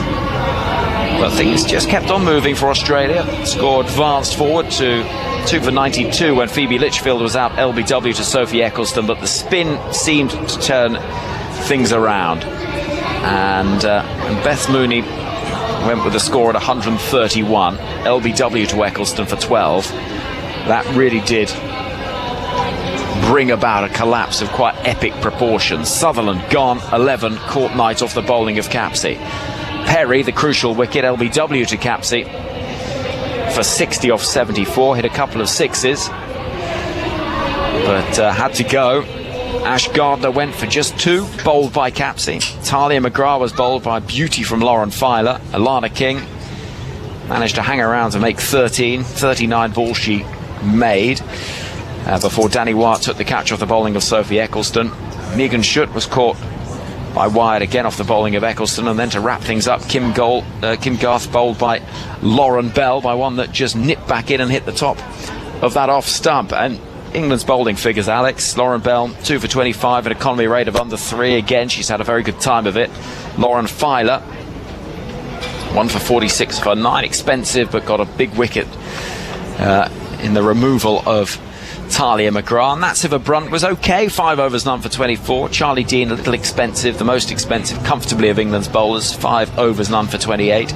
But Eccleston, 10 overs, 4 for 35. Capsey, we will get onto in a moment. But first of all, Sophie Eccleston, 10 overs, 4 for 35. Yep. She's the world's best for a reason. Yeah, of course, and I think she's actually improved her game significantly against Australia. We've seen in the last 2 ODIs, or the first 2 ODIs that we've seen, is that she's actually bowling so much better to the left-handers now than she has done before. That right-left-hand combination has thrown her a little bit, and her numbers against Australia haven't been great compared to her, unreal numbers from the rest of the world. So Eccleston just proving why she is the best in the world again today. Yeah, outstanding. What about Alice Capsey then? Had a tough time of it with the bat in the first game, dropped a crucial catch as well. She looked, dare I say, a little bereft and lost on the outfield after that first game at North Sydney Oval. Chucked the ball today though. She gets 3 for 22 and picks up 3 for none off 19 balls at one point. Loves bowling in Australia. In the WBBL, her bowling was so much better than her batting. And again today, she came in, she made things happen. She created opportunities, and that's all you can ask. I think England, if they are playing her as an all-rounder, they have to bowl her, and she's proven exactly why she needs to be bowling today. England should win this game. Do you think they will? Yeah. Right then, here we have got a beautiful day in front of us, but not such a beautiful day for Australia so far. Michelle Goscoe is alongside me. England have a target of 181, having bowled Australia out. Yeah, believe it or not, bowled Australia out for 180 inside of 45 overs. Yeah, it was a great performance actually from England. It had a feel at the beginning. Healy got a start, 29 off just 19 deliveries, and it had a feel like the Aussies were trying to get to sort of that 300 mark. And then all of a sudden, Alice Capsey's come on, absolutely changed the complexity of this game, and it's got her team back in the game here. So, yeah, it's all on the line here for the Aussies. They were just deep in discussion in their little inner ring that they have before they go on. They'll be certainly disappointed. I can't remember the last time they didn't bat their overs in a 50-over game. I'm so glad you asked me this question, because I can tell you it's the first time since 2019 that Australia's women have been bowled out in the first innings of a home ODI, and the first time since 2009 they failed to reach 200 when batting first in a 50-over game at home. Thank you to Hypercourse for those stats. Hypercourse is a very good friend of the programme. It's all the numbers, all the stats. Oh, amazing. You need people like that in cricket, because then we take advantage of it, don't we? I agree. It's always important to give credit to whoever has provided the information. Yeah, absolutely. Great job. Fantastic. Right then, so England's openers heading to the middle. Tammy Beaumont sprinting out alongside Maya Bouchier, who has bowled the first ball that she faced the other day at North Sydney Oval, but got a reprieve because Megan Schutt had overstepped. How do England approach this? That's going to be a fascinating question, because they don't need to go particularly quickly, but what they can't do is risk getting bogged down and allowing Australia to build any sort of momentum. So positivity, cautious positivity. Yeah, I reckon the order of the day. Yeah, I agree. They've got a bit of time to get themselves in, but sometimes it's like in T20 cricket, the lower the total, sometimes that's the harder one to chase, because you look at that scoreboard and you go, okay, well, I've got plenty of time, and all of a sudden these wickets fall and you're in trouble. So yeah, I agree. I think they've just got to approach it like they're chasing 250, and we know there's going to be spin on offer, and they need to try and get through these first 10 overs without losing a wicket. So that's really key here for England. Kim Garth, and I say this with the greatest compliment possible, is a cricketer that loves it to be boring. She wants to see dot balls, and she can grab a wicket in there, all the better, but she is happy if it is tedious and just building that pressure. She will be opening alongside Megan Schutt, I have no doubt, but it is Schutt at the far end of the ground as Alex Hartley comes to join us in just a moment. And we see Maya Bouchier to face the first ball of this innings. Alex, hello. How are England going to approach this? I think just bat, to be honest. There's no pressure of the scoreboard, is there? We saw Australia get off to an absolute flyer, and then England took consistent wickets and really pinned them back. So for me, it's just bat and bat. Well, we shall wait and see. Right, here comes the first ball, left alone outside the off stump by Bouchier. England's target 181 to level up the series, which would be quite a thing. I think that there was a few questions for England, who were reasonably positive after the first game. They'll be feeling a lot more positive after that first innings, where Australia dismissed for 180, 4 wickets for Eccleston, 3 for Capsey. Here is Schutt at the far end, right arm over, a slip and a gully in place. Boucher waiting. Oh, beaten. A wafty drive outside the off stump with little to no conviction, I think it is fair to say. I've lost my pen. I had it a minute ago. I nicked it, didn't I? But actually, I gave it back, definitely. I think it's on the outfield. He said with a degree of uncertainty. It's one of those clever ones that's got lots of colours on it, isn't it? It's one that everyone always wants to steal. In comes Schutt again, bowling to Boucher, lunging forward. That's a nice shot. Pushed through the offside, quick outfield. The Gulls scatter in pursuit. It is Ash Gardner chasing and does brilliantly. I have to say, that is fabulous fielding from Gardner. And it is 2 runs saved. And applause from all those in the green and gold around Junction Oval. Yeah, how many times in this fielding innings are we going to say brilliantly fielded by Australia, by so-and-so? Because they are just clinical in the field. Well, they do tend to do things that other sides just can't possibly manage. And it saves so many runs. England 3 without loss as Beaumont gets ready to face her first ball, defending into the offside. In fact, it's not Beaumont, it's Boucher, but the scoreboard, they ran 2, I'm sure of it. Well, Boucher's facing. Yeah. But Boucher faced the first ball. So somebody's miscounted. And it wasn't me. I don't know. Yeah, they've corrected it now. 2 without loss. Boucher on strike. Schutt is bowling a ball which angles in towards the England opener, who scored 100 on Test debut in South Africa before Christmas. Yeah, it was an impressive innings, wasn't it? Really impressive from Maya Boucher. Guy emails. tms@bbc.co.uk. Dear Henry and Alex, having been at North Sydney on Sunday, slow start to the series, but some green shoots for England. Here comes Megan Schutt, bowling a ball that will be pushed to the offside by Boucher, and the over comes to an end with 2 runs from it. England chasing 1-8-1, the score 2 without loss after the first over. Watching on TV today, says Guy, and listening to the coverage on Grandstand Cricket and Test Match Special, I was concerned at the start, too many 4 balls, it could be a long day, but hats off, what a comeback from England. Stuck at it beautifully, the spin twins bowled so well. Fingers crossed for the batting, always makes me twitchy, hoping for a win. So I can see a cracking series decider, or a little mini series decider in Tasmania. In the commentary, I think Alex's outfit is quite fetching. Yes, Guy. There you go. Thank you. Right, Kim Garth with 2 slips in place and a gully, which tells you all you need to know about how Kim Garth bowls. Really, she gets hooping away swing and is very difficult to get away. So I'm going to be intrigued to see how Tammy Beaumont gets on here. England needing 179 further runs. Yeah, she bowled so well in the first ODI as well. Garth bounding in, right arm over to bowl to Beaumont. Well, that's not a good ball. First up, leg side wide. That's a rather enormous lorry of the sort you tend to only get in Australia. One of those ones that's sort of 2 huge trailers goes drifting down the road towards St Kilda in the distance. You know what I mean? They're sort of not quite the full land train, but they're getting on that way.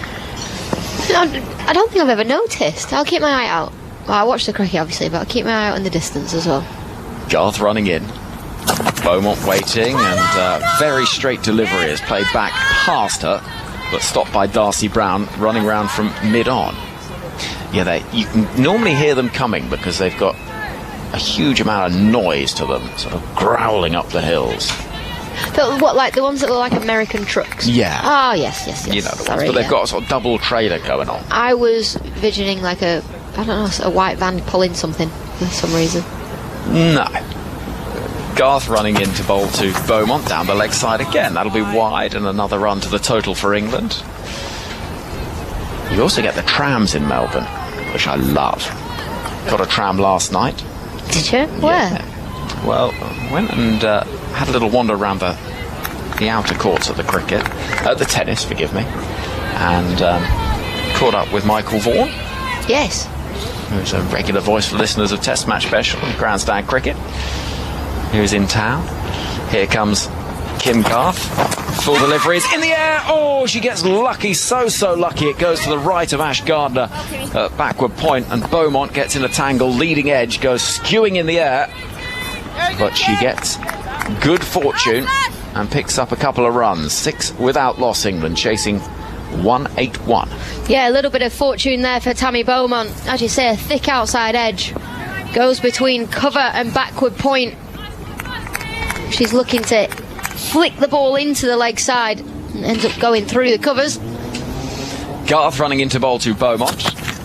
And this is more competently played, square on the leg side. There'll just be one there, however. And the score moves to 7 without loss. And so we went to, we were in the, watching on the big screen on one of the grass banks when Nick Kyrgios lost to one of ours, Jacob Fernley. Yep.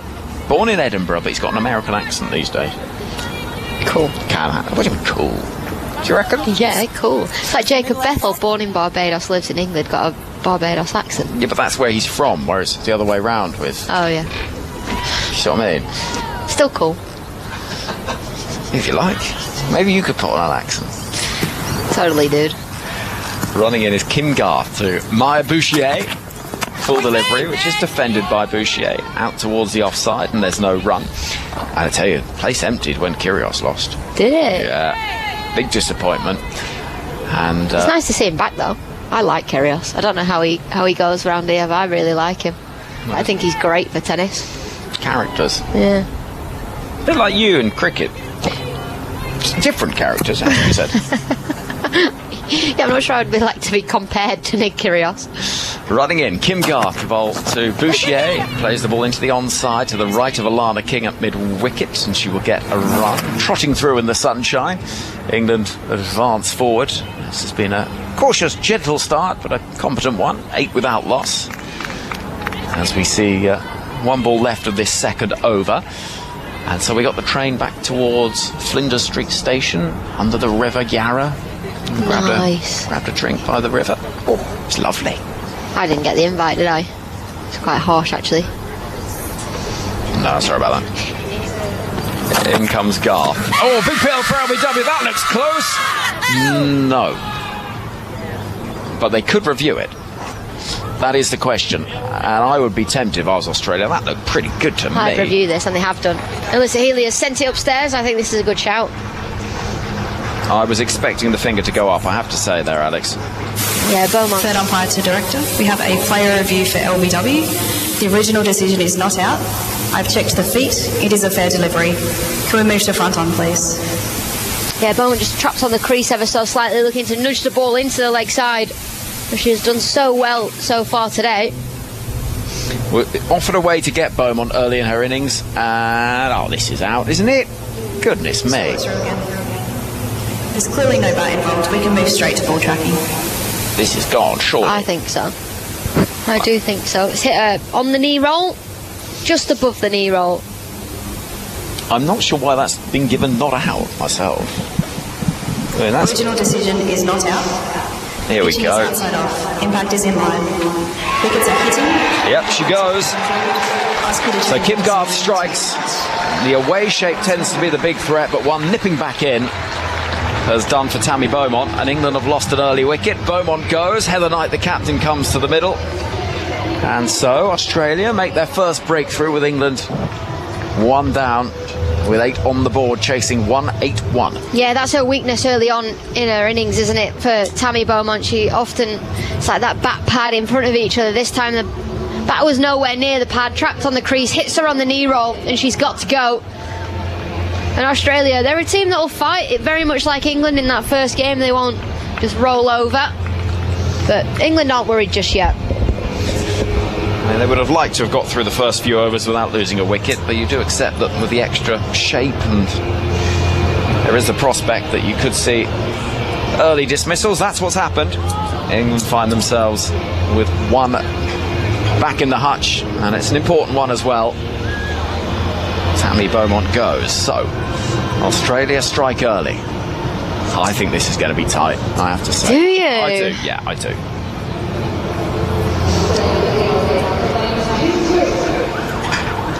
So Megan Should at the far end, with the keeper standing up now, Alyssa Healy.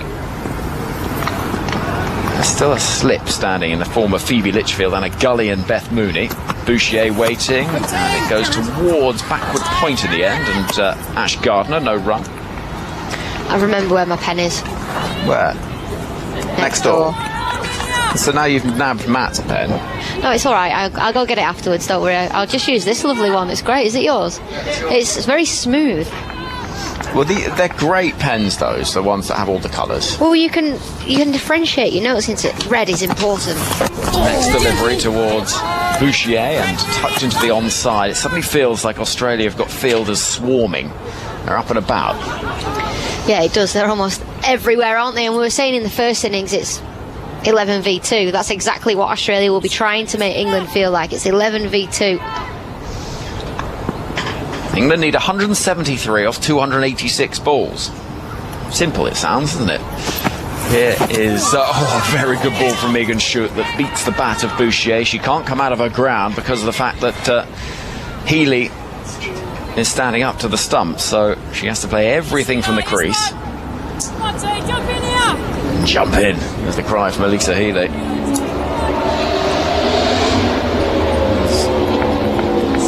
Boy racer goes down the road. I'm always so impressed. I know. In comes Schutt bowling a ball which is chased by Bouchier. It's short and wide but missed. Hits the gloves of Healy up to the stumps. I know, nothing, revving an engine. Nothing impresses a woman more, you know. You always think, he must be a belter. You never know, it could be a girl racer. That is not a woman. In comes Megan Schutt, bowling to Maya Bouchier. And down the leg side it goes. That'll probably be wide, and it is. Bouchier's missed out there because there's one fielder up inside the circle on the leg side who was potentially going to be able to stop that. But a wide is signalled, so England 9 for 1. The first run added during this third over. 181 is the target. The goals have disappeared again. They sort of hang around for a bit and then decide they're going somewhere else. Schutt bowls to Bouchier, deep in the crease and defending into the offside. I wonder who orchestrates things from a collection of seagulls. Or do you think there's like a boss, like a Queen Bee? Yeah. Queen C? Yeah. Doesn't really work. It has to be Queen S, but it's not the same. Yeah, I don't know. Queen G would work, because they're gulls, aren't they? Yeah, because seagulls isn't actually correct. Yeah. We always get told off for that. I've just looked it up. In comes Schutt, and it's a poor ball, but it's a good shot. It's clattered away square on the offside by Bouchier, who was on it so quickly, and it is punished to that boundary square on the offside. England 13 for 1 after 3 overs. One of the shots of the day, that from Maya Bouchier. Comes out of her crease, slaps the ball through the covers. She's played that so well because she's thinking it's going to be a full ball. It's short, she adjusts, front foot, cut shot before. Apparently, the collective noun for seagulls is a colony. Yep. A flock of seagulls was a band in the 1980s. Right. So I don't know if they've just got that wrong. Maybe someone needs to get in touch. A bunch of seagulls. I'd go for a bunch of flowers. Bunch of ducks. Which is what England will be hoping doesn't happen in their run chase as we move back onto the cricket. 13 on the board, 1 wicket down. We could just spend... we could have... what do you call Australian cricketers as a collective?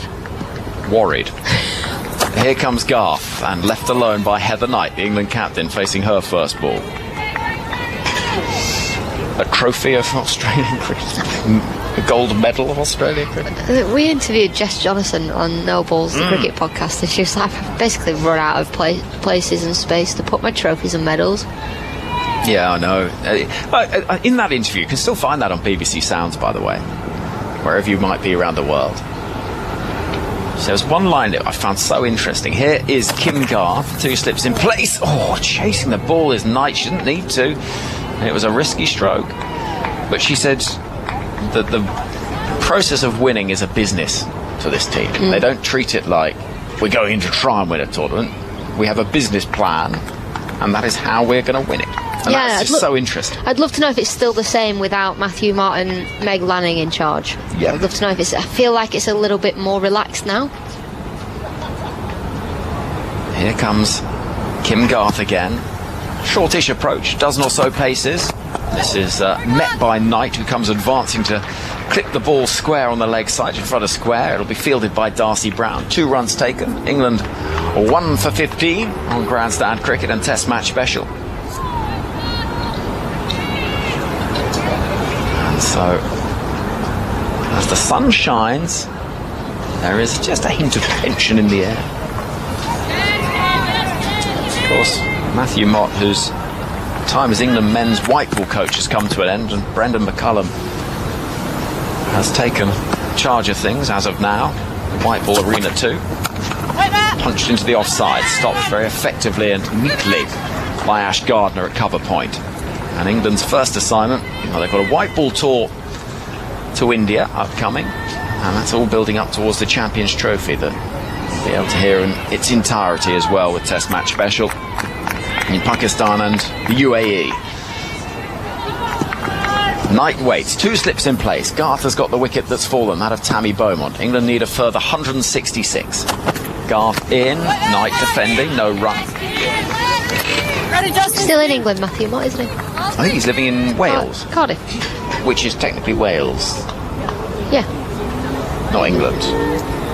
Oh, same thing. Oh, I've offended a lot of people there, haven't I? You tell that. I'm going to tell Theon next door. I've done that. Oh, Alex, you can't say that. It's the England and Wales cricket board. Yeah. So that. That's what I meant. No, don't you try and get me involved. Here comes Garth. Cut away towards backward point, awkwardly, but well stopped by Alana King. End of the over, and it's a pretty good one as well from Kim Garth. 4 overs gone, 2 from that one. 15 on the board for England. They've lost 1 wicket in pursuit of 181. They are very much different things. It's Great Britain or the United Kingdom, but it is never England is the same as Wales or Scotland. Well, they all touch. Yeah, all right. And so Spain, France and Italy are all one thing. Yeah. I'm not having it. Yeah, all right. I'm telling Field on you. No, don't, because Welsh are so proudly Welsh, it makes me ill. It's like she was saying the other day, you must be really proud to be Mancunian. I was like, not really. It's just a place that I live. Quite happily live somewhere else. Not the Welsh.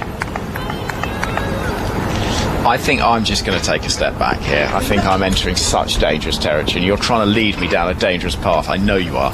Megan Schutt bowls to Maya Bouchier, punched into the offside, and it'll be stopped by Elise Perry at cover. If you missed it earlier on, England bowled out Australia for 180. 4 wickets for Sophie Eccleston, 3 for Alice Capsey.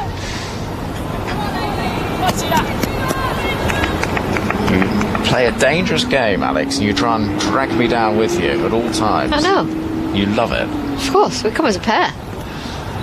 Schutt running in towards us. Bouchier goes big into the leg side. She's going to get 6 here. A massive 6. Behind square, sat up invitingly, and Maya Bouchier, well, she was trying to interrupt those picnics over on the grass bank. Didn't quite get it that far, but she got it some distance. Yeah, biggest one of the day for Maya Bouchier. Just back of her length from Megan Schutt. It's not an awful delivery, to be completely honest. It's probably hitting the top of the stumps, but it's beautifully picked up from Maya Bouchier. Schutt bowls to Bouchier, who's this time a little more circumspect to defend into the offside, and there's no run. Yeah, I tell you what, Alex, that was some statement shot. Yeah, great shot. Great shot from Maya Bouchier. It's just the picking up of length that, it's not a bad ball at all. Well, there's a lot of freedom on that leg side. Yeah, and I was surprised England didn't play shots like that more often in the first game. Just try and put a bit of pressure on. Schutt bowls, in the air. It goes flashing over slip, but down to the boundary below us. Runs starting to flow for England and Maya Bouchier. And Megan Schutt will be encouraged by that more so than the boundary earlier on in the over, because that was just a little risky, but it goes flashing quickly down below us. Yeah, a little risky there from Bouchier, like you say, but actually, if you're going to swing hard and it goes straight over Beth Mooney's head, who's at gully, and there is no third. Schutt again, this is down the leg side, and actually doing pretty well is Elisa Healy to get anything on it, because if she'd missed it, that would have gone down for 5 wides. Instead, it is a wide and an extra run taken. So England now need 154 from 272. That's the equation to level up the series. A series you will hear every moment of on Grandstand Cricket, ABC Sports Digital, the ABC Listen app, 5 Sports Extra, and BBC Sounds on Test Match Special as well. Lovely to have you with us wherever you might be. It's a mouthful, that, isn't it? Megan Schutt running in, bowling to Knight, who defends. A little bit, but I like it though. You make it sound big. Have you got it written down anywhere? On that enormous screen in front of you. See it? Yeah. It's the text for me, so you can text us, I think. Can you text us today? You can. I'm going to read it. 0467 920 222. You need an easier number. You need like a 0800 444400. Schutt bowls. It's pushed into the offside, and there's no run. For those that were wondering, I think that's the live and kicking number, wasn't it, back in the day? Was it? Might have been on BBC television. Right, I'm getting out of the way. Thought it was familiar. Okay, Alex, I've never been happier to hand over custody of you on commentary duty as I'm about to do to Matt Clinch. Grandstand Cricket. Australia versus England in the Women's Ashes on ABC Radio, ABC Sport Digital Radio, and the ABC Listen app.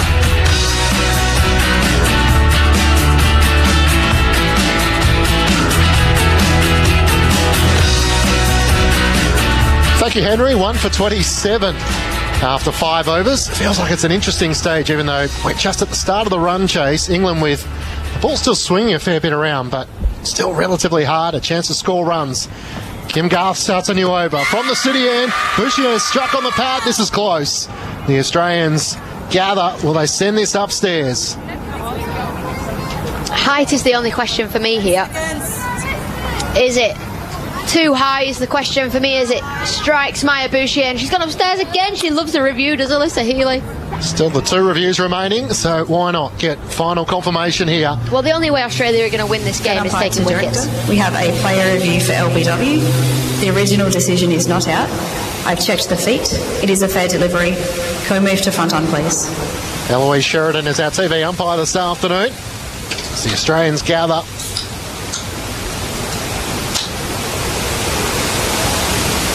Just roll it through for me again. Yeah, clearly no bat involved. Can we move to ball tracking, please? And Kim Garth may have actually done too much here. Looks like it might slide down leg. Yeah, it's not out for me, this now. And in the end, they'll lament a wasted review potentially here.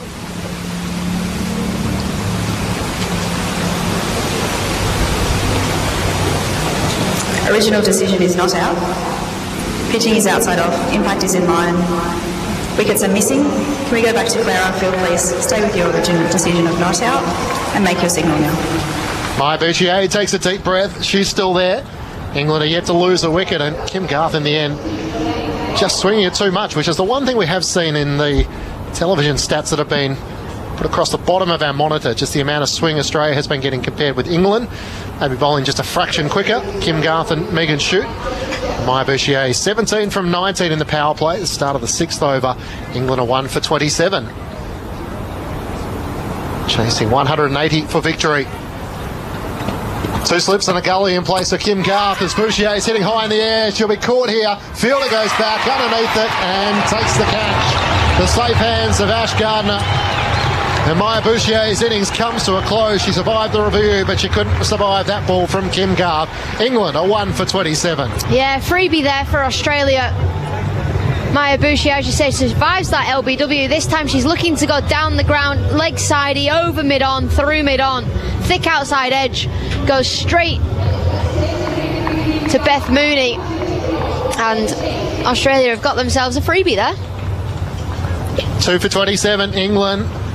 Chasing 180 for victory, and Maya Bouchier looks in good touch. 17 runs from 20 deliveries, including 2 fours and a big 6, but wanting to continue to attack. And I guess if we've learnt one thing, Alex, it's probably not that sort of pitch where you can continue to sort of to swing the hands. You've got to pace your innings, don't you? Yeah, and I think England have got so much time. You know, they're only chasing 181 to win. You can take the full 50 overs if you want to. You know, you don't have to go crash bang wallop, but middle there.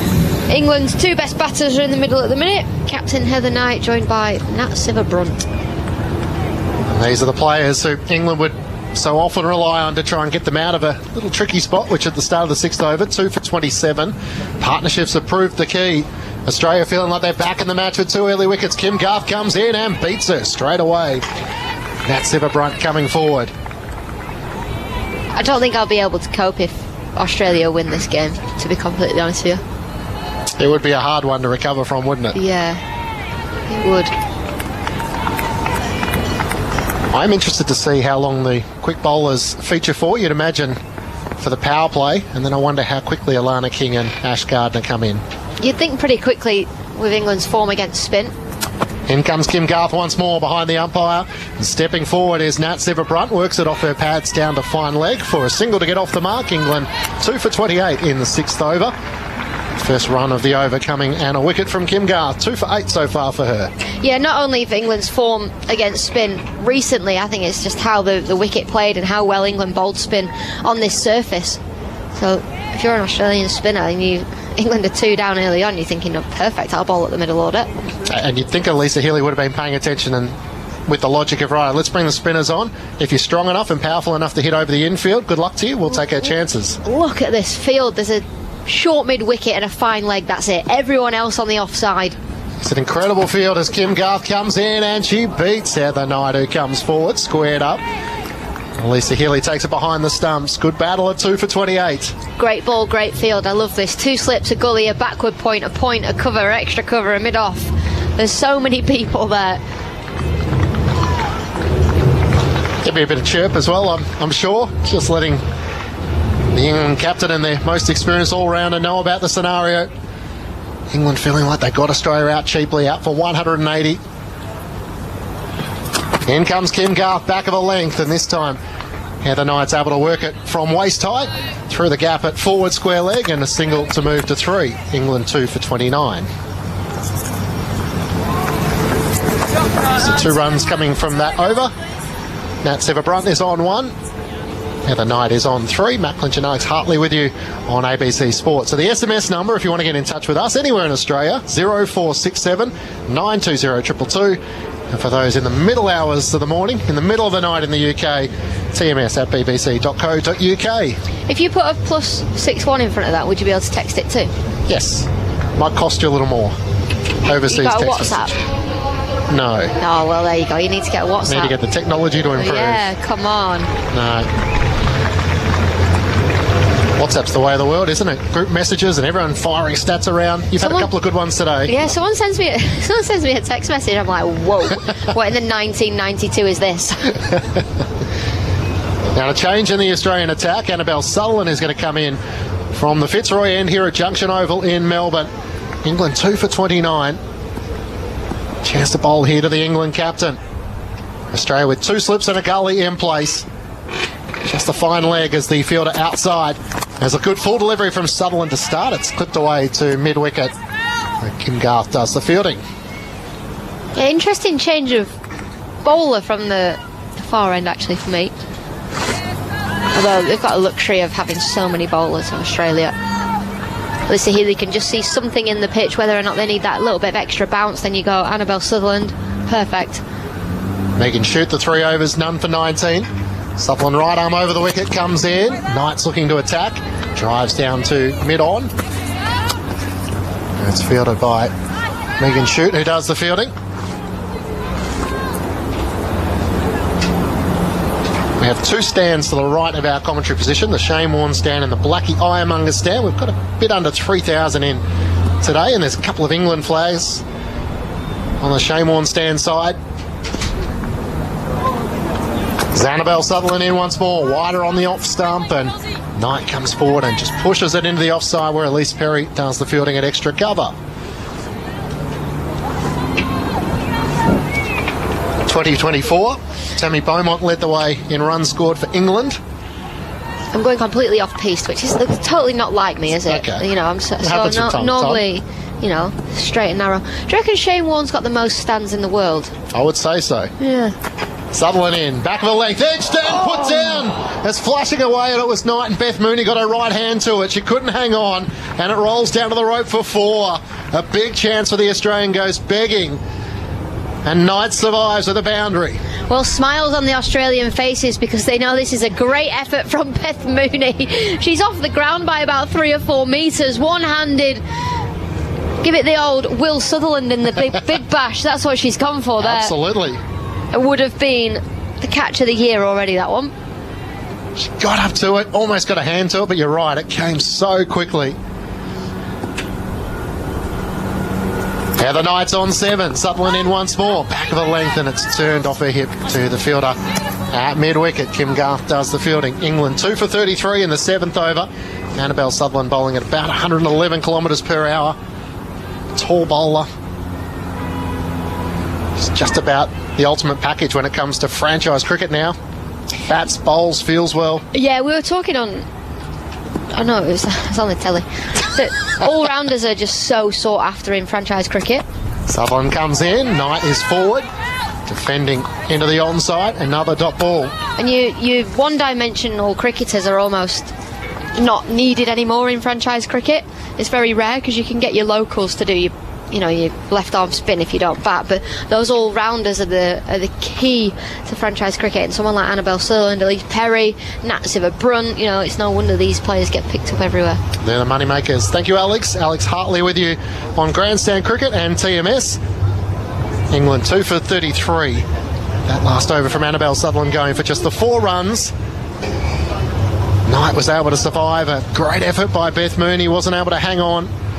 She's 7 from 16 deliveries. Nat Siva-Brunt is 1. The 2 wickets to fall so far. Tammy Beaumont was out for 3. And Maya Bouchier out for 17. Kim Garth starts a new over from the city end here at Junction Oval. Nat Siva-Brunt comes forward and just defends into the offside. Michelle Goss goes back with you on Grandstand Cricket on ABC Sport. Welcome back, Gozzy. Thank you, Clinchy. I just want to clarify, I did not steal Alex's pen. No, as it would turn out, Alex was the only person who lost Alex's pen. Everyone else got blamed at one stage, but I think we found it. It was where she left it. Phew. Good battle taking place at the moment. 2 slips and a gully in place for Kim Garth. Fine leg is the only fielder out at the moment. A stacked offside with just 2 on the onside as Garth comes in. Back of the length edge, and it doesn't carry from Nat Siva-Brunt. It lands just in front of Phoebe Litchfield at second slip. There's enough in this pitch, isn't there, at the moment? Kim Garth gets swing anyway to the right-hander outswing, but at the moment there's a few edges going in. That would have been a remarkable catch from Beth Mooney if she'd been able to grab that. Another wicket here, then all of a sudden the pressure's back on England. Certainly is at 2 for 33. Garth in and beats her once more. Siva-Brunt just has a look at just a little bit of movement here from Kim Garth. 1 from 5 deliveries. Yeah, just looking at the outfield too, they've only got 1 fielder outside the inner ring, so only someone at deep fine. Everyone else, a couple of slips in play, a gully, mid-wicket's just a little bit closer and straighter as well, so they reckon they're hunting here at the moment, the Australians, for another wicket. Siva-Brunt so crucial to this run chase, back of a length, and she tries to just pull it away to Alana King, who does the fielding at short mid-wicket. Yeah, the squeeze is on, isn't it? 4 dot balls. And, Kim Garth, 2 for 10 at the moment into her 4th over, so she's been exceptional. Haven't used spin as well, the Aussies, and we know how potent they can be. Yep, Alana King and Ash Gardner would be keen to get involved. Kim Garth turns at the top of her mark, comes in, and once more just angling away from Nat Siva-Brunt. I'll tell you what, Kim Garth's biceps must be massive because the hands go on the head nearly every single ball. The amount of time she goes past the outside edge of the bat. Ooh, get the guns out. It must be hard for her as well to stay focused. It must be really frustrating going, gee, what have I got to do to get the outside edge here? Yep, the Irish woman who plays with a fair bit of flair and passion in the way in which she goes about it. 5 dot balls so far. Nat Siva-Brunt takes a stride down the pitch and off an inside edge onto her pads, gets through for a single down to wideish fine leg. So just 1 to close out the over. England 2 for 34 after 8 overs, chasing 184 victory. So 147 required with Nat Siva-Brunt on 2. Heather Knight is on 7. Matt Clinch alongside Michelle Gosgo with you on ABC Sport and via TMS on BBC 5 Live and BBC Sounds. And I think we'll see Kim Garth probably bowl 5 overs, 5 or 6. That's what she did in Sydney, at North Sydney Oval on Sunday. Used to great effect. You've got the ball that's a bit newer early on, the white ball, so you want to try and extract as much swing as you can with it. And she's more damaging with the new ball, whereas Megan Shute is used to bowling in the death. And that's right. Coming back perhaps when the ball isn't doing enough. Annabelle Sutherland starts a new over from the Fitzroy Street end. A great full delivery to Nat Sevabrunt to start the over. She digs out the Yorker and plays it to Ash Gardner, who does the fielding at a squarish mid-on. Well, it can be a bit sliding doors moment for Megan Shute. She should have had a wicket. I think it was second ball of the game, and she's got her Ashes campaign underway. And she found it a little bit difficult, and then none for 19 after 3 here. So it's funny how one sort of ball can change your trajectory of your performance. No one to blame on that one with the front foot. As Sutherland comes in, Sevabrunt drives straight to Elise Perry, who does the fielding at extra cover. The worst thing, Clinchy, is a spinner. If they bowl a no ball, seriously, you're running off 3 steps. Yep. How can you get that wrong? No, that is when the hands go on the hips, and we do see the teapot from time to time. It should be a fine. It's just like, how can you bowl a no ball? I don't understand. And yet it's funny how often we see it. Annabelle Sutherland steaming in, wide outside the off stump, and Nat Sevabrunt defends once more into the offside. So just 9 overs into the run chase, 2 for 34. So it's almost like England are making a conscious choice here. Let's just play with a bit of composure. Nat Sevabrunt 2 from 11. Heather Knight is 7 from 16. And let's just try and put a bit of pressure back here on the Australians. Try and find the runs from the bad balls, but not panic here, having lost 2 early wickets. Sutherland streaming in, right arm over the wicket. Sevabrunt lets it go by, and it's taken by Healy behind the stumps. Phoebe Litchfield in at first slip. As we mentioned, Beth Mooney, sort of a fourth slip gully position. Alana King at backward point. Elise Perry fielding at extra cover. Talia McGrath at mid-off. Megan Shute at mid-on. Kim Garth is doing the fielding at mid-wicket, and Darcy Brown down at fine leg. In comes Sutherland, another good delivery, just trying to angle in towards that off stump. Nat Sevabrunt looks to cut, makes no contact. 2 for 34, with 1 ball to come in the 9th over. 5 top balls so far. Yeah, and there's no dot ball pressure, is there, for England at the moment? The run rate required is only 3.5 runs per over. They're sitting at 4 currently at the moment, so because the Australians didn't bat out their overs as well, so they can afford for this to be a little bit slow, consolidate for a little bit here, England. Sutherland looking to close out this over, back of the length, and beautifully played by Sevabrunt. Backward a point for 4. Waited for the bad ball to come, eventually got enough width to pounce all over it, and finishes the over with a boundary. That's all England have to do for victory. 2 for 38 after 9 overs. Sevabrunt moves to 6, is on 7. Matt Clinch and Michelle Cosgrove with you. Alex Hartley made the mention, what would happen if England were to lose from this scenario, having got Australia to an all-time record low of 180, as you heard the stats that were rolled off, a 16-year low from an Australian point of view on home soil, their lowest score, batting first here in Australia since 2009. It's almost the ideal scenario for England, and yet they've lost 2 early wickets. They've got their 2 most experienced batters in the middle. This is where they need to relieve a bit of the pressure. Yeah, this is key here for England. Kim Garth starts a new over from the city end. Good full ball to start, but it's clipped away beautifully by Knight off her pads. Out towards the boundary, just forward of square for 4. Kim Garth given the full treatment there, just a little too full. 2 for 42 as Knight moves to 11. Yeah, 2 full, 2 straight there from Kim Garth. Nicely worked from Heather Knight. When she's in full flow, and I know I'm an Aussie, but as a batting person, I love seeing good batters, and someone like Heather Knight always presents full face of the bat. Garth in, right arm over the wicket, back of a length, and this time Knight is forward and defending. And it was really key for the Sydney Thunder when she came in, completely changed the complexity of the side, and all of a sudden they went on the winning streak, the Thunder.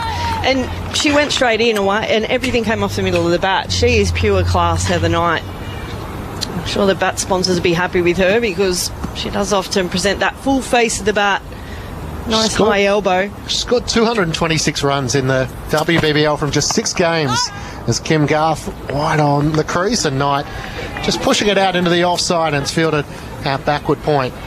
So 226 runs from 6 matches in the WBBL. In the Women's One Day Internationals last year, she scored 201 runs from just 12 games. Obviously not batting every time, and in the middle order a lot. Smriti Mandana led the way last calendar year, with 747 runs from 13 matches, 4 centuries and 3 50s. As Kim Garth comes in, back of a length and defended by Heather Knight, showing the full face of the bat as it's gathered by Darcy Brown, who does the fielding at mid-on. Tammy Beaumont, the 3rd leading run scorer last season, with 554 from 15 innings, 3 centuries and 4 50s. Yeah, that was a big wicket to get early on, wasn't it, for the Aussies? So just a little bit of a discussion happening at the moment. Kim Garth looks like Elise Perry she might be having a chat with here. Yep, Elise Perry. So just trying to get the field right here. Might be coming up to the stumps. So a helmet coming out for Elisa Healy. I thought that might have happened a bit earlier. They did that at North Sydney, and it's stopping the English players having to bat out of their crease. They're quite happy to adventure down the pitch to change the length of the ball. So I like this move here. It's a nice aggressive one from the Australians. I was interested during the men's Border Gavaskar Trophy listening to Alice Carey chat at the end of the day as to whether it's the captain who makes that call or the keeper who makes the call. And he actually said often it's the captain. Yeah, and right. so you just, as the keeper, go up, and if you put down a catch, it's like a dent against your badge of honour. So Alyssa Healy, having returned from injury, I'm not sure whether this is what she would want as Kim Garth comes in. And it's worked away to Darcy Brown, who does the fielding at mid-on. Knight's on 11. Siva Brunt is on 6. England 2 for 42.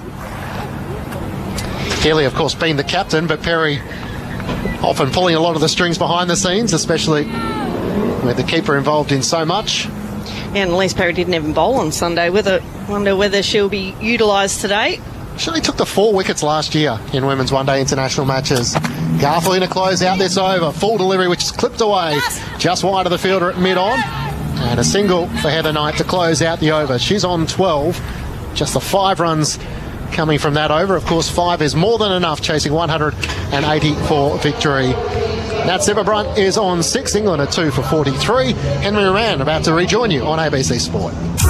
Grandstand Cricket. Australia versus England in the Women's Ashes on ABC Radio and across the UK via the BBC. Well, the sun's shining. It is a beautiful scene in front of us here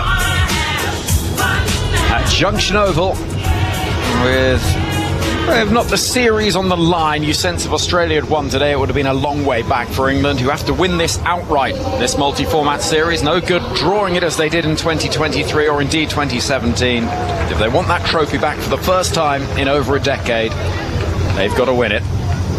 Yeah, they certainly do. This is absolutely crucial for them today.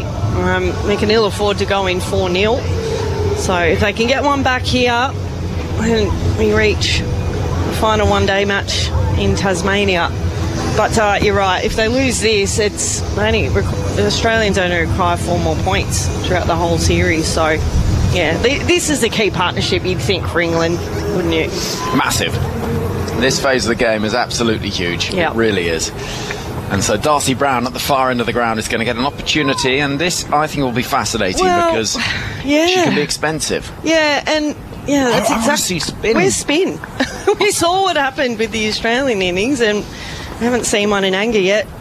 Well, we've got deep third down below us. This is one of 3 on the boundary. And fine leg and backward square leg as we see Heather Knight waiting, and that is a very loose delivery down the leg side. It is quick, but it is wild from Darcy Brown, and much like Lauren Fider, that's sort of what you get. Yeah, if she can deliver an unplayable delivery on clips on top of off stump, top of off leg stump, but yeah, she can be expensive as well. Can't afford to drop short here. We've got someone on the boundary forward a square, but that's it. There's all that open real estate over mid-wicket. Next delivery is pushed. That's a better ball, but it's pushed into the offside, out towards Sutherland, who throws with a degree of fury. Do you think it gets to the point where the spinners just, when you're down at third or fine, you start warming up and, like the old under 12 sort of adage, and start warming up, and the skipper sees you and goes, all right, I'll bring you on. Marnus Labuschagne does it all the time. I know, I Never love gets to bowl. Because he's trying to bowl at 150. Knight defends from the crease, looking pretty confident and competent with that. Well, when he does get to bowl is because he's been made Queensland captain. So he's brought himself on more than he ever has bowled in his whole career. I like that from a captain. None of this, I'll leave it to the others nonsense. It's part of the captain's prerogative. Get out there. Have and a it's bowl. worked too. Yeah. Well, he's been quite successful in England, hasn't he, with his bowling? Glamorgan, he's having it time back. That time is ball as well. This is a little bit wide, and Knight is quickly on it to get a single down towards Alana King below us, one of those who might be quite keen to have a bowl sooner rather than later. England really struggled against spin in that first ODI at Junction Oval. Yeah, and they've got Ash Gardner, who we know she's world-class, Alana King. I think I was contemplating what had happened. England really brought the stumps into play today, with the LBWs and the bowls. They didn't bowl as wide as they did on Sunday. Darcy Brown bangs it in short, that'll be wide. Signalled square on by Claire Polisak. Off the other. And one for the over as well. So England 46 on the board, 2 down, midway through the 11th over. A couple of wides so far in it. Their target is just 181. Yeah, one thing these two won't do is get bored out in the middle. They know the enormity of this partnership here and this game. This is a full delivery, which is beautifully played. Down the ground from that Siva Brunt. It's going to head up towards the boundary. Talia McGrath herring after it. Can't stop it. She gave it her all and was quick across the ground too, but it had enough on it from that Siva Brunt to bring 4 runs. And with it, the England 50. 50 for 2 is the score. Siva Brunt to double figures. And they're just chipping away at this target. Yeah, it was a wonderful strike, wasn't it? Straight through the line of the ball. No protection there at mid-on. Simple punch down the ground. Timed it beautifully. Didn't try and overhit it. Excellent shot. Running in again comes Brown, and this is defended, just eased out towards mid-off by Siva Brunt, who won't want to take any chances. Solitary bird wanders the outfield, wondering where its friends have gone. We have it's funny with the Sheffield Shield, men's Sheffield Shield, that happens. We always inevitably talk about the wildlife, because there's always a magpie or a bin chicken, which some people get upset calling them that. But that's a bush turkey. An ibis. Oh, is it? Oh. Yeah. Yep. Sorry to any ibises listening. Full delivery. It's a good ball as well from Darcy Brown, whose slingy action provides plenty of pace. As a dot, end of the over, 11 gone. And the score, 2 for 50, 50 for 2. A bin chicken. Yeah, they seem to find food without any bins or anything, and people do get offended when you call them bin chickens, but the ibises of the world. As I said, apologies if any ibises are listening to our broadcast. Well, I've heard they're enormous fans, actually. I'll tell you what, they're very good scavengers. So they will... It's those long beaks, I suppose, isn't it? Yeah, and they fly. That's the scary thing. You see them, look at them out there. And there's inevitably at cricket grounds, they're always around, and then next minute they're flying away. A bit like you get certain fielders that look like they shouldn't move well across the outfields. Like me, when I played. But then end up being quite effective. You get an ibis that looks as though it shouldn't be quite as graceful through the air as it might be. We're going to see Ash Gardner into the attack, and that will be a sight that I think will fall reasonably nervously in the England camp, because she's been so effective with the ball in recent times, particularly in contests against England, and I think this could be a really interesting phase of the game. We saw what spin did in the first innings, with 7 of the 10 Australian wickets falling to spin, and in that first game Ash Gardner picked up 3 for 19. She comes in now to bowl her first ball, which is tucked into the leg side, and there's a little hesitation, but they will get through for a single. So England moved to 51. It's a funny thing. Ash Gardner made a few adjustments probably about 4 years ago with her action, just to get more turn on the ball, and it's worked to great success. Gardner in again, tosses it up, defended into the offside by Nice, Ash. Red channel. the England all-rounder Nat Siva Brunt. And she's a little bit slower through the air, but also she's quite effective at pushing it through a little bit quicker. But, she's absolutely spinning it a lot more than she used to. Gardner comes in again, giving a little bit of space, and Nat Sivabrunt is going to punish that through the offside and get 4. Out towards the grass banks. That's a nice-looking shot. And it wasn't much width, but anything on offer. And Sivabrunt is right on top of it. England 55 now on the board for the loss of 2. That's 2 really good shots, isn't it? One down the ground off Darcy Brown, the on-drive, hardest shot in the book to play. And that one just pounced on it. It was a bit shorter there from Gardner. Next ball is a little bit short again, but it's straighter, and so the cross-batted attempt from Sivabrunt goes straight. Another area she likes scoring, anything short, straight, she'll look to hammer through wide, long on. That's a straight pull. Coming forward, clipping the ball instead this time. Down the ground to Sutherland, who picks up below us. And after 11.5 overs, the game intriguingly poised, but England on top. 125 needed from 2-2-9, 8 wickets in hand. Yeah, definitely on top at the moment, England, but we know that games can change just with one delivery. Is that going to be this one? No, it's not, because Heather Knight will come forward in defence, and the first over from Ash Gardner doesn't yield a wicket, but she takes her cap from the umpire. There'll be plenty of encouragement, I think, from what we saw in the first innings from the spin attack from England, particularly Alice Capsu. Oh, exceptional. I mean, she bowled 19 balls and picked up 3 for none. Oh, unbelievable. And the fact she didn't bowl on Sunday in the first game. I mean, yeah, she underutilised, I think, and we've mentioned a couple of times how successful her WBBL season was. And today, she was excellent. She just offers a point of difference to Sophie Eccleston, who's really tall, gets it through a little bit quicker. Capsy gave it a little bit of air at times and was a little bit slower, but she brought the stumps into play a lot. She was really disciplined in sort of what delivery she had. She was the X factor today. Yeah. Real point of difference. Slip in place as Darcy Brown continues from the far end of the ground as we look at it. That's onto the pads of Sivabrunt, who will tuck the ball down towards Megan Shute. 1 run taken. 57 on the board. Do we think maybe they've read it a bit wrong that they've brought Darcy Brown in and didn't bring Georgia Wareham? It's a real question to be asked. I mean, we can ask that at the end of the day. Maybe, would they utilise Darcy Brown? She's so used to opening the bowling. But whether they would have liked another spinner on this surface. In comes Brown. That's a good full ball, which is defended by Knight with a very high elbow. Considering you've got Elise Perry as well and Talia McGrath that could bowl some overs for you if you needed. So, yeah, I think maybe they've read this pitch a little bit wrong. And it'll be interesting to see if England does get up here what the Australians do with their lineup in Belrive. Both sides unchanged today. It's the St Kilda end, that far end. She comes running in from that part of the ground, and that's slashed just behind square on the offside for 1. No is the cry from Nat Sivabrunt. It won't be more than just a single. We've got the City end and the St Kilda end. We find ourselves at the City end with the skyline of Melbourne behind us and out towards the sea and St Kilda in the distance. Yeah, it's pretty cool, isn't it, here?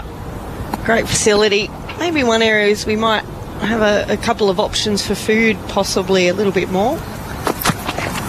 Oh, Sivabrunt just thinks about pulling the ball into the leg side and then just drops it at her feet. No run. So you'd like a few more food stalls? Well, we had a lot at North Sydney Oval, as you saw. Oh, it was a carnival. It was pizza, gosme, gelato, beverages. There was a few alcoholic ones as well, which we didn't jump into, but it was great. Speak for yourself. Here comes Darcy Brown. And Sivabrunt is defending. That's a good delivery, which is right on the top of off stump. But it was pretty cool. Right? There was so many different options there to have. And I mean, look, they've done a great job here, and they've got some really good food options here, but yeah, maybe one more, maybe halfway around near the... What's the ideal option, do you reckon, on hot air cricket? Yeah, look, they've got fish and chips down there, I think. Anything fried. That It's played off the back foot by Siva Brunt up towards mid-off. End of the over, 2 from it. That's well bowled by Darcy Brown, who showed good control in that over.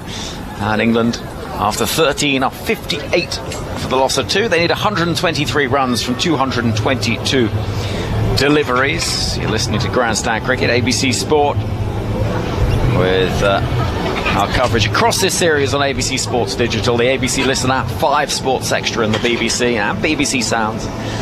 If you want to join the conversation, the SMS here in Australia is 0467 920 222.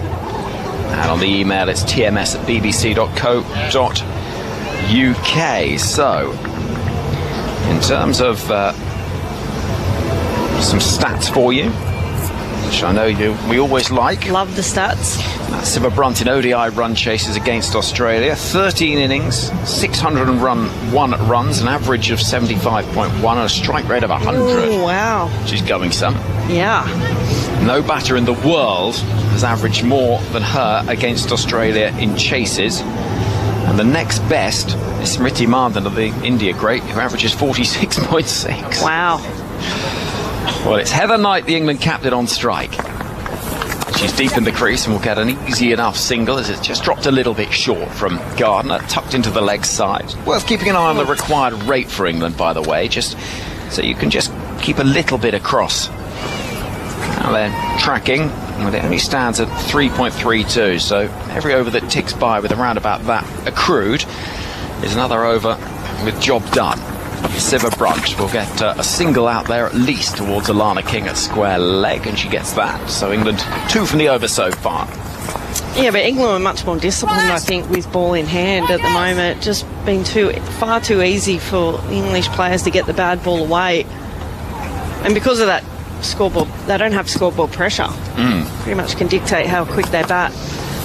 Oh, there's one that turns quite sharply, but Heather Knight outside the line off stump. Which is quite unusual. As I said, I can't remember watching live the last time Australia didn't bat their overs. And it looked like they were at one stage sort of 270 to 300 sort of mark. Gardner comes in and bowls a ball, which will again bring a single into the leg side. There's just a gentle push towards Kim Garth running in at short fine leg. But I've been impressed with England today. I mean, they could have dropped the bundle after what happened on Sunday. They were comprehensively beaten, but they've backed up well here. Here's Gardner bowling a ball which is swept brutally by Siva Brunt. Gets very quickly out to Alana King, and it is a single taken. So 4 from the over so far, 62 for 2. Didn't see much sweep shots from the Australians, only a reverse sweep from Phoebe Litchfield once.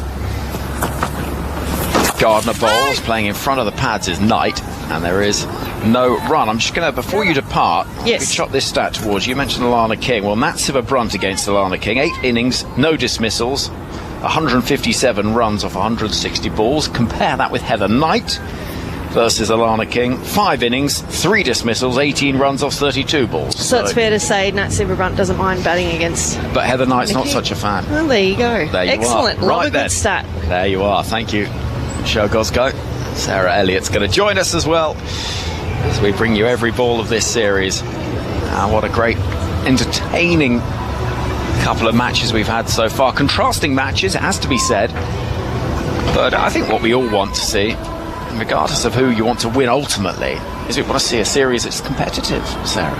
Yeah, absolutely. And this has been so far, hasn't it? Almost the reverse of the game earlier in the week. It's a bit good. England are really taking it to Australia here. Slip in place as Darcy Brown is in and bowling a ball which is defended comfortably by Nat Siva Brunt. And there are certain players you watch, I'm tempting fate here, I know, so forgive me for those supporting England, but who just seem to be in total control. Elise Perry is one of them. Siva Brunt feels like that too at times. She does. These two look very, very comfortable. The crease seems that they've got a clear plan in their mind. They know that they want to get the job done. They don't want to leave it to anybody else. Far into the ground, running in towards us is Darcy Brown. Full delivery, which Siva Brunt tries to clip past the fielder at mid-wicket. Can't do so. And so there'll be no run. She's got those squeaky pads again, Siva Brunt. There doesn't seem to be anything in this pitch that's going to get them out. Yes, it was a difficult pitch to bat on maybe because England bowled well, bowled in good areas, but in terms of if these two bat sensibly, keep their head down, keep making good decisions.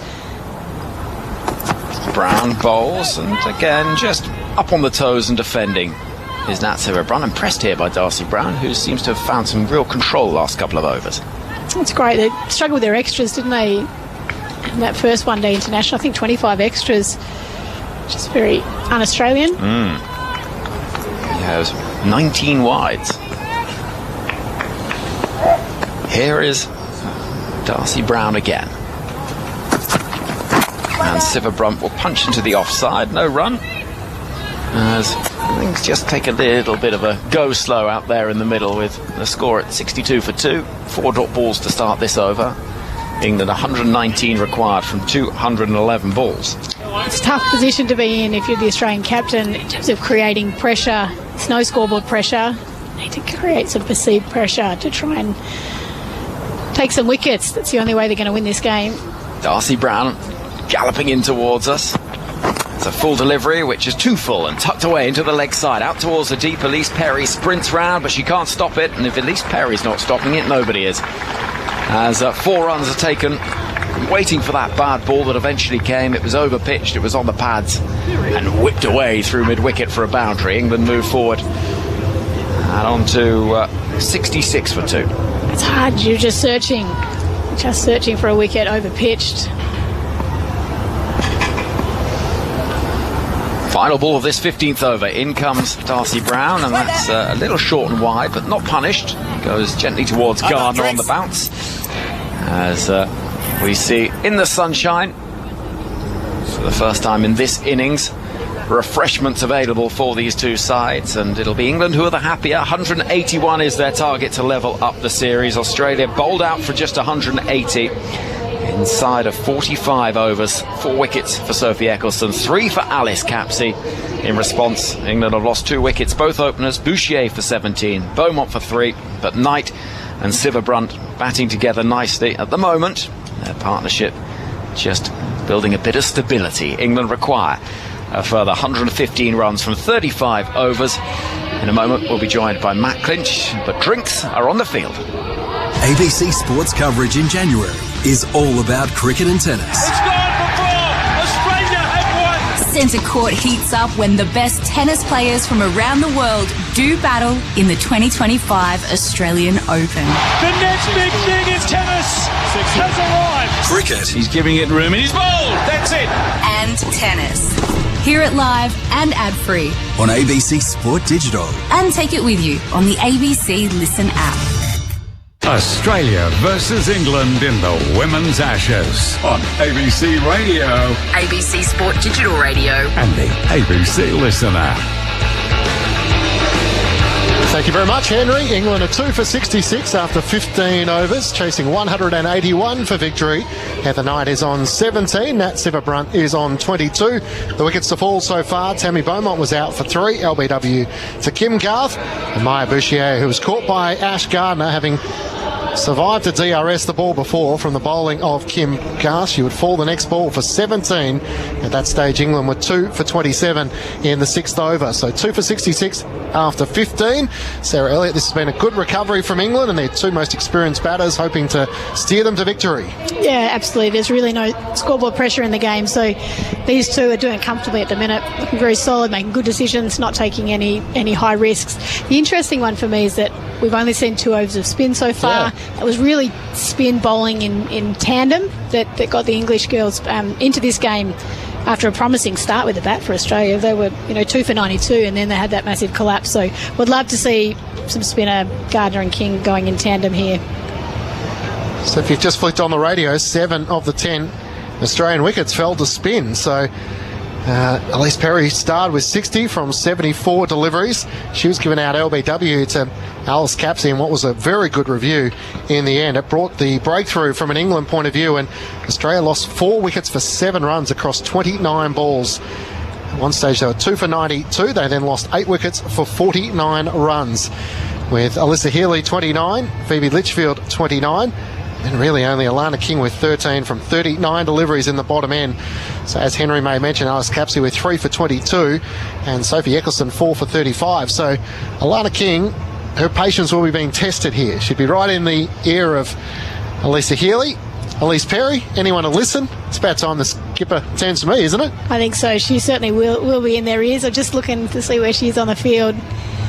She'll think she's a big chance in this game. A big turn in the wicket. She is warming up as she's heading out to the boundary. That's where you want it. You've got to field in the infield, don't you, to get your message across. It's a shame they've only got the 2 spinners today, which, in hindsight, might have been something they would have rethought. Well, that was the interesting conversation at the toss that took place at North Sydney Oval. They decided to go with Darcy Brown, the extra seamer, rather than Georgia Wareham, the extra spinner. These are always tough conversations given the pitch from obviously ground to ground will change, but happy with the 11 given they won by 4 wickets and would have been a tough team to make a change unless there was something obvious that suggested this pitch was going to be as turning and slowing as what it's proved to be. Ash Gardner from the city end here at Junction Oval starts a new over and Knight's able to work it off her pads just out to that fielder Elise Perry, who does the fielding at deep mid wicket, a single to start the 16th over. England are 2 for 67. That's a really hard decision, isn't it? Where the team bowled so well, bowled England out for 204 the other day. It would have been hard to make a change, but we know what the Junction's like. Gardner over the wicket with her off spin, and forward goes Siva Brunt and defends. Healy races out from behind the stumps to do the fielding. Siva Brunt is on 22, Knight is on 18. It's such a shame that Soph Molyneux's not in this squad as well. Another injury sustained. Gardner in, Siva Brunt goes back and across, trying to punch it out into the offside. But straight to Megan Shute, who does the fielding at forward point. But she would have been a valuable option, that left arm finger spin. Been in good form with the bat as well. Part of a Melbourne Renegades WBBL Championship winning side. Gardner flights his next delivery in on off stump, and it's pulled down. Wasn't that good to see the Renegades get up? Finally, a Melbourne team. One of your old teams. That's it. That's Siva Brunt pulling down that last delivery to Annabelle Sutherland at mid-on. Gardner quickly back in, this time a full delivery which Siva Brunt is able to play backward of square leg for a single. They're bowling well here, Australia. 5 dot balls in the over previous, and this one all been dots except for the single. Ash Gardner in now. It almost pops up and the catch is going to be taken. Heather Knight can't believe it as she's just trying to turn it off her pad and around the corner. Mistimed it, just poked up in the air, and the easiest catch in which Ash Gardner will take in her career probably. Heather Knight has to go out for 18, and frustration from an England point of view. They're 3 for 68. Maybe just a reminder there to be able to play straight. Just pushed at that one more than she needed to, was trying to work it around the corner. There's a really, really big breakthrough. This is the time where I think Alana King needs to jump in as well. Wicket down, new batter at the crease, get the 2 spinners going, see if they can put some pressure back onto this English side. Out for 18 from 35 deliveries. Caught and bowled by Ash Gardner, out for 18. And it brings out Danny Wyatt-Hodge to the middle as the new batter. England 3 for 68 at the end of that over. So 2 runs coming from it, and the all-important wicket of the England captain. And now the pressure just starts to build a little bit on England. Danny Wyatt-Hodge is an explosive batter as she needs to be, but this is a different set of circumstances for her. Yeah, absolutely. Such a fantastic player, such a good striker of the ball, powerful hitter. Will she play the more reserved sort of, let's just taste down this 180, or will she say, let's try and get ahead of the game and let's take it on? She could go one of 2 ways, I think, Danny Wyatt-Hodge. Well, we saw Rishabh Pant do it rather successfully in the men's Border Gavaskar Trophy. Traditionalists would say, address the scenario, deal with the conditions, but it's not the way the modern-day player tends to think about it. But Alana King comes into the attack with Australia having got the breakthrough. England 3 for 68, still needing 113 runs from 204 balls, but Alana King into the match. I think the important thing is to sort of stick to your game plan. So someone like Danny Wyatt-Hodge, she's really good straight down the ground. So if the ball's in your slot, back yourself to play it. It's the in-between balls you've got to be wary Alana King from the Fitzroy Street end here comes into Nat Sivabrunt, rocks back and pulls it. She's able to beat Beth Mooney at mid-wicket, and it races across the turf for 4. Short and given the treatment. A boundary to move to 27. 3 for 72 at the start of the 17th over. You don't have to be far off to so quick on her feet to get back. Really good awareness of where those deep fielders were to make sure it was in a gap and it was across the boundary. Deep backward square leg, deep mid-wicket, deep cover for Alana King. The leggy comes in, full delivery to Nat Sivabrunt, and she defends. Much better length. Hopefully she can find her rhythm quickly here. King with her trademark sunglasses on, comes in, flights this on leg stump, and Sivabrunt's trying to work it past Beth Mooney, who does the fielding moving to her right at mid-wicket. Very happy to try and get on the back foot there. We've got Talia McGrath at mid-on. Annabelle Sutherland at mid-off, asking if she wants to try and hit down the ground. Sivabrunt hits along the ground, straight to Phoebe Litchfield, who does the fielding at extra cover. 3 for 72, England. 72 for 3, depending on where you're listening, in the 17th over. The boundary at the start of the over. King in, flights this next delivery. Sivabrunt rocks back, pulls it out to the fielder in the deep. Ash Gardner does the fielding just in front of the boundary. Well, I think King is going to be pretty happy to flight it up here, try and tempt Danny White-Hodge into going down the grounds. Those two fielders you spoke about earlier, ready for a catch. They're both up, which is great, making it a tempting option. 3 for 73. Beth Mooney moves into slip. This final ball to Danny White-Hodge. Gardner over the wicket, flights it, and she's bowled her! Straight through her, hitting the top of off. A big breakthrough for Australia. White-Hodge has to go for a duck. And England are 4 for 73. Alana King gets a breakthrough. Back-to-back breakthroughs in consecutive overs for Australia. And is this a massive turning point in this series? Oh, she just missed a straight one there, Danny White-Hodge. As we look at the replay, it was a well-flighted delivery. She didn't get a big stride in. And unfortunately, she's just missed it. Great delivery. And it's game on at 4 for 74. I saw the collapse from Australia. The Australian girls will think they're still in this game. What a massive breakthrough. It really does bring the game back to a more even playing field. Out for a golden duck, Danny White-Hodge. And Alana King, who went for 4 runs off her first delivery from Nat Sivabrunt, is able to strike at the end of the over. And as you know, Sarah, with spinners, it can often go one or two ways. Either their confidence is high and everything feels like it's building, or batters are able to clip off a few cheap runs and pressure starts to swing the other way as to whether the skipper's made the right call. It's an interesting delivery. It didn't turn a great deal, but it's got through to the defences. Danny White-Hodge. Amy Jones, Sarah, makes her way out to the middle of the new batter. Start of a new over from the city end. Ash Gardner comes in. Nat Sivabrunt rocks back, trying to find the gap in the offside. She can't do so as Megan Shute moves across to her right and cuts it off from point.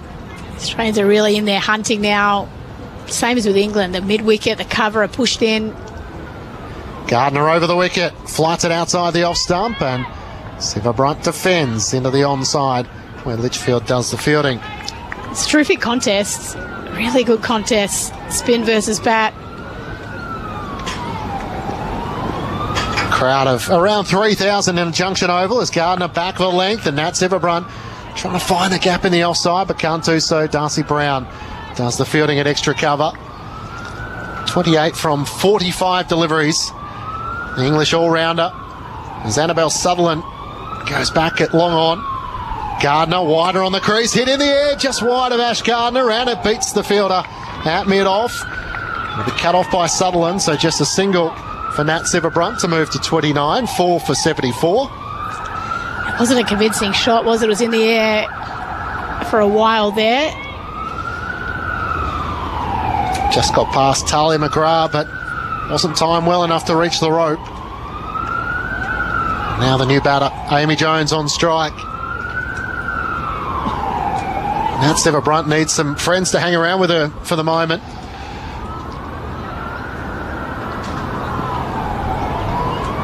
Jones awaiting.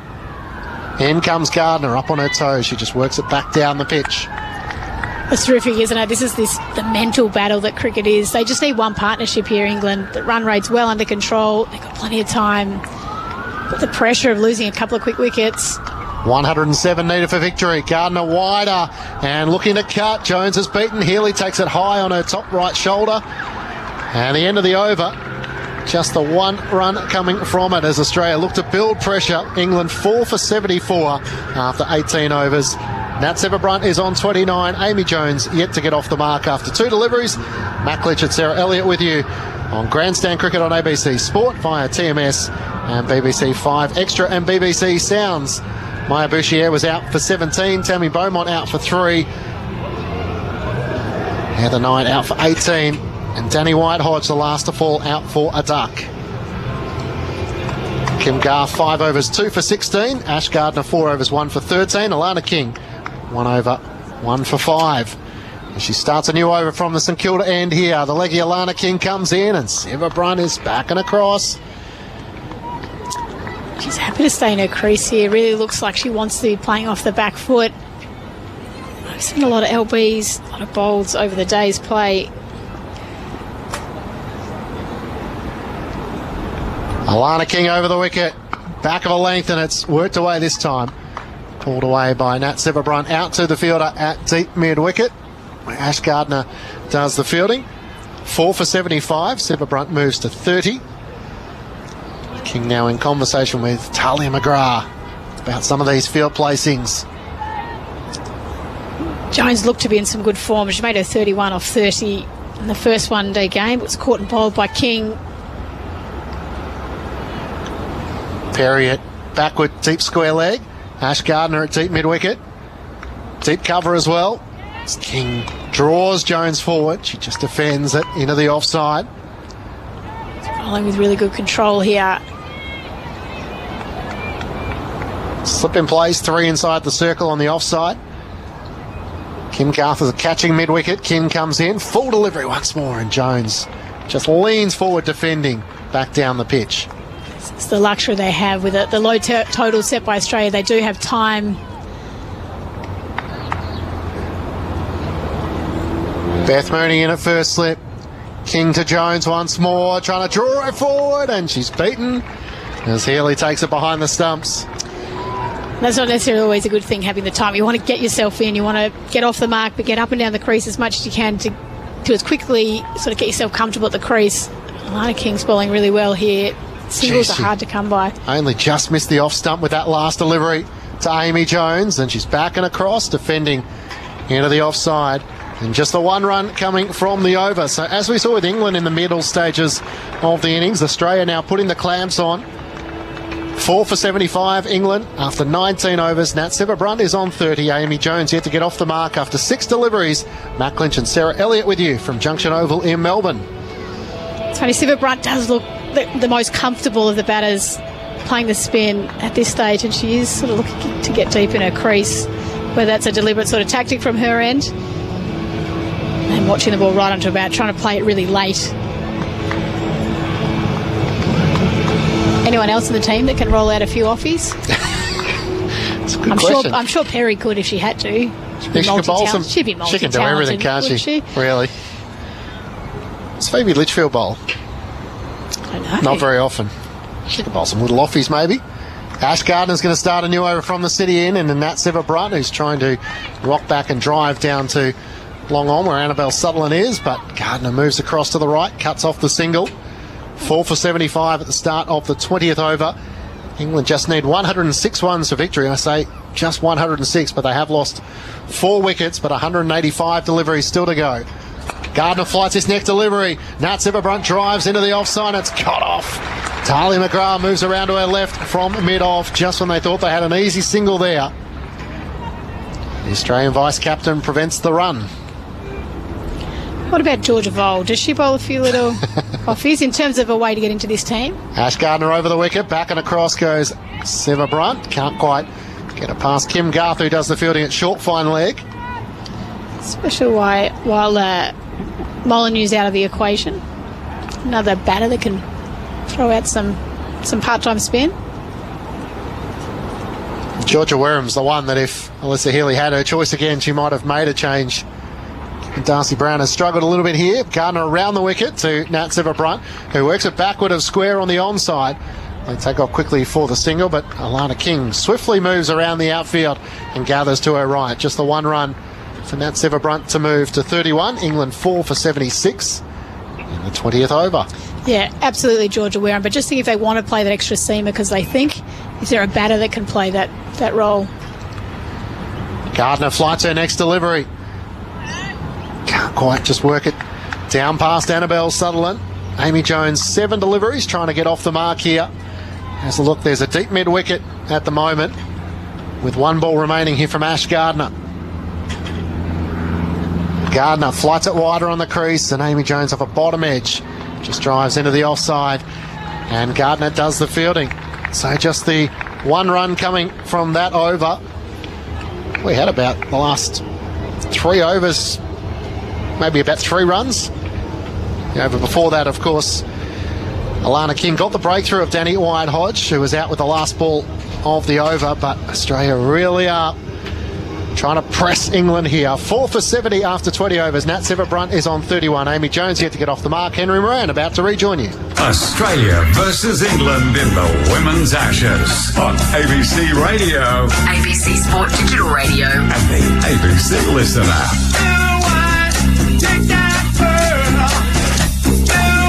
It is tight and tense. Here comes Alana King. A little bit of width for Nat Sever-Brunt, clattered out towards deep backward point. And in terms of the numbers and win predictors and everything else, Sarah, let me chuck this your way. In terms of the win predictor, currently stands at 59% in England's favour. Before Heather Knight's dismissal, it was 83%. So the game has changed quite dramatically.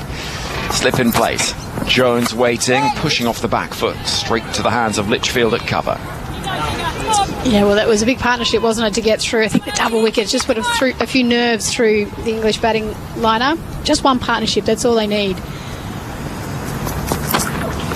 Will it be this one? Jones drives back towards King, no run. The problem at the minute is they're struggling to find a way to score. There's a lot of dot balls being bowled. It's not much strike rotation. The game's sort of come to a standstill. England need to find a way to keep the game moving. Jones gets a fuller delivery. Oh, it's a great bit of fielding that from Phoebe Litchfield. Fabulous work. Stops the run, keeps the pressure on England. Just 1 from the over thus far. 77 on the board, but 4 down. Here comes King. Outside the off stump, and Jones will get a run there easily enough, just chopping the ball out towards Megan Shute, who always throws with such joyous fury. She does. She loves it out there, doesn't she? When you say 4 down, Henry, it doesn't sound like that much. They've still got 6 wickets. The total's not that big, but I think it's just what we've seen in the first innings with that big collapse. 5 for 22, lost 4 for 7, the Australians. That's what's in the back of their minds. King bowling for Sever-Brunt, gives herself some space. Wallops the ball into the leg side that goes straight to the hands of the fielder, and there's no run. That's the length she likes to try and hit away through that side of the ground, but she can't find the gap. 2 from the over, and after 21, 78 on the board. England need 103 to win off 174. As you say, it's one partnership. That is it. The fielders are doing a great job for Australia at the minute, just supporting their bowlers, making these singles really hard to come by. 2 in that last over, I reckon, saved a couple of scoring shots. The other thing England can think about here is King has bowled 3 overs. She's got 7 left. And that's a lot of, it's a lot of overs, but you've got enough time because you're not chasing a big target. If you do need to be a little more circumspect, you can be so. You've got Ash Gardner with 5 overs left, halfway through her spell now. Amy Jones with a cross-batted whip towards Litchfield, who slides almost as though she's sort of diving across one of those slip and slides you get on a hot summer's day, on her front to stop it. Gardner again, straight approach past the umpire. Jones gets so lucky, it goes whistling on down towards fine leg. Fielder in pursuit, Bird in pursuit as well, and it's well saved. They might get a third, should get a third, and Sever-Brunt says yeah, there's time. And Gardner, having seen the ball fly off the inside edge, will think, well, you've got lucky there, Amy Jones. As we see the replay, it has only just missed that leg stump. That was very lucky, wasn't it? Just getting really deep in her crease, trying to create some room. She'll be pleased to put those 3 runs against her name.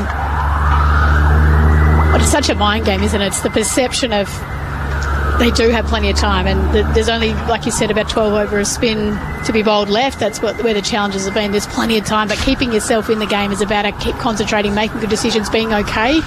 The more you score, the easier batting is. 100 needed for England. Siva Brunt gets one of those with a little tickle into the leg side out towards Alana King, who bowled a beauty to get Danny Wyatt first ball. England need 99 to win. They're 4 for 81. This ability to sort of absorb pressure. The momentum's with Australia at the minute. Can they absorb a bit of pressure, and then it will get much easier. 2 experienced players in the middle. Jones waiting and having to play a ball that turns quite sharply off the back foot out towards Talia McGrath. Stopped. Those in the sunshine shielding their eyes. Sort of day where you just feel the tension. There's a hush around the crowd. Gardner bowling a ball which always dropping short of backward point not by much though. That's a good stop from Mooney actually, because she had to judge it very well on the bounce. It's another great piece of fielding. Another run or 2 saved in that effort. You really can feel the tension, can't you? The crowd's all very intent. Jones waiting and a little cramp for room, and nothing missed by Litchfield as she stops it. And the over comes to an end. 22 gone, 82 on the board for England, 99 needed. They're 4 down. It is tense, it is tight. Sarah Elliott departs. And Alex Hartley, World Cup winner, comes to join me. Why are you giving me that look? I'm nervous. Right. Well, it is a sort of game where you feel it is absolutely in the balance. It is, it really is. This partnership for me is so key. So key. Well, still to come for England, Alice Capsey, Charlie Dean, Sophie Eccleston, Lauren Filer, Lauren Bell. They don't need many runs. No. Alana King bowling to Nat Siva Brunt, who crashes that through the offside. There's a chase on for Megan Shute, who will stop it, but 2 runs are taken at the start of the over. Nicely played off the back foot from Siva Brunt, who moves on to 35. They don't need many runs, but it'll feel like a lot if they lose another wicket. Sorry, did you not need that? Didn't need that. Sorry. We want to keep this series. I mean, it still would be alive. King bowls a ball which is in the air. Oh, it's going to be caught off a leading edge. Nat Siva Brunt is out. That is a huge moment. Skewing away towards cover. England are 5 down. Australia a cock-a-hoop. It's Alana King again. She bowled an absolute beauty to Danny Wyatt. She's getting something out of this surface. She's getting the ball to talk. This one, it was there to be hit through the onside. Another leading edge. Alana King can't believe it. It's a freebie for Australia. They get the huge wicket of Nat Siva Brunt.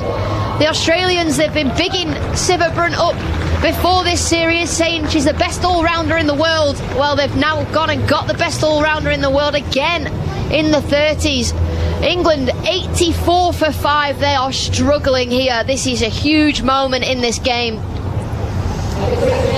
Massive moment. And we said how big that mountain might feel if this partnership was broken. We didn't mention how big it would feel if it was Siva Brunt who went. And it is England's linchpin, the key batter.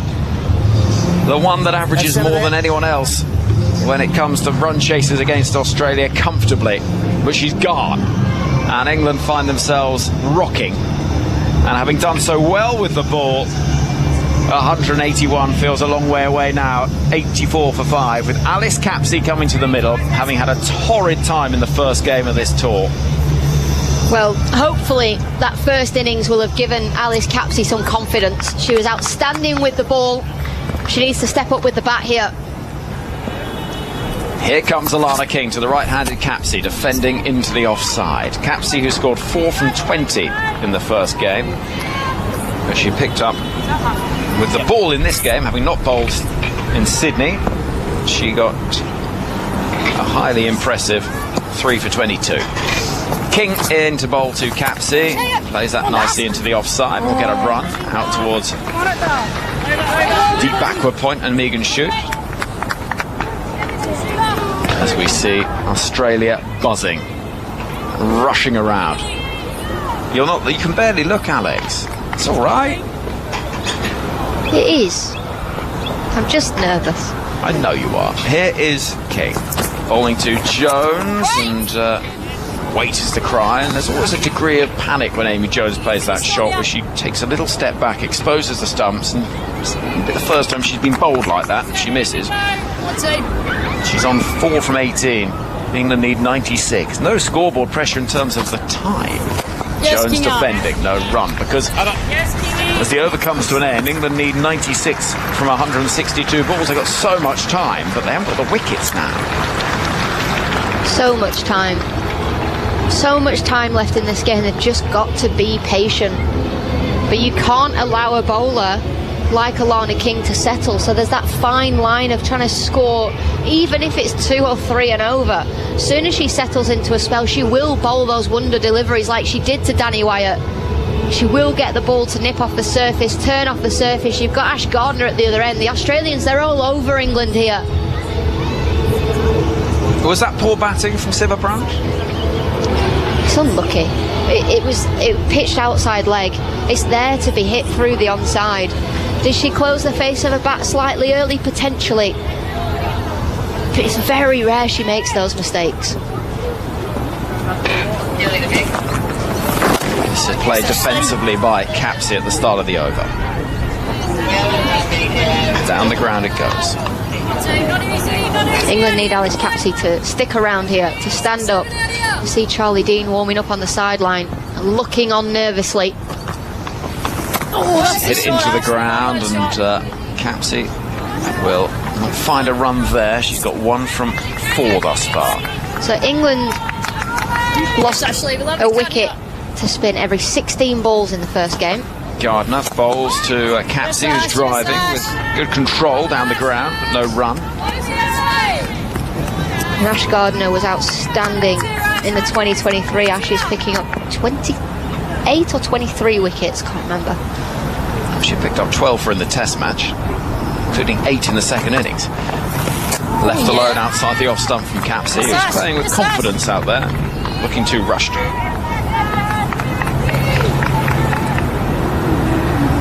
Gardner turns. Walking in again.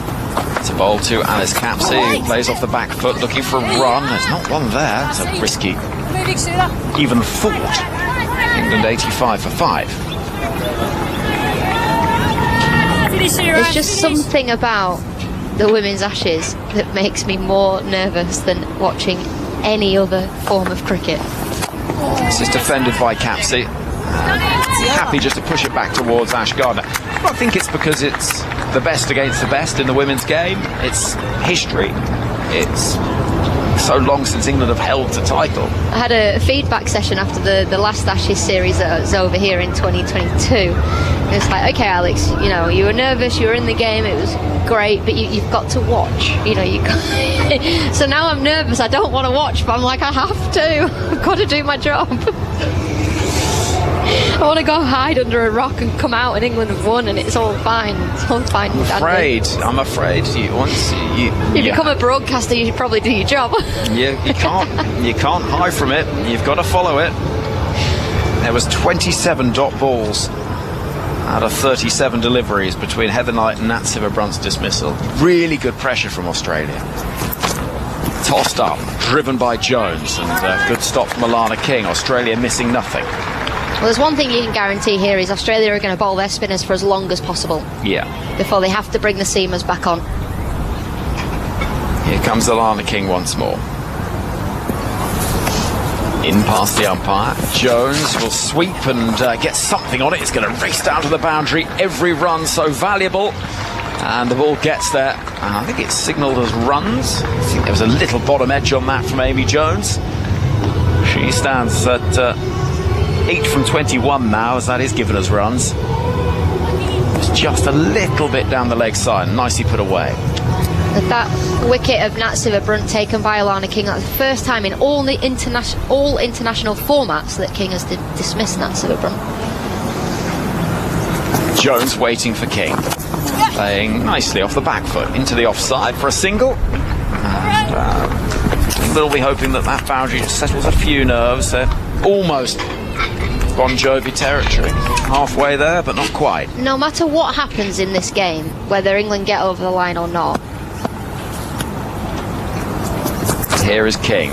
Jones and Capsey. It's Capsey on strike. Pushes the ball back towards the bowler. There is a conversation for the Australia selectors and leadership team to have the conversation of, can we play King and Wareham together against this England side? Can we drop Talia McGrath? Yes, she's the vice captain. Capsey can't make the most of a little bit of whip. It's chopped into the ground. I'll drop Darcy Brown if you're dropping anyone. Add your extra spinner.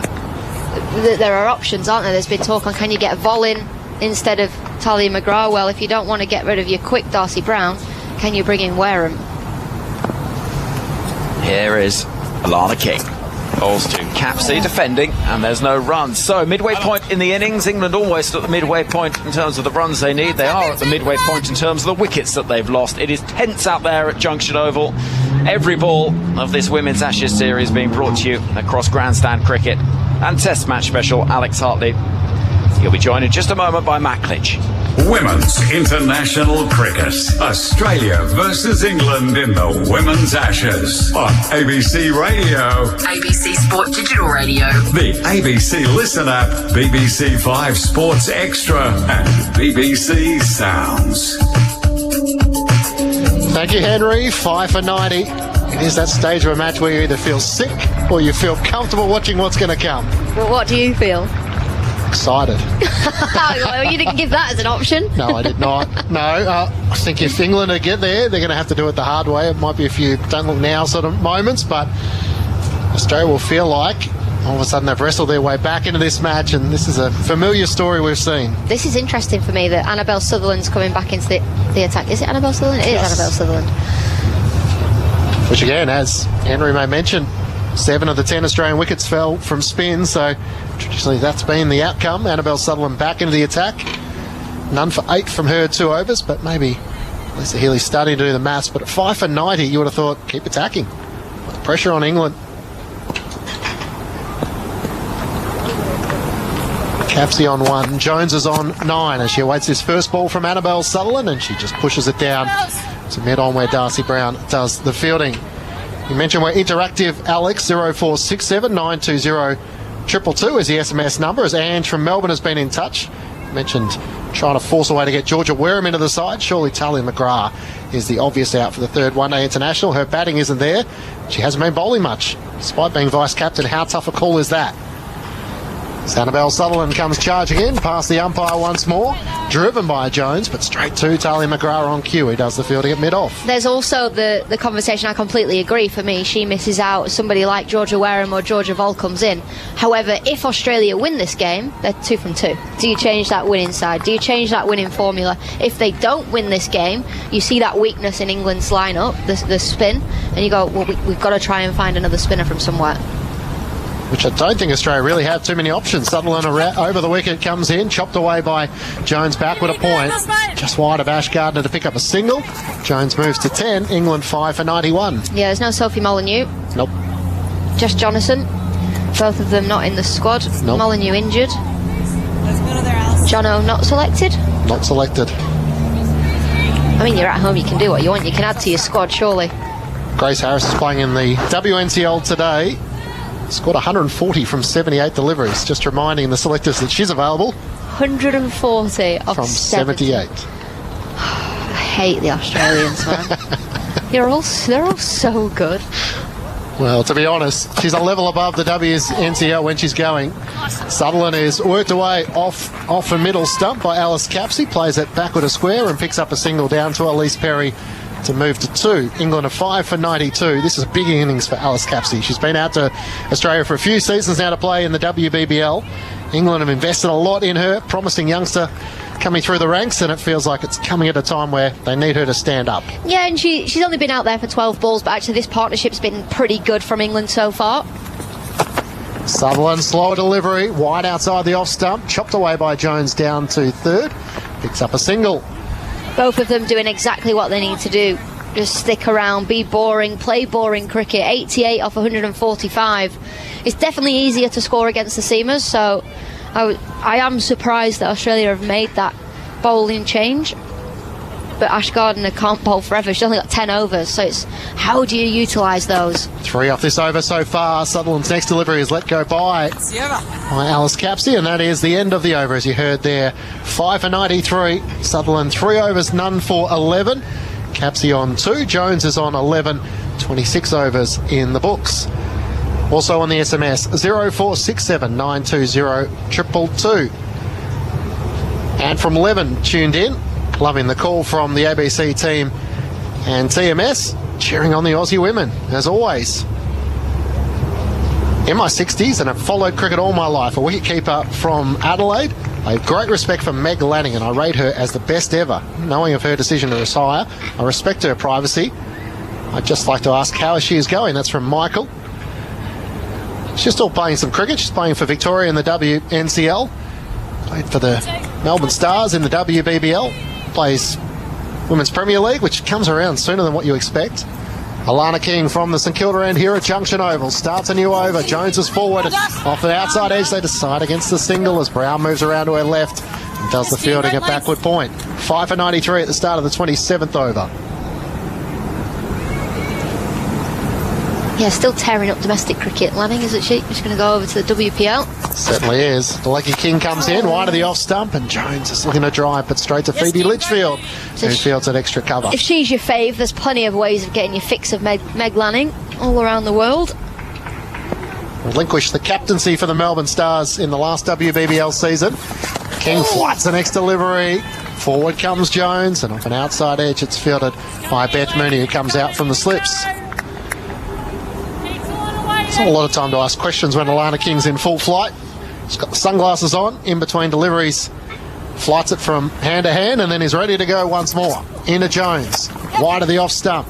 Rocks back and plays it out through the gap at point. Picks up a single. As charging in comes Megan Shute. Just the 1 run so far off the over from Alana King. England 5 for 93. Make that 5 for 94. Jones to 12.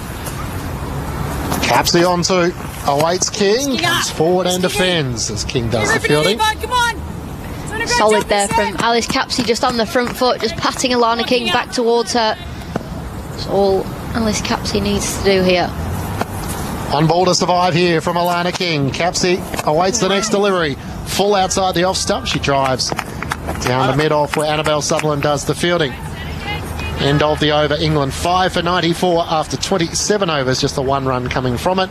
Capsey on 2, Jones is on 12. There's something about this partnership that's settled me down a little bit, calmed me down. That's a good thing. Just feel like, you know what, Alice Capsey has opened the batting for England many a time. She's further down the order now.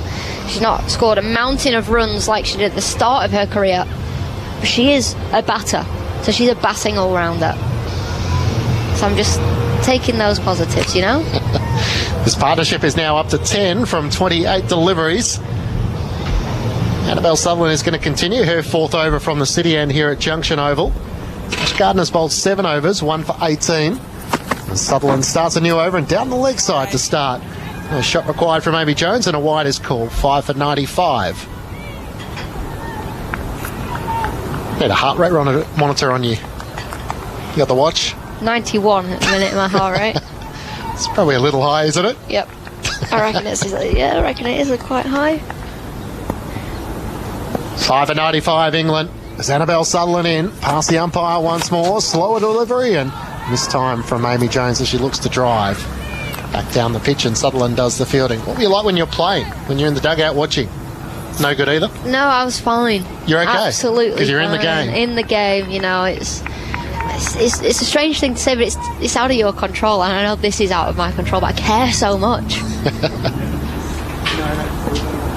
People in the middle of the night back in the UK staying up to tune in. Sutherland comes in, angling in on off stump, and Jones Just looks to try and work it onto the onside, but Beth Mooney moves around to her left to do the fielding. If I knew I was going to have to be batting, I'd be nervous. Wouldn't be able to watch. I'd be virtually in tears. But that's because I wasn't very good at batting. I loved batting, and I do love batting. I was just always rubbish.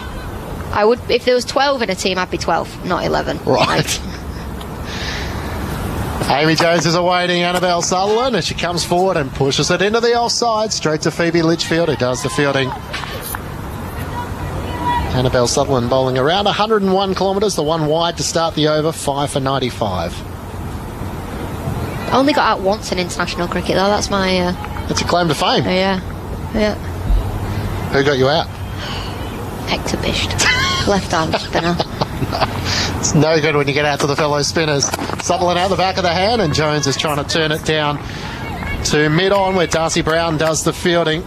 So all of a sudden just these runs are drying up a little bit with Annabelle Sutherland. They were favouring the quicks as opposed to Alana King, and the challenge for these two is just to pick up the singles where they can and keep the scoreboard ticking along. Well, they've got so much time left in this game, 86 from 134 balls, so that there's no scoreboard pressure when it comes to having to score quickly. Jones is 12 from 34 deliveries, looking to flash away at this one off the outside edge, down to deep third for a single.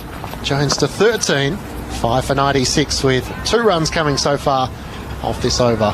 The pressure that England have is the wickets that they've lost, the fact that they potentially could go 4-0 down when in a game where the halfway stage, you would just presume England are going to chase this total. 85 needed for victory from 133 balls. And Sutherland in once more, down the leg side and clipped away in the air. That's a good shot. A boundary backward of square for 4. Alice Capsey with her first boundary as she moves to 6. And England bring up the 100 for the loss of 5 wickets. Yeah, lovely shot there from Alice Capsey, just flicking the ball into the leg side. Much needed boundary for England. Those runs come down. It brings up the 100 for England as well. Target 181. And that's what England need to do, punish the bad balls. 6 runs coming from that over. England 5 down for 100. Capsey to 6, Jones is on 13. Alana King is going to continue. 6 overs, 2 for 17.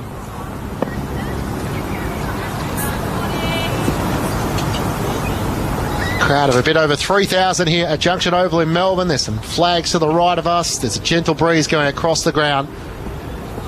2 old grandstands here as Alana King comes in to start a new over. Full delivery to Amy Jones as she defends into the offside. Thanks to Alex Blackwell from Grandstand Cricket. Alex Hartley. So I was thinking of your old mate Alex Blackwell. Thank Michelle you to Alex Bosco Blackwell. joins you. Cheerio to Alex Blackwell, former Australian great. As Alana King comes in and Jones goes forward once more, just trying to find a loose delivery from King at the moment. And as you can hear from Elisa Healy behind the stumps, just trying to make a few things happen here. So to a more straightish position, Kim Garth comes in, just a step from the pitch, so sort of straight mid-on.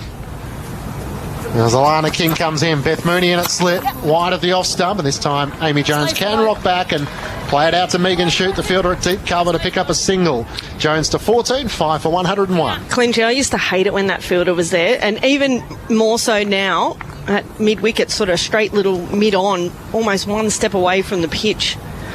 Right in the batter's eye line as Capsey goes back and defends. Just rolls out backward a square on the offside, and Darcy Brown does the fielding. Well, it can be a bit dangerous too because the batter's still, or the non-striker is staying in between sort of that fielder and the umpire, so it can be a bit dangerous there for both those players in there. It's an awkward one for Amy Jones as King comes in and off an outside edge. It's played by Alice Capsey out to Darcy Brown, who does the fielding at backward point. Is that Kim Garth there? I don't think she's taking a backward step, is she?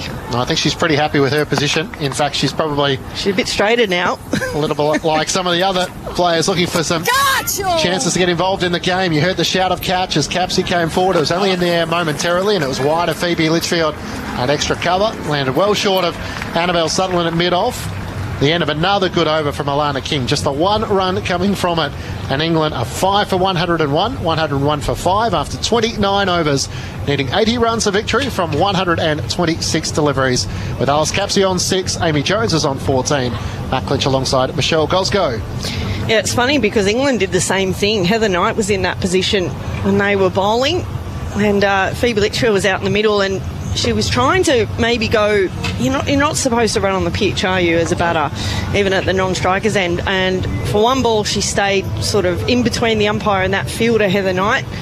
And then all of a sudden she goes, bugger this, I can't see. So I'm going to go outside and run on the second pitch that's there. So, yeah, it's annoying for the non-striker and the batter as well. 17 runs from 40 deliveries for this pair, though, so they're doing what they need to do at the moment. 29 overs in, so much time. As Annabelle Sutherland starts a new over from the city end, back for length and driven beautifully down the ground by Amy Jones. Not quite timed to perfection as Darcy Brown races across from mid-on to cut off the boundary. Just a single to start the over. England 5 for 102. The start of the 30th over. That's good consolidation from these two out in the middle. There's a flurry of wickets all together. That's what they needed. Sutherland in her 5th over, none for 18. As she comes in, short ball, and Capsey drives through the gap in the offside. Gobbled all over that short ball from Annabelle Sutherland. And a boundary for Alice Capsey to move to 10. England 5 for 106. Well, I thought they might have brought Kim Garth on. She's 2 for 16 after 5. Pace off, though, has been the best recipe for today for the wickets. It works for England. And Ashley Gardner's only got 3 left. Same with Alana King. So they've got to get some overs out of the other pace bowlers. So that third spinner in which they lack as Annabelle Sutherland comes in. Pushed out into the offside by Alice Capsey. 5 runs off the over so far, so England are obviously able to score a lot more off the seamers. But really, for an Australian point of view, 1 or 2 wickets and game swings back in their momentum. 75 needed for victory. Sutherland comes in, wide of the off stump to Capsey, a mistimed drive down to Darcy Brown, who does the fielding at mid-on. Well, it's a funny thing too. Georgia Volpe does bowl off spin. So we have seen it employed in the WBBL. So if we get the similar wickets throughout this competition, this series, then maybe that's something else to ponder as well. Would you be playing her, though, in front of Georgia Wareham? No. That's the thing, isn't it? Sutherland past the umpire once more. Worked off the hip by Alice Capsey, able to pick up a single backward a square. They think about 2, but it's well fielded in the deep as Elise Perry races around. You're not going to take 2 on her arm. 5 for 107. Capsey moves to 11. 6 runs so far off this over. A good one for England. Yeah, you wouldn't play her in front of Georgia Wareham, but if they were deciding to go another bat and change that up with Tali McGrath, there's another option there to get some overs out of Georgia Volpe if they need it. Yep. Sutherland wide of the off stump, hit in the air by Jones, and it lands just short of Phoebe Litchfield. They pick up a single as Tali McGrath races around from mid-off to do the fielding. The end of the over, tough chance. We'll have a look on the replay as to how much of a chance that was for Phoebe Litchfield. As Beth Mooney comes over and gives her a word or 2 of encouragement as she just shakes up that right wrist. 30 overs done, 5 for 108. Capsey is on 11, Jones is on 16 as we await the replay. Henry Moran about to rejoin you. You're listening to ABC Sports coverage of the cricket. Australia versus England in the Women's Ashes on ABC Radio. ABC Sport Digital Radio. And the ABC Listener. It's tense, it's tight. As we see that replay, Gozzy, it has gone, I think, on the full. I think. Tough chance, but she had to do a Taylor Swift and shake it off. That's exactly what she did. Now you're talking my language. Yeah, that was tough, but yeah, if they got that wicket right there, then they're into the tail, aren't they, the Aussies? So a bit of a fight back here from England. It's crucial here that they get this win today, and I just think for their morale as well, if they can't chase 180, that's going to be extremely difficult to get yourself back into this series. It's interesting. I just went down to the boundary edge. I want to get a cup of tea and stand just a little way away from the 2 sides that are down there. And every run just really being cheered by England. They know how big this is. It almost gets to the point where, okay, we've got a partnership going. You have to stay in your same seat. You're not allowed to move. Too bad if you need to go to the bathroom, you've got to stay. Well, Tammy Beaumont's just walked back towards the dugout, so I don't know where she's gone, but if they get a wicket, she might be sent back to wherever she needs to go. As Jones is defending the next delivery that comes from Megan Schutt. And I don't mind this from Australia. I know what you mean about the spin, but the spin options are more limited, but Schutt is very much on the money. It's going to be hard to get away. Yeah, and she's employed a few leg cutters as well today, and sort of holding up in this pitch, isn't it? It's not a 300 wicket, so there is enough assistance there for the pace bowlers. Here comes Schutt again. Straight approach, mid-on, mid-off, up. And Jones will push instead, angling down towards Darcy Brown, who bounces in from deep third. Single is taken. If I was Australia here, do you know who I'd bring on to bowl? Yep. Elise Perry. Like kryptonite to Amy Jones. For some reason, gets her every time. It's amazing, isn't it? Sometimes you just play the person, not the ball that's being bowled. But she didn't bowl in the first game. No. Probably won't bowl in this one either. Capsey waiting and playing defensively. Good, solid, well-timed defensive stroke. Oh, it's interesting here because the last couple of deliveries from Megan should have been leg cutters, but they don't have someone catching there. So if she gets or kisses the outside edge of the bat, there's no gully or second slip in play. So and actually keep her up to some deep third is quite wide too, so it could race away. In comes Schutt once more, running past the umpire, and Capsey plays from quite high up on the bat towards Phoebe Litchfield at short cover, no run. Had one seagull back.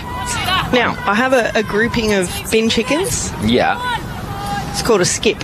Is it? No, I just made that up. Oh, Skippings. I see what you've done. Oh, I'm sorry. Oh, dear. Too much time on my hands today. Yeah, I think you've recycled that joke.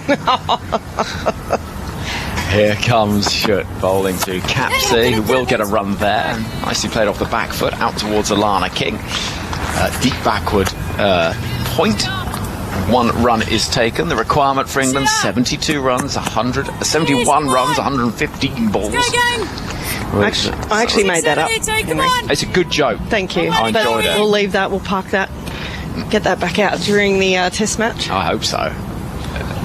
Here is Schutt bowling to Jones. That's nicely clattered out towards backward point. 1 run taken. She'll keep the strike. 31 overs gone. Jones is there on 18. Capsey is on 12, and England requires 70 from 114 balls. If we've not run out your emails for a while, it's because the email machine is down at the moment. So that is why. It's not because we're ignoring you. Ever. The SMS, 10467 920 222 in Australia. And you can use the hashtag BBC Cricket on social media. So there's lots of ways of getting in touch. And I promise we love hearing from you and getting your thoughts on what you're seeing out there. And on a cold winter's night back in the UK, early hours of... Yeah, what time is it in the UK right now? 20 to 5 in the morning. Oh, wow. Yeah, so I'd normally at home be just setting off for my run. I'm joking, obviously. Obviously, I'm joking. You have a cup of tea in the morning? Yeah, I normally go for 2 cups of tea in the morning before moving on to something a little harder. Before you run. The coffee. Right, here comes Ash Gardner. Australia turning back to Gardner with 3 overs left in her spell. Oh, and immediately she gets turned and causes problems. Amy Jones rather stuck in the crease and looking awkward. Yeah, this pitch has been difficult, hasn't it, to be scoring off the spin bowlers. Into her 8th over, Ash Gardner. 2 outside the circle on the leg side. Jones instead is deep in the crease and plays with a shovelly sort of stroke back towards the bowler. But if I'm batting right now and I know, okay, well, I can see her off. Alana King's got 3. Yep. So there's no scoreboard pressure at the moment. It's just the wickets column that's hurting England at the moment. It's 6 overs of spin. That's what you got to think about. Outside the off stump and Cryer catch it. There's a gurgling laugh from behind the stumps. I always find Elisa Healy's laugh rather sort of sinister and terrifying. It is. It's sort of like evil laughter behind the stumps, isn't it? I love it. I can imagine if you're batting, you're thinking, just please, be quiet. Gardner to Capsey, who plays very solidly in defence. You know what? It wasn't even just in the with the wicket-keeping gloves. Midge played with me at Sydney Cricket Club, and she'd often be at short cover if she wasn't keeping, and very chirpy there as well. Next ball is pace taken off it, and again defensively played by Capsey, no run. I reckon that's a prerequisite for a keeper. You have to be chatty. I'm with you. Well, Amy Jones is the opposite. She's silent. That's unnerving as well. I know, in its own way. Capsey plays inside half of the bat defensively towards Mooney at mid-wicket. End of the over. England survive another over of spin, and here's a bit of a case of survival. 69 needed from 108 deliveries, 5 wickets down. So that is the state of play as things stand. Yeah, if someone's not saying something behind the stumps, I'm like, oh, you obviously don't rate me as a batter. You're not saying anything. Do you reckon? Yeah, I think some players would probably take it a bit personally. Some players like, when they're batting out the middle, just settles the nerves a little bit to be able to engage with the keeper or close infielders. But that's knowing the person that you're playing against, isn't it? Whether you can be a bit chirpy or silent, which probably gets under the skin of some of the players. Right then, here comes Megan Shute continuing from the far end of the ground. And Jones is cramped for room, pushes into the offside, and there's no run. Now, this is a good little partnership, isn't it? Just a little settle up for England. They can't afford to lose this, can they, Henry? No, they can't. From the position, it's not just losing; it's losing from a position of such strength. Drink it, come on! And I think that would be the concern. Moving into bowl from the far end of the ground is Megan Shute. Keep her up to the stumps. And something has distracted Amy Jones or somebody. So we're going to see Shute having to turn at the far end. And she runs in once again. Skipping past the umpire now, and Jones gets a little bit of a shorter length to work with, but pushes into the offside only to the hands of Litchfield. One thing that Megan Shute has stopped doing, which I think is a great pity, is she used to do this sort of little squat at the start of the run. Yeah, I know. Which used to be quite fun. I loved it. Yeah, should bring that back. Bring back the squat. I'm with you. The sort of, at the start of the run, she'd pause, sort of a little dip of the knees, and then push off. She runs in now to bowl to Amy Jones, who drives, but can only find mid-off. No run. Yeah, you've got to have the idiosyncrasies that work for you. Morne Morka, was it, that used to do a little... He used to do the pirouette. Reverse circle thing at the end. Play with her out here, come on, shooter! That's what I love about cricket. There's so many different things that work for different people, isn't there? Different batters will have little processes they go through. Here comes Shute again. Runs into bowl to Jones, who is going to push down the ground, but there won't be a run there. And Megan Shute's doing a good job here of keeping things tight. Yeah, it's that dot ball pressure, isn't it? That spells like great energy! Created some of the opportunities in the last couple of wickets. And that's the thing, you just want to ensure you can build that pressure. 69 runs from 104 balls. At the moment, England aren't under pressure, but if that gets down to a run of ball, it gets tricky. Shute bowls to Jones, and she's going to release a bit of pressure there with a clubbing pull in towards deep mid-wicket. Yes or no, there is no second run, and Ash Gardner does very well to stop it. Yeah, they won't be running on her. Scooted across to her left there. Really quick release as well. Cut off the angle of the ball. Straight back in, no chance of two out there. So quick in the outfield, Ash Gardner. Shute running in again. Final ball of this over. One from it so far, and it's a full toss, and she's missed out on that as Alice Capsey. Toe end of the bat goes gently towards mid-off, so just the one from the over in the end that comes to an end with the score standing at 113 for the loss of 5 wickets. England needs 68 runs from 102 balls to level up this Women's Ashes series. And I think if you said even just a week ago, right, England, you're 513, you still got 5 wickets left, you only need, what was it, how many runs? 80 runs, 70 runs? Yeah. I think they'd take that. Do you think? Yeah, probably. I think you're right. But, you know, the wicket's a little bit tricky. It's holding up a little bit. I think every ball bar one from Megan shooting that last over was a leg cutter. So it's definitely off pace. And they've gone for another change here that Kim Garth is coming back in. So it'll be interesting to see how much swing she can get now with an older ball. I think that's the thing, isn't it? Can Kim Garth keep things tight as well? And then England, having got through the spin in the main, will be then thinking, well, where do we find our runs from? Because 68 runs is still a fair few.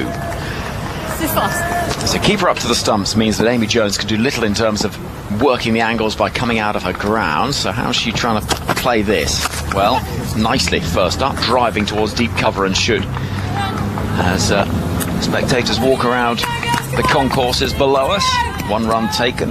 Capsey will be on strike. It's a great day in Melbourne, isn't it? Nice breeze as well. It's quite warm. I was venturing downstairs myself and that breeze was lovely. Yeah. A little bit different than North Sydney Oval. It was quite humid on Sunday. In comes Kim Garth, bounding in once more past the umpire. And Capsey struck in the pad. Big appeal for LBW is given. I thought I heard 2 noises there, and Alice Capsey has reviewed it, but not quite as quickly as somebody that thinks they're sure they've hit that. I thought the same thing. I thought if she hasn't hit it, she's plumb out. Yeah. But I thought I heard a second sound. Now, whether that's front pad, back pad, just have That umpire director, we have a player review for LBW. The original decision is out. I've checked the feet. It is a fair delivery. Can we move to front on, please? That's the only thing saving her, isn't it? It has to be. Height's not an issue. Kim Garth is not a tall bowler. Capsey's not a tall batter. Let's have a look at it. First replay will give us some guide. Ball passes close to the bat. It's close to the bat. How close? Well, it was very similar to Elise Perry. Yeah, there's it. And freeze it there. Thank you. I have a spike as the ball is on the bat. Can we go back to ground? Yep, not out. So she has hit it. No, we called that from up there. I know. Well, they should have just asked us. Well, I know. I often think this. We heard it. We did. Well, maybe we can signal down to Healy and just say, no, don't do it. I mean, I'm not sure how that goes in terms of the impartiality that we so fastidiously focus on here on ABC and BBC Radio. Well, that's exactly right. I'm only joking. Cricket to be the winner, as always. Here comes Garth, and this time Capsey will come forward in defence. Now, why did she not immediately review that? She must have known. You know, like the bat wasn't. It was a fairway in front of the front pad, so you know if you've hit it. And she seemed reluctant, didn't she, to want to actually go up for that. The emails have started flying through, by the way, so the machine has whirred into life. Capsey waiting and nicely driving out towards deep cover for a single. That's a let-off, though, isn't it, for England? Oof. Well, it is. John emailed an hour and 20 minutes ago saying, when the spinners come on, can someone tell Siva Brunton Knight to put the slog sweep away? I'm relatively confident when they're there. As soon as one of them goes, I'm panicking. Well, I'm afraid both of them have gone. So how are you feeling now, John? Kim Garth running into bowl to Amy Jones. And Jones is driving, could stop from Garth, who almost went for a sort of slide tackle at the ball and manages to stop it. With a ball left of the over, just 2 from this over so far. England needs 66 from 97. Yeah, that was a big let-off. Kim Garth, that one, she normally bowls outswing bowling to the right-hander, but that one just dragged back in a little bit. She'll be trying to target the pads here as much as she can in the stumps. Garth again. Runs in to bowl to Jones outside the off stump. It's in the air. Oh, it's missed. It's put down. Can you believe it? At backward point, as rare as hen's teeth, the drop from Ash Gardner, and Jones gets a life. Can you believe it? 34 overs gone, 5 for 116. Jones survives on 21. Wow. Well, that was Ash Gardner, wasn't it, that put it down? Yep. It doesn't happen very often at all. It's almost like she didn't see it before she knew it had gone through her hands. So, 2 let-offs in that 1 over. Wow. Well, can England capitalise on the extra chances they've just been given? Well, drinks are being taken. Everyone needs a little bit of a breather. The score stands at 5 for 116, with England chasing a target of 181. Now, we will have more for you in just a moment, as here at Junction Over, drinks are on the field. Australia's invasive pests. Cane toads, camels. Versus a chef, an artist, and Tony Armstrong. Welcome to Mona. What would you say if I told you that that was actually camel meat? Could the solution really be this unusual culinary adventure? It's really exciting to be using these invasive ingredients. I'm a little bit curious as to what you are serving me. Eat the Invaders. You can't beat them? Eat them. Stream all the episodes free on ABC iView. Australia versus England in the Women's Ashes on ABC Radio ABC Sport Digital Radio and the ABC Listener. Well, welcome back to Junction Oval, where the players are taking drinks. England's not-out pairing of Alice Capsey and Amy Jones are together, having had 2 let-offs in that previous over coming from Kim Garth, who's bowled 6 overs, 2 for 19. Outstanding work. England's target is not a big one, 181. But it'll feel a reasonable distance away while they're getting the screw tightened by an Australian bowling unit that sense an opportunity to do something quite special, really, given the fact that the target England are chasing is a small one. But wickets have just been chipped away at. England found themselves at 68 for 2. But when Heather Knight fell, and that quickly became 84 for 5, Knight, Wyatt first ball, and then Siva Brunt. It brought together this partnership between Jones and Capsey, which has gone along nicely for England. It's worth 32 now. If they can double that, they'll feel an awful lot better about life.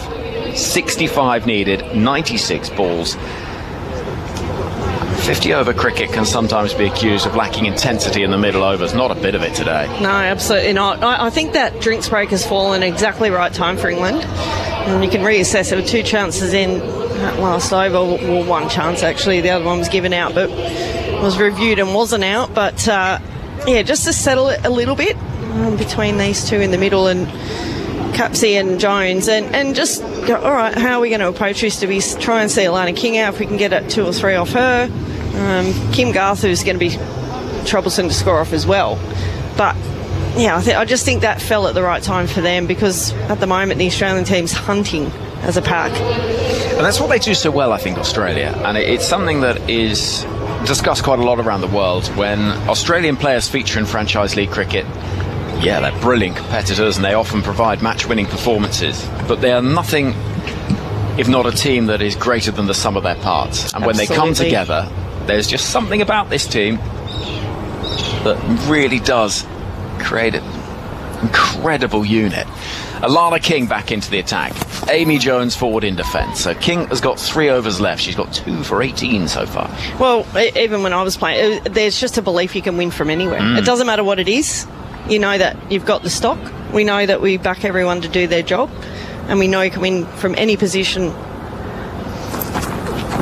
Jones gets one on the pads and she'll work into the leg side and down towards a bounding Elise Perry to pick up. 1 more into the requirement, 65 from 95. I think that's the opposite to the British sporting attitude, particularly when it comes to sort of following your football team, which is you can lose from any possible position. Well, exactly. In comes Alana King to bowl to Capsey in the air, beats the dive of the fielder at backward point. It wasn't a chance because it dropped short of Gardner. There's not a second run there. Don't test the arm of Megan Should, I'd suggest. Another run is taken. And you know, sometimes I do wonder if certain countries have certain stereotypes about attitudes towards sport that do hold a bit of truth. Well, in Australia we know the English in soccer or football will crumble under pressure sometimes. Jones is beaten by one that turns sharply. Well, look at South Africa's record in cricket, both men's and women's major matches. That's exactly right. Yeah, they just don't know how to ice a game, do they? And what's the ingredient to learn how to do that? That's the important part to learn. Habit, I think. Short mid-on comes into place. Jones is going to slash that off the back foot through the offside. There will be 2 here, surely. Yeah, they do turn for a second run, and Megan Shoot will pick up and throw in front of the Shane Warne stand. If ever there was someone that believed a game could be won from any position, it was he. England pick up 2 more. 61 now needed from 91. Well, it's about being ruthless, isn't it, and backing everybody. They know anyone in this team could turn the game towards their favour. King to Jones. Defending into the offside. Amy Jones is there on 25. And we're going to have a double change here in the commentary box. 35 overs gone. England 5 down, 120 on the board. Requires 61 runs to win to level the series. Sarah Elliott will be joined in a moment by Matt Clinch. This is ABC Sports coverage of women's international cricket. Australia versus England in the Women's Ashes. R-E-S-P-E-C-T, find out what it means to me. R-E-S-P-E-C-T, take out T-C-T. Thank you, Sarah. Thank you, Gauzy. England 5 for 120, needing 61 runs for victory from 90 deliveries, 4 runs coming off that previous over from Alana King. She's just about come to a close. Kim Garth starts a new over from the city end, struck on the pads, that's got to be close, it's out, and Alice Capsey is out for 14. Australia get the breakthrough, Kim Garth strikes, and England, the partnership is broken. They come down and decide whether they're going to review. They might decide to, given the fact that it's their last real recognised partnership together, and they will. Alice Capsey right with the DRS timer, I think just at 1, so may have got in the nick of time, Sarah Elliott.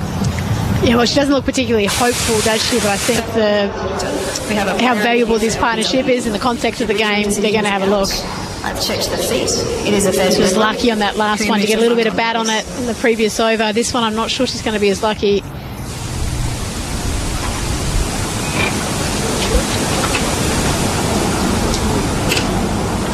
Thank you. There doesn't appear to be any bat involved, but can we move to Ultra Edge, please? Eloise Sheridan is our TV umpire upstairs. There's a gap on the left there. Roll it through. Yeah, thank you. I'm satisfied. A little nervous Can we move to Ultra for Capsey here. I think she's already beginning to take a few steps. Original decision is out. Pitching is outside off. Impact is in line. Wickets are hitting. The DRS confirms what Australia thought when it hit the pad, is that Alex Capsey's innings has come to a close, with England needing 61 runs for victory. They are now 6 for 120. Capsey out LBW to Garth for 14 from 34 deliveries, including 2 fours. And the partnership comes to a close from an England perspective. Australia in celebration, knowing that all of a sudden this match is getting tighter. I was just about to ask you, Sarah, before that ball was bowled, as to who was in front in the match. I think we got our answer right there. Sid, I'm glad you asked me after that ball, because I think before I was sort of sitting on the fence and I would have said just 1 wicket. You feel like that really puts things back in Australia's favour. That said, the run rate's still well under control, but it's proving very difficult to score, very difficult to bat on. Kim Garth's bowling exceptionally well. The spinners have done a great job also. A 36-run partnership between Capsey and Jones as Charlie Dean makes her way out to the middle. England 6 for 120 at the start of the 36th over. Kim Garth getting a big breakthrough, 3 for 19. She threatened in the previous over, a couple of chances. One that was put down by Ash Gardner, a catch in which you would normally take. Kim Garth into the new batter, Dean, and angling in on off stump. It's defended back down the pitch to mid-off. She's just bowling in really good areas, Kim Garth. Anything outside the stumps, that's where the opportunity to score comes, but Garth's not giving any width at all. The Australians and the Australian crowd are up and about here. They certainly are. England chasing 181 for victory. Australia looking to wrestle back momentum. Kim Garth comes in on the pads. Oh, Charlie Dean gets off the mark by playing it down to whitish fine leg. Alana King does the fielding. Dean's off the mark, 6 for 120. King with a rocketing throw from the deep, goes a little wide. Wow, all the pressure is on England here. They'd set themselves up really well in the bowling innings. Charlie Dean's highest score is 47 unbeaten, so I would love her to be able to beat that this afternoon. 60 required for victory. Kim Garth angling in on the off stump, and it's worked away by Amy Jones out to mid-wicket. Beth Mooney does the fielding. 6 for 121. Just the 1 run and a wicket so far off this over. getting a bit edgy. You kind of want them just to whack a couple of fours to sort of change the momentum, get a bit of pressure off, but instead they're looking at this they're playing very, very defensive. Deep cover, whitish fine leg. And Elise Perry out deep square leg as Kim Garth comes in past the umpire. Shorter delivery, and it's defended back down the pitch by Amy Jones. She's 25 from 60, so for as long as she's there, England will feel like they're certainly in the fight. 6 for 121. That's taking nothing away from Charlie Dean, but they have a recognised batter who's been in good form last year. Can she be the one who leads England to victory, to level the series up? So much on the line early. Kim Garth in, right arm over the wicket. It's chopped away through the gap in the offside and picks up a single out to deep cover where Megan Shute comes in to do the fielding. 6 for 122. Just the 2 runs and the wicket from that over. Amy Jones is on 26. Charlie Dean is on 1. England 6 for 122 after 36 overs. Matt Clinch and Sarah Elliott with you on TMS and ABC Sport. Remembering too that Amy Jones will be nervous. She was dropped by Ash Gardner in Kim Garth's previous over. So still some nerves for her at the crease. Really, it rests on her shoulders, England's ability to win this game, which they'll be really disappointed by regardless of the result. This game was theirs for the taking. Ravi's a regular listener on 0467 920 222 from Sydney. Previous over said as Ash Gardner dropped the Ashes. That's a little early. In comes Alana King, starts a new over. Amy Jones goes forward and defends. So Alana King with 2 overs left to bowl, first of which she's into the action now. 2 for 22, 6 for 122 with Jones on 26. Wow, that's a big call. It's a big call, isn't it? A leggy flights her next delivery, angling it in on off stump. Jones shuffles across to the leg side, trying to pull it down the ground, but straight to Talia McGrath, who does the fielding at mid-on. 4 inside the circle on the offside, deep cover. There's a mid-wicket, mid-on and deep mid-wicket, backward square leg. As Jones rocks back and cuts, this time finds the gap. Wide of Beth Mooney to pick up the single, out to Megan Shute at deep cover. Amy Jones moves to 27. The score is 6 for 123 in the 37th over. Well, the questions will be more about England, won't they, at the end of this game, in terms of if they can't chase down 180 and this game does go down and they give Australia a 4-point head start. That's going to be the questions. Dean, the new batter, as Alana King is just slightly drifting down leg side on leg stump, and Dean's able to pick up a single. Just trying to work out if that was off the bat or off the pad. Off the bat called. 6 for 124. Dean moves to 2. It's good to give credit to the batter. It's always nice to have a couple of runs against your name. Alana King with the sunglasses on, the long-sleeved canary yellow shirt, and she beats Jones, who comes forward. Not taken cleanly by Lisa Healy behind the stumps. Jones just brought forward by another drifting delivery by Alana King, just trying to draw her out of her crease. Good drift, good turn. Beautiful delivery to get Danny White-Hodge as Jones looks to drive. Straight to Phoebe Litchfield, who does the fielding at extra cover. So another good over from Alana King. The 2 runs coming from it. England 6 for 124 after 37 overs. Charlie Dean on 2. Amy Jones on 27.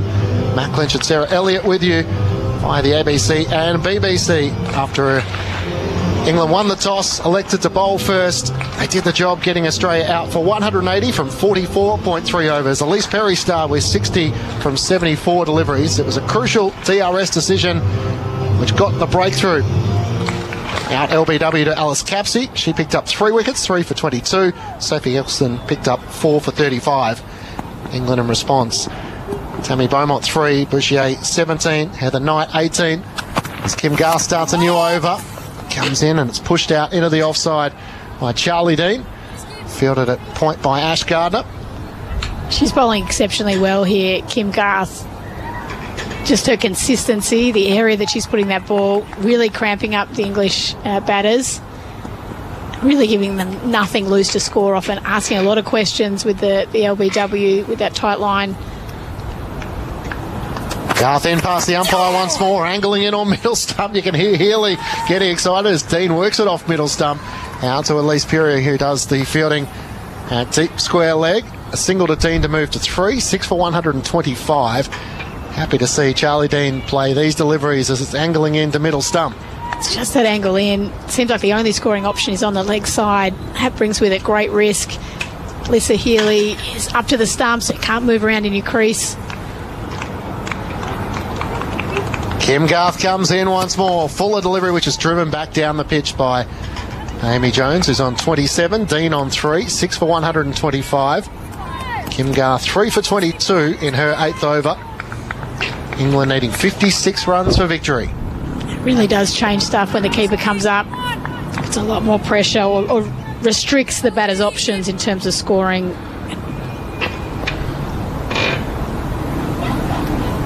Kim Garth from the city end here at Junction Oval, angling it into off stump and driven back down the pitch by Amy Jones. Another top ball, just the 1 run so far from this over. This is great. They've got that really sort of stacked offside still. The only option push to the deep extra cover.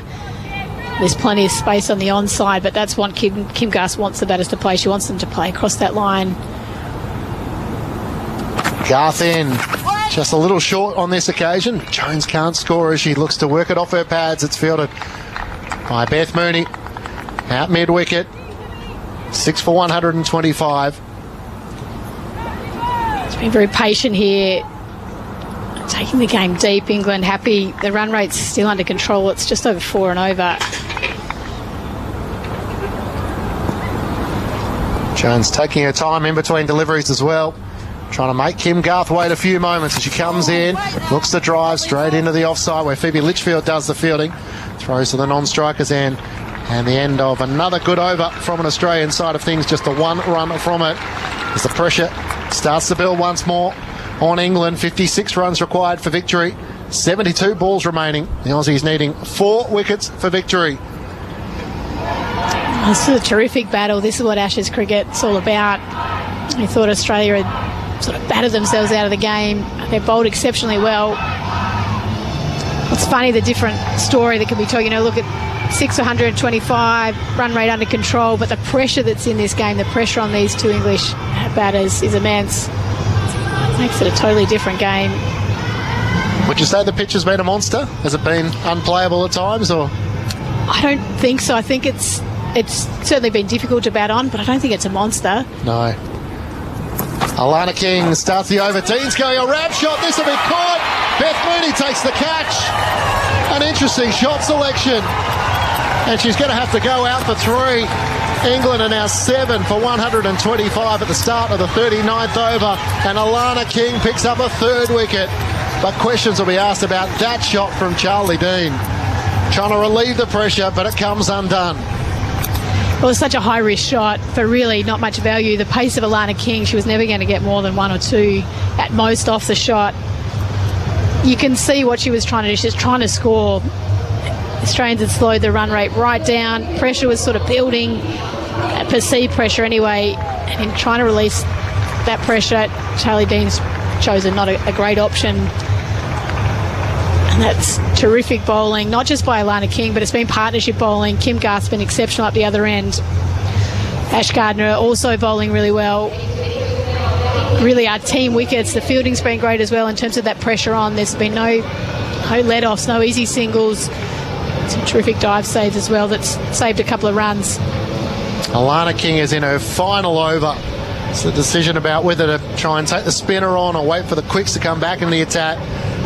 Alana King gets the breakthrough in her final over, 3 for 24, and England are 7 for 125 as Sophie Eccleston makes her way out to the middle. I still feel like Amy Jones is your player you want, taking the risk. Maybe not Charlie Dean, but who would know what conversation they've had out in the middle. Well, that's right, and it's about the level of risk, isn't it, to try and score, but a leg spinner taking the ball away at slow pace to play that shot, probably not the best option.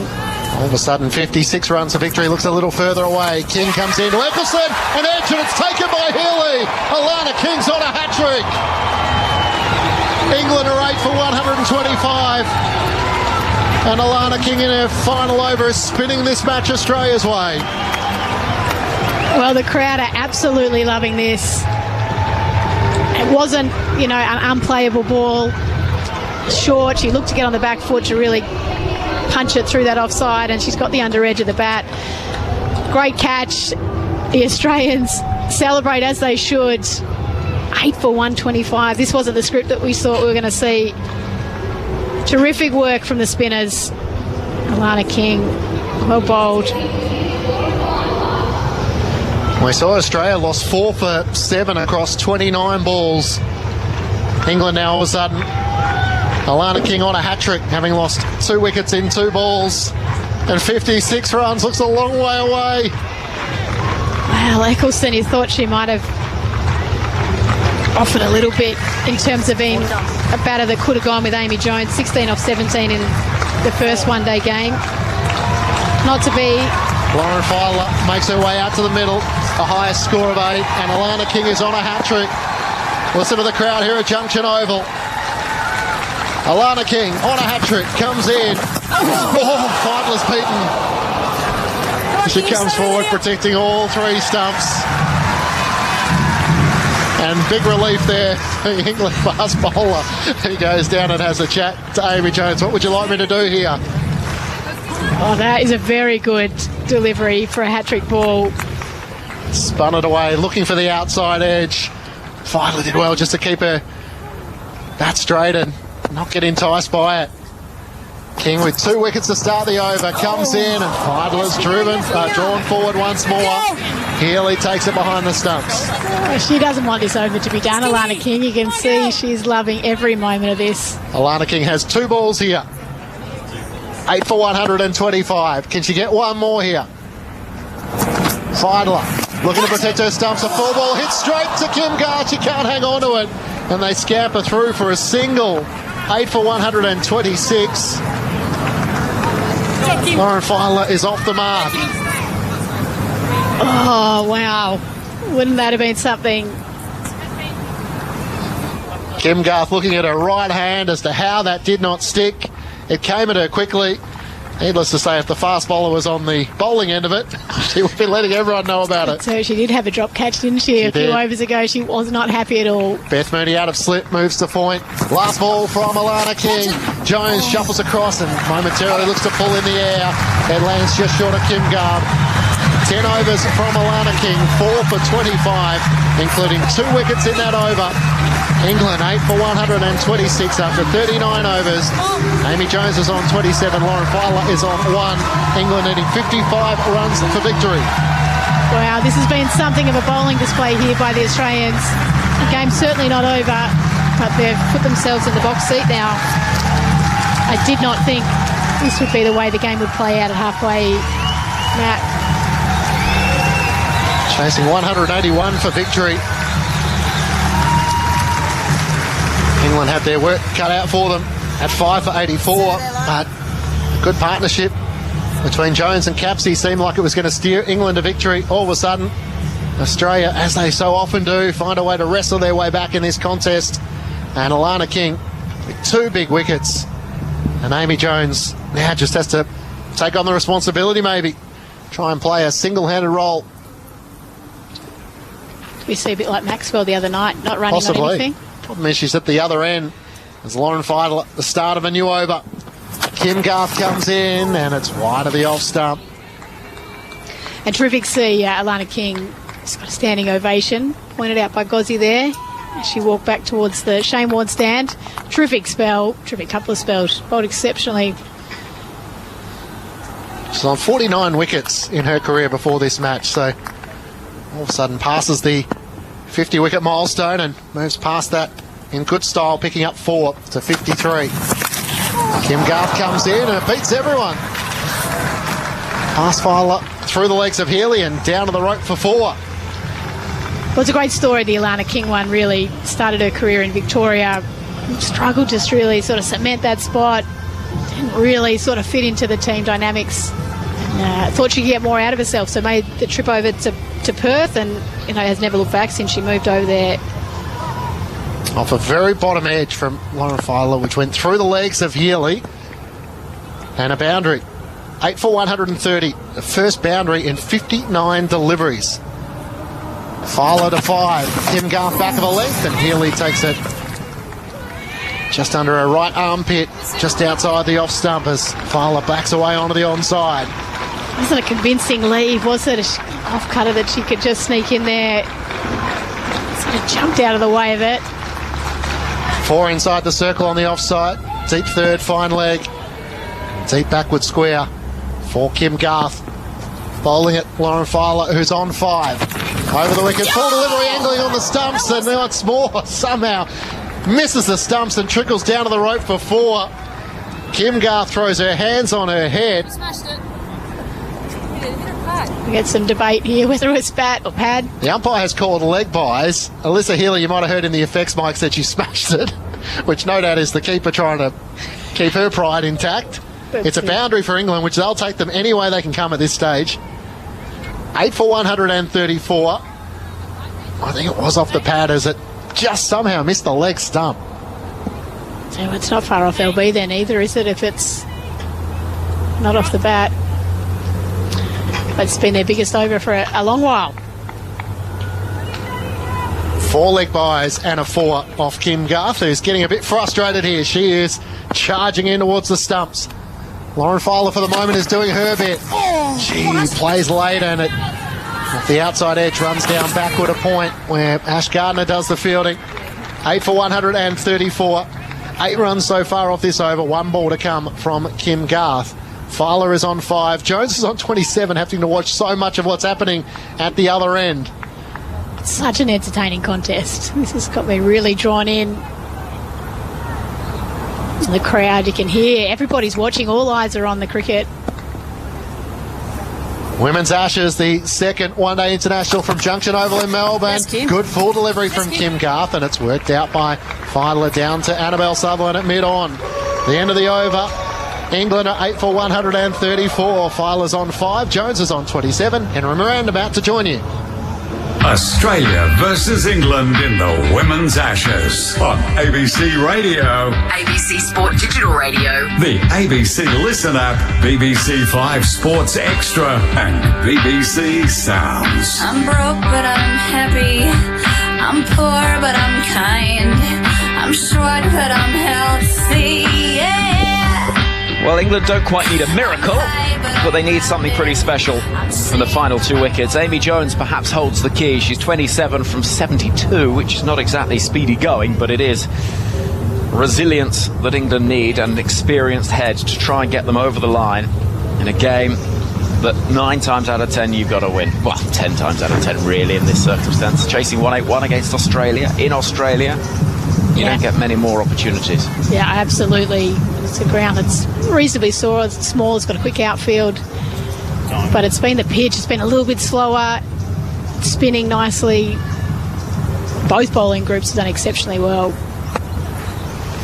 Well, in comes Megan Schutt from the far end, sprinting towards us. As Jones will get 1 towards deep cover. No, she's keeping the strike. Oh, wow. Wowee. I think that is bold. England need 47 from 59. She must have been watching Glenn Maxwell bat the other night at Marvel Stadium. We're from about the 12th over. I don't know if you saw it. He didn't take a single. It's marvellous, wasn't it? Well, the interesting point too is that so Schutt's back into the attack, and it's really been King, Gardner and Garth that have been the danger players. So really this is an over where there's some opportunity. Well, here comes Megan Schutt. Field spread on the leg side, offering that single, which won't be taken because it goes to the hands of the fielder, McGrath, mid-off, and Dots building. This makes no sense to me, Henry. I'm with you. At this sort of stage of the game with Schutt bowling, maybe from the other end, maybe for Garth's laughed over, protect Fowler and Jones can take the majority of the strike, but I'm not sure she thinks she's going to hit a couple of boundaries here or where the runs are actually going to come from. In comes Megan Schutt to bowl to Amy Jones, and she looks down the ground for a single and again doesn't take it. And now she hasn't taken it. It's almost set this precedent that she can't take it on the second, third, fourth ball. England always talk about, every time you interview them, the message is the same, which is we're going out to inspire the next generation. And I know that nothing is more inspiring than victory, but I think timorous cricket to me, it doesn't feel like you're doing that. Here comes Shoot, bowling to Jones, and who this time will take the single. Gets off strike. But 1 and over's no good. Well, this is a ground where there's very few twos hit. It's not a big ground, it's a fast outfield. Get your angles right. Twos are extremely difficult to come by. And I don't know how many boundaries, except for the 2 boundaries that went sort of through the keeper with byes and leg byes. I'm not sure where the boundaries are coming from without taking a big risk. And the last thing England need now is for Amy Jones to try and hit a couple of boundaries over the top. Try and get through 3, 4 and over, especially when it's shooter, when it's not Gardner, King or Garth bowling. Try and get 4, 5s and over, keep themselves, take the game as deep as they can, and then Amy Jones can take some risks. But I think they've gone a little too early on this plan. I'm with you.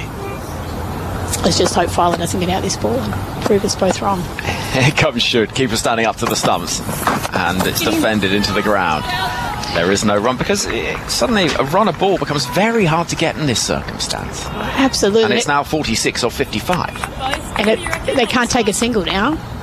Filer's sort of hiding to nothing. She can't swing to the rafters. They haven't got enough wickets in hand for that. And a single they're not going to take because they'll just put her back on strike. Well, there's a big problem in that sense, isn't there? In comes Shoot again. Arms pumping. And it's angled down towards deep third. There would have been a run there. Amy Jones says no, and she's going to have to do something now, because with 46 needed off 54 balls, playing over like that time and again with 1 off it, the game's going to drift away in terms of runs. Forget about the wickets. And Sophia Dunkley is running onto the field with a drink, and I imagine a message. And I wonder what that message is. I think so, and I think it was actually the batters that called for the drink or for the change of gloves to come. So which again's not a great look, but I think they're looking for a message. What do you want us to do? But actually it's the 2 batters out there who've got to take some sort of responsibility and ownership for this plan. Kim Garth has just a single over to bowl. You feel like they need to be wary. I feel like she's the real danger bowler. So you'd be a bit more cautious this over? I'd be happy to be a bit more cautious this over, absolutely. But they've just cost themselves the last over, so it puts more pressure on. If this is another tight one, then we're almost at a run of ball. Well, Alana King's 4 for 25, the best ODI figures by an Australian women's leg spinner on home soil since, and I know you know the answer to this. I would not expect you to know the answer to this. Olivia Magno took 4 for 11 against Pakistan at Wesley Cricket Ground in 1997. Oh, wow. There you go. At Wesley Cricket Ground. Olivia Mano. Oh, was that? Sorry, forgive me. That's okay. That's all right. Amy Jones on strike. Keep her up to the stumps, and Jones whips the ball to the leg side. Well, the message has obviously been... Oh, don't run that second. But the message has obviously been... That's just ridiculous, though, isn't it? Yeah, well, it is. I'm with you. The very first ball of the danger bowler bowling, and you take it. But clearly her teammates not agreeing with the plan that they went for in the last over. That's okay. They're under a lot of pressure out there. It's easy to sit up here, isn't it, and sort of make judgment. But this is a game that England well and truly should have won after the first half that they'd put in. Well, they have, unquestionably given themselves the best opportunity at the halfway stage. And if they lose this game, and it looks in all probability like they will, then... There's still a chance, Henry. There's still a chance. Yes, I'm having hope for you. Yeah, I just think it's tough. It does put the series under question Yeah, that's my fear for the series, really. Garth bowls to Filer, and a single will be taken there. Jones calls it through as it's dabbed down towards deep third. Big cheers from the England dugout as it's now 45 needed. 44 from 52. Garth in a final over, 3 for 28 so far. You just think it's a very hard challenge for a side to bounce back from 2 defeats. The manner of which this one would be so crushing. Oh, it is, absolutely. It just puts such questions back on the English batting lineup. Jones on strike as Garth is in, and she goes hard at that, walloping into the leg side. Sutherland will scoot on round to pick up. That was a nice piece of timing, but the fielder at long on is there quickly. There has been a change of gears from England. I think Sophia Dunkley, and that message she brought on was, guys, this game's still there to be won. Yeah. Don't be left with too much to do. Don't be left wondering. Filer on strike. 3 from the over so far. Seen more dots than a Dalmatian in the last 20 minutes or so, but here comes Garth, the ball to Filer, outside the off stump, edging, dropped! She got airborne, did Alyssa Healy, and I would wager she would have expected to take that. I think so. It was a very, very tough catch, but she's one of the best. She got a good piece of glove on it. Oh. I just wonder if 2 games in 3 days, she spoke about how exhausted she was yesterday, back from injury. One doesn't look to make excuses for a keeper, but I just wonder, it's tough going out there in the heat. Here's Kim Garth to bowl to Amy Jones. 42 needed from 50. Jones goes over the offside and gets 6. Woof! What a shot. That is a massive blow from Amy Jones and a statement. 10 off the over so far. And suddenly the requirement from England is looking healthier. 36 from 49. Well, Alex Hartley clapping away, cheering away in the back of the box here. That was a lovely shot. It's just, isn't it such a mindset? 1 minute you're in there defending. Next minute, just a little shift, and that's a lovely shot. Playing to her strengths, playing straight down the ground. Mid-off stays up inside the circle. Here comes Garth's final delivery. Amy Jones waiting, getting the single into the leg side to keep the strike. They played that over really well. There you go. Right then. Thank you very much indeed, Sarah. As Alex Hartley comes to join me, she's wandering around, twitching and looking nervy. How are you? Yeah, I'm all right. I'm nervous. Amy Jones is going to have to play out of her skin here, and she is doing, to be completely fair. That message came on from Sophia Dunkley, obviously from the coaching staff, to take the game on, play a few more shots. You don't want Filer facing many deliveries. You want Amy Jones facing the majority of them. But Australia have really got themselves back into this game. They're on the verge of winning the second ODI, going 4-0 up. England on the verge of making it 2-2. I mean, what a game of cricket, a low-scoring thriller. 36 needed, 45 balls, Jones on strike on 37. Having just hit Kim Garth for 6. Here comes Megan Shoup from the far end of the ground, running in towards us, and Jones goes hard at that. It's in the air, it'll drop safely. And they don't run. Goes out to deep cover and they don't run. It's exactly what they need to do. Amy Jones, face the deliveries, face the balls. So you don't think she should run? No, I've been in this situation, and yes, Lauren Bell's number 11, but Lauren Filer can at least hold her back, but Amy Jones has to do this on her own. 35 off 47. 2 wickets remain. Jones drives, gets a decent chunk of it, but it's well stopped by Phoebe Litchfield, who takes a tumble at extra cover. I think any questions about England's ability to cope with pressure, if they lose this game, are going to be pretty noisy ones. Amy Jones in 2024 averages 199 in a run chase. Oof. Only been dismissed once. Jones is smashing that ball out square of the wicket on the offside, but can't beat Alana King in the deep. Which is all well and good, but we are now in 2025, so we have to reset things. They've not played since, really. They obviously played the other day. Yeah. England not in a run chase, though. Yeah. So what we're saying is, last 12 months or so, she's been outstanding. She has been outstanding. She's averaged 63. Well, England could do, if she can reach that number today, they'll be close. Full toss, and Jones manages to get something on it. Oh, it's a brilliant piece of fielding. Oh, there's going to be a run out! Surely there'll be a run out, and there is! It's Lauren Filer that's gone. They were ball watching. She throws her head back. She can't believe it. And Amy Jones leans on her bat, wondering what on earth her teammate has done. It was a little rampy, paddly attempt from Jones that was so brilliantly stopped at short third. And we talk about Australia's ability in the field to create chances, stop runs. And that is absolutely outstanding. It really is. It's a horrible moment for England. But Lauren Filer has got to know they're not running these singles. Amy Jones is not running that in a month of Sundays. Lauren Filer slips over. She tries to get back. She's miles out. It's an unreal throw from Alyssa Healy, who gets the ball from short third, throws it to the non-striker's end. But Filer has to know she's not running those singles. It's shambolic. 3 dots, then the wicket. England need 35 from 44. They're 1 wicket away from defeat, and a defeat that could be so damaging. It really could. Now things get tough because Amy literally has to face every single delivery. You would back Filer to keep out 1 or 2 in an over, as they have done, as Amy has done. She's given Filer 2-3 balls of an over, just block it out. I'll tell you, hold if you want to chat. Amy Jones has to face every ball here. The pressure is on. What do Australia do? Do they bring in the field, keep Amy Jones off strike? She averages 5, Lauren Bell, in ODI cricket. You almost have 4, Amy, just don't get a single.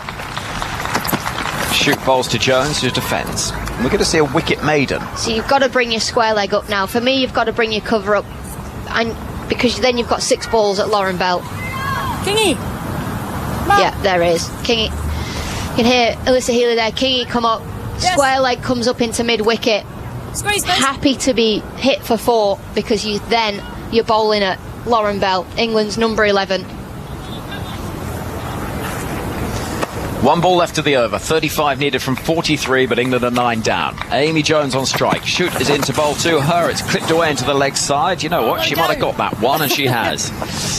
So it goes out towards the leg side for a single. Jones will be on strike. Kick him over before. You could hear Healy there. I've seen you kick those over the boundary before. Kick it for 4. We want to be bowling at Lauren Bell. Well, what a game of cricket we've got here. I don't know how I feel, Henry. I really don't. Well, give it a whirl. Try. Excited, disappointed, frustrated, nervous, sick. Supposing Australia win this game and Ash Gardner's coming back into the attack, do England come back in this series? Hard, isn't it? So hard. It can be done, but just psychologically. Yeah, they're 4-0 down. They need at least 9 points. My worry for England there's 8 white ball points left available if they lose this game. Therefore, they've got to win the Test match. Yeah. Well, draw the Test match. The worry for England is questions about coping with pressure and how ruthless they are. And they talk about wanting to inspire and entertain. As Ash Gardner comes into bowl to Amy Jones, who hits that hard out into the leg side. They're going to push hard for the first. They'll get the second as well. They certainly should do, and they do. That's nicely played by Jones. And so she moves on to 40. England stand requiring 32 from 41. Lauren Bell has to know it's 2, 4 or none. She needs to be very confident on odds and evens. Well, it could be 4, you know. Not quite. That foot didn't quite hit the boundary, but did the only thing might be, did the towel hanging out the back of the pocket, because that counts as part of the person. It's Elise Perry out there, and if she rolls backwards, it'd be very unlucky, it has to be said. No, I think she's okay. Oh, just a little bit. And sometimes with that towel hanging out the back of the pocket, there's sort of the resemblance of you can sometimes see fielders like that. They look a little bit like a horse, do you know what I mean? Because the towel bounces around. But it does count as part of the person. 32 needed from 41 for England. 1 wicket in hand. 1 wicket for Australia to win the game. Jones goes hard at that again. No is the cry. It's along the floor towards Perry at deep mid-wicket. So, the equation 32 from 40. Very hard to play this situation from Jones. You want an experienced player out there. She's played a lot of international cricket. Ash Gardner moves in round the wicket. Amy Jones, long sweeps, but with the pace taken off. That's well bowled by Gardner. Gets nothing on it, really. Bottom edge into the pads. What a game. What a game. Edge of your seat kind of game. My heart rate, Henry, is 104. Is it? It's on nervous now. Here's Gardner. Jones swinging at that into the leg side. Wanting 1, wanting 2. If she can get them, they're going to push for that second run. It's going to be tight. Oh, hold on a minute. Has Lauren Bell made it? It's not out. They're going to look upstairs. They are going to look upstairs, but I think she's in by half a foot. Director, we have an umpire review for a run out at the bowler's end. Can I get your best side on angle, please?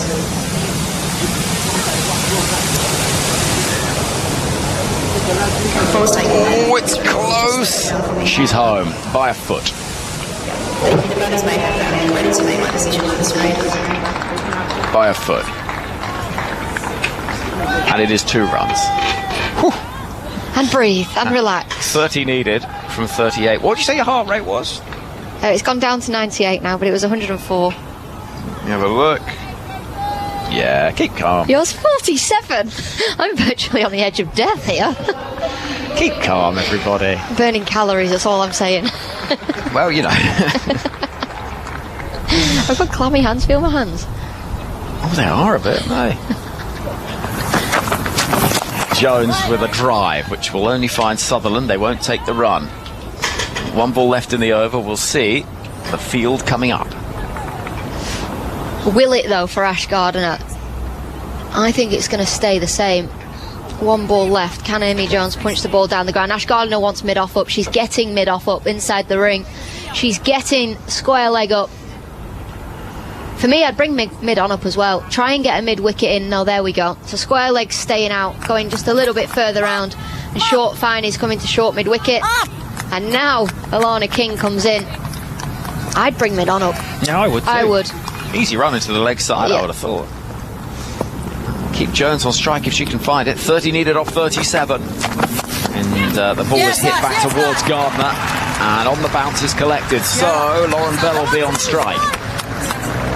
And you do not seem filled with optimism if your body language to my right is anything to go by. 151 on the board, 9 down. England need 30 from 36, chasing just 181. They found themselves in dominant positions in this game when the score was at 68 for 2, end of the 16th over, cruising along with Siva Brunt and Heather Knight. Win predictor had England at 87% at that point, but then the wickets started tumbling. 68 for 2 became 84 for 5. Capsian Jones batted well, but Charlie Dean and then Sophie Eccleston first ball saw England to 125 for 8. Filer, the latest to go in a calamitous run out. And Lauren Bell about to face her first ball, which is going to be bowled by Megan Schutt, who's prowling at the far end, stalking her prey, knowing that it is not necessarily going to be the hardest chase, if you like, in I just know how Lauren Bell's feeling in this situation. Your heart rate's going. You're number 11 for a reason. You know, she can hold a bat, she can defend the ball, but at the end of the day, she is number 11 for a reason. So you're out there in the middle, you're marking centre, off stump, wherever you stand. You're nervous. The Australians, they're swarming you. There isn't a single on offer here for Lauren Bell unless she manages to squeeze one out to square leg. Here comes Megan Schutt bowling to Bell. He defends that pretty confidently. And it goes back up the track. If you're Australia here, just bowl at the stumps. Yeah. Everything straight. Bring LBW into play, bowled into play, caught behind, everything and anything. Amy Jones at the other end, she's just going to have to watch and pray that Lauren Bell doesn't get out here. Indeed. So, if we get through this ball, I've got a stat for you, and it's a cracker. Schutt bowling to Bell, who defends again with confidence. So, when Alana King was introduced into the attack, England's win prediction was 76-24. By the time she finished her spell, it was 99% Australia. That is decent. If you're an Australian listener, an Australian fan. See, you can hear Elisa Healy. It's the Ashes. In Lauren Bell, down the stump mic. Megan Schutt outside the off stump, and a loose delivery, to put it mildly, from Lauren Bell. Crowd up and about as England flags that were waving so jauntily up in the Shane Warne stand earlier lie rather limply at the moment, it has to be said. 30 needed off 33 balls. Not done yet, but there is just 1 wicket in hand. And That is edge down towards deep third, and so there is a run taken. Lauren Bell is up and running, and Jones will have 2 balls at the end of this over. First one, she's going to try and clobber somewhere. Out towards St Kilda. Second one, she'll try and keep the strike. To where is she thinking? Mid-off surely has to go back here. Well, you'd have thought so. Well, deep cover maybe. Mid-off up inside the ring. Try and get her to go inside out. I would have thought so. But then what do I know? 29 needed off 32. Field remains as was. Keep her up to the stumps. Here comes Shoot. Jones gives herself some room. Smacks it out towards deep cover. Won't go for the run. Yeah, in that circumstance, maybe you do. And maybe trust that Bell will survive the last ball of the over. Nah, I think I'm just going to leave it. She's just going to leave it. Just leave it. Interesting. She's going to leave it. That's the field placements that Elisa Healy's talking about. Final ball of the 45th over, with England needing a further 29 off 31. And Jones is going to try get a single to fine leg, and she doesn't do so. So Lauren Bell will be on strike. 5 overs remain. Australia, you sense her on the brink, if only because the scoreboard has gone from how many runs England need to how many wickets Australia need. 152 on the board, 9 down. England chasing 181. Jones, the only hope really for England here, has 42. I'm getting out of the way, Alex Hartley, to take us through to the conclusion whenever it might be. Here comes Matt Klitsch. Women's International Cricket.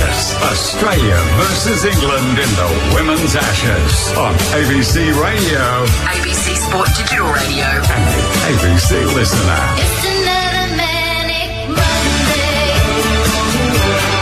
Wish it was Sunday. That's my Monday. I don't have to run day.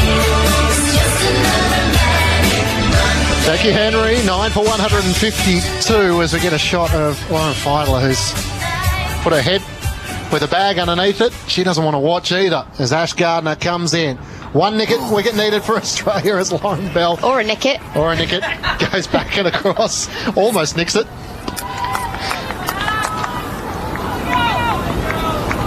Ash Gardner, who has claimed 1 for 23 in her final over. And they're going to have to bowl Darcy Brown or Annabelle Sutherland if we go that far. Gardner into Bell, who takes a big swing, misses. And Healy takes it behind the stumps, trying to clear everything. 1 from 5 deliveries. Interesting shot that from Lauren Bell. When it's in your slot, play the shot. Just the one fielder out at deep mid-wicket as Bell chops down on a ball angling in on off stump. That's well defended. She's done better than what you gave her credit for. Oh yeah, absolutely. Absolutely. 9 for 152. Ash Gardner comes in wide of the off stump to Lauren Bell, who she thinks about a single as she pushes it out backward a point. Amy Jones is not interested. She's 42. Bell is on 1. 29 runs needed now from 26 deliveries, so it does become a T20 match, doesn't it? If Amy Jones can get back on strike. Gardner into Bell. Big step forward, defends, pushes it out into the offside. Good technique. Good from Lauren Bell. Very, very good from Lauren Bell. 5 balls successful. 1 to go. 1 delivery to go here for Lauren Bell.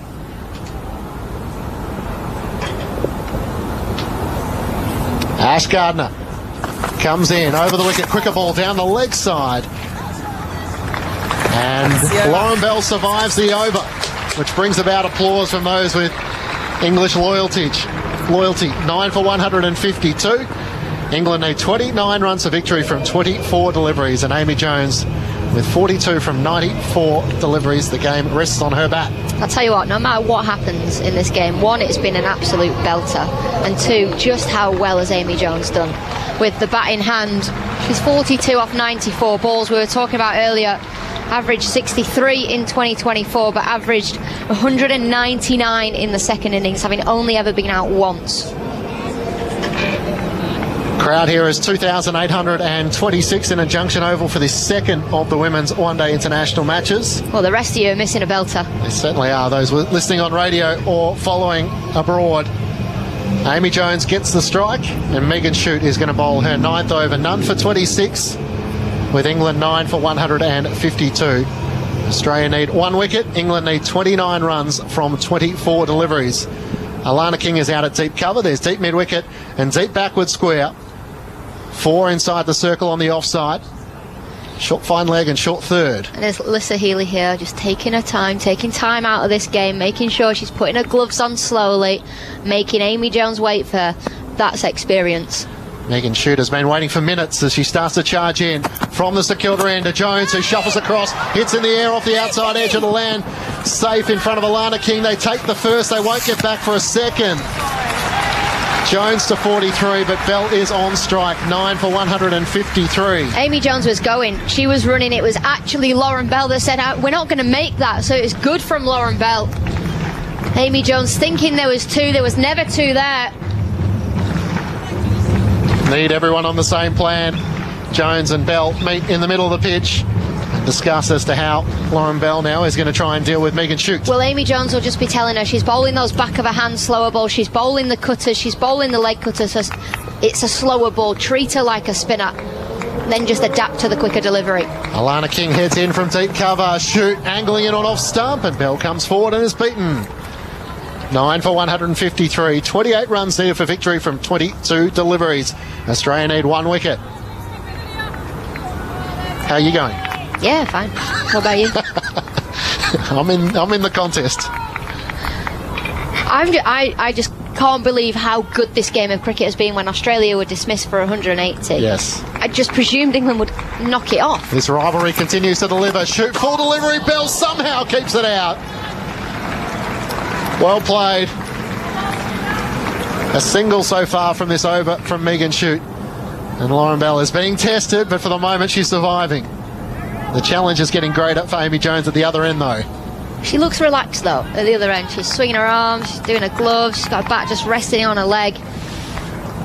28 needed from 21. As Megan Shute comes in. Bell has to once more defend as she plays it late. Shute is bowling Yorkers, angling in it off stump at the moment. Yeah. And Lauren Bell is finding it hard. She's just trying to survive at the moment. She's not looking to score. And that's exactly what she needs to do. Amy Jones has to score the runs from the other end. Talked about that deficit and how England had so many balls to play with, and now it's gone the other way around. 28 of 20 deliveries for England to win this second ODI. Shute comes in once more, slower delivery, it bounces off the top of the bat and lands safely in front of backward point. Alana King patrolling that area. Beth Mooney is at backward point as well. Both are moving closer inside the 30-yard circle, and now with the last ball of the over, Alana King sort of heads out towards the boundary. She's not going to go right out to the rope at deep cover. You see Lauren Filer down to our right, just sat on the floor with her head between her knees. She's barely watch. Not in a great place at the moment. Bell needs to survive 1 ball as she does. Defends back down the pitch from Megan Shute. 9 overs from her, none for 27. England are 9 for 153. England needing 28 runs to victory from 18 deliveries. Australia needing 1 wicket. Bell on 1, Jones on 43. Matt Clinch and Alex Hartley with you. Yeah, change of gloves for Amy Jones. A quick change of gloves. Sophia Dunkley runs out, doesn't even talk to her, just changes those gloves back out, back in the game. Focused as Annabelle Sutherland is coming into the attack. And Amy Jones has batted out of her skin here. 43 not out. But the pressure is building. If we're feeling it up here in the commentary box, how are Amy Jones and Lauren Bell feeling out in the middle? The Australians, they'll be pretty relaxed because what will be will be. They've given themselves the best opportunity of winning this game. If England win from here, it's through no fault of Australia's in the second innings. If England win from here, it'll go down in Ashes folklore. Absolutely. It'll probably go down in Ashes folklore regardless, but Australia having been kept to a 16-year low of 180. Yeah, England chasing 181 for victory. And what a win it would be for Australia. I mean, come on. Another chapter. Annabelle Sutherland has had plenty of people come and offer their support. Alyssa Healy now heads back behind the stumps. Amy Jones on strike, 43 from 95 deliveries. England needing 28 for victory, 9 for 153. As Sutherland comes in from the city end, a full delivery. Jones digs it out, hits it along the ground out to deep mid-wicket. They don't take the single as Elise Perry does the fielding. 28 needed from 17 deliveries. Amy Jones will be looking for that ball that's slightly outside the off stump, just to cream through the covers. Deep backward square leg, deep mid wicket. Ash Gardner at long on. Beth Mooney at long off. Australia have their best fielders on the rope. Sutherland comes in. Jones tries to hit hard down the ground. Get out of the way, Lauren Bell. She does so, but they don't take the single as Gardner does the fielding. Out long on. 28 needed from 16 deliveries. 9 for 153.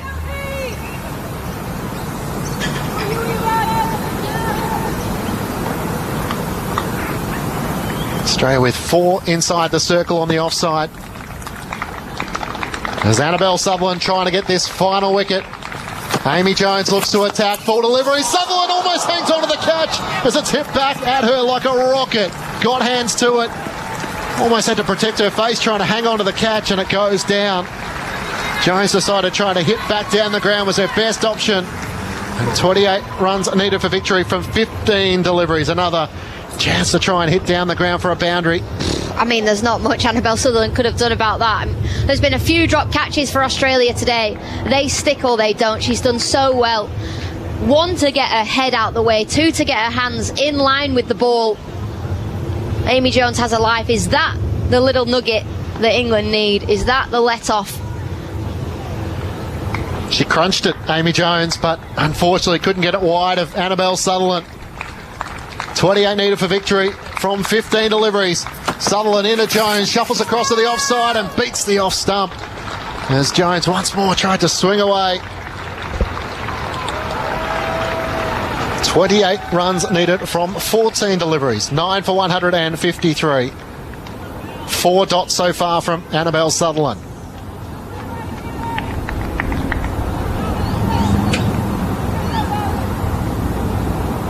Amy Jones takes a step away, tries to compose herself. Where can she find a boundary? 3 fielders on the rope on the leg side. Sutherland comes in, Jones shuffles across, hits in the air and gets it over the top of short fine leg, over the top of Kim Garth, and a no ball has been called as well. Oh, that's big for England. Well, Amy Jones has done well to play that in the way that she has. She was looking for that area. She got the full bunger from Annabelle Sutherland. The no ball, now the free hit. 9 for 158. Jones moves to 47. A free hit here as Lauren Bell comes down the pitch and they have a conversation about what the tactic is here. 23 needed for victory from 14 deliveries. Well, this is a freebie, isn't it? You hit this as far and as hard as you can. You get off strike, you face the next 2 overs. Does she try and do the same thing again? Try to pull? Depends on the delivery. Sure I think does. obviously short third, short finer up, so it's there, but equally free hit, you can go through the covers. Free hit here for Amy Jones. Sutherland comes in, short ball. Jones rocks across, pulls it. They won't take the single. Down to Alana King, who does the fielding, a backward square leg. So 23 needed for victory from 13 deliveries. 9 for 158. The important thing here, the field stays the same. There are singles on offer in the leg side for Amy Jones. Sutherland just having gone for that 4 no ball so far this over. A full delivery once more. That's a no ball. Jones, Bell's come down the pitch. She's told by Amy Jones, what are you doing? Go back.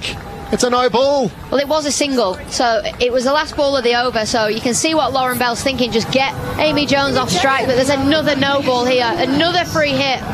22 needed from 13 deliveries. Now, Annabelle Sutherland has bowled 2 no balls here. She's going to be out of the attack. So she will be out of the attack. Just when you think this game is starting to head towards a predictable ending, something happens. So now Alyssa Healy comes in and has a chat with Talia McGrath, who is going to bowl the final ball with Annabelle Sutherland. Oh, her face tells a whole story. She can't believe she's bowled 2 no balls above waist height in this over and she is out of the attack. Annabelle yelling at me. Did I signal everything correctly then? Oh, stump mic's being turned down because Annabelle Sutherland shouted at the umpire. Well, that's close, isn't it? Is that a I'm no not ball, sure. I'm not Alex sure. Hartley, or not? I honestly, I don't think that's a no ball. Had Amy Jones stayed in the crease, I don't think that's a no ball. So Talia McGrath is going to have to come and bowl the final ball of Annabelle Sutherland's spell, and she is out of the attack now. So all of a sudden, Alyssa Healy has some problems as well. Darcy Brown's only bowled the 3 overs. Megan Shute. As Talia McGrath comes in, short ball, free hit out towards Alana King. She takes the catch, of course, but it's a free hit at backward square leg. And that will be the end of the over. Why have they not run? So I don't know why Lauren Bell hasn't run. Everyone's a little confused. Why haven't they run? Why haven't they run? I'm going to say it again. Why haven't they run? Lauren Bell's on strike. Amy Jones has had a complete mind blank there. She's just thinking about facing all the balls. It was the last ball of the over. It was a free hit. Amy Jones can't believe what she's just done. She's leaning on her bat thinking, what has just happened? What have I done? Alyssa Healy's laughing. End of the over, thank you. Just continues to throw you in all different directions. Why didn't they run? Lauren Bell doesn't take the run, having run down the previous delivery, which was a no ball and a free hit. And now Lauren Bell is going to be on strike. 22 needed from 12 deliveries. Alyssa Healy was laughing. You could hear in the effects mic confusion from England. 22 needed from 12 deliveries. Jones is on 47, and Lauren Bell is going to have to face Megan Shute here from the St Kilda end here at Junction Oval. Bell was able to defend an over, but it's a different set of circumstances now. 22 needed for victory. She's going to need to try and score at some stage. Shute comes in to Bell, full delivery. She bowls her, hits the top of off, but Australia record a famous victory here at Junction Oval. Lauren Bell is bowled for one. The Australians break in celebration. Amy Jones finishes not out on 47. And Australia win by 21 runs at Junction Oval to win the opening 2 one-day international matches in the Women's Ashes. They take a 4-0 lead in the series. And Australia defend 180. Incredible. Well, Amy Jones would have had to bat it out of her skin, and she did. She was doing 2 no balls in that over. I think she just lost count in the previous over. She just lost count. And when she needed to be on strike, she's going to be absolutely devastated with that mind blank. Didn't run when the ball was hit out into the deep. The very next delivery, Lauren Bell is bowled, and Australia got 2-0 up in this Ashes series. They have 4 points to England's none. They win the ODI series, and I cannot believe what I've just seen. Amy Jones, outstanding, but it wasn't enough. England won the toss. They decided to bowl first. They got Australia out for 180, in which Elise Perry top scored with 60 from 74 deliveries, including 2 sixes and 5 fours. Sophie Eccleston picks up 4 for 35 from her 10 overs. Alice Capsey 3 for 22 from her 7 overs. And England chasing 181 for victory, finish all out for 159. Amy Jones top scores with 47 from 103 deliveries. Maya Bouchier 17, Tammy Beaumont 3, Heather Knight 18, Nat Severbrunt 35, Danny Whitehodge a duck, Alice Capsey 14, Charlie Dean 3, Sophie Eccleston a duck, Lauren Filer 7, and Lauren Bell out for 1. For the Australians, Alana King finishes with 4 for 25 from her 10 overs. Kim Garth, 10 overs, 3 for 27. Megan Shute, 9.1 overs, 1 for 27. Annabelle Sutherland, 5.5 overs, none for 30. Darcy Brown, 3 overs, none for 13. Ash Gardner, 10 overs, 2 maidens, 1 for 23. And Talia McGrath bowled that 1 ball for no runs. Alex Hartley, now the challenge to try and make sense as to what we have just witnessed as Australia take a 2-0 lead in the Women's One-Day International Series and claim the 4 points on offer to start this Women's Ashes. I don't know what's happened, to be honest. Australia, they very, very rarely lose series. They very, very rarely lose games. 180 they were bowled out for today. The first time on home soil they've been bowled out for less than 200 since 2009. England had a proper sniff, a proper opportunity to win this game. They lost consistent wickets throughout. Australia absolutely outstanding with the ball. Amy Jones, outstanding with the bat until that brain fade, until that final ball of the previous over. And then Lauren Bellis dismissed the very first ball of that Megan shoot over, and Australia win the game. I cannot believe what I've witnessed today. What a game of cricket. It's a game that will be remembered for so many swings and twists and turns throughout the match, and Amy Jones desperately trying to get her country home, and yet the confusion at the very end as Annabelle Sutherland was taken out of the attack after bowling 2 no balls. And Australia, in the end, were able to finish off the job, while for England, they'll wonder what could have been in the first one-day international and now the second, and their ability to deal with pressure in these sort of circumstances. Yeah, it is. It's what could have been, isn't it? It's what could have been. I mean...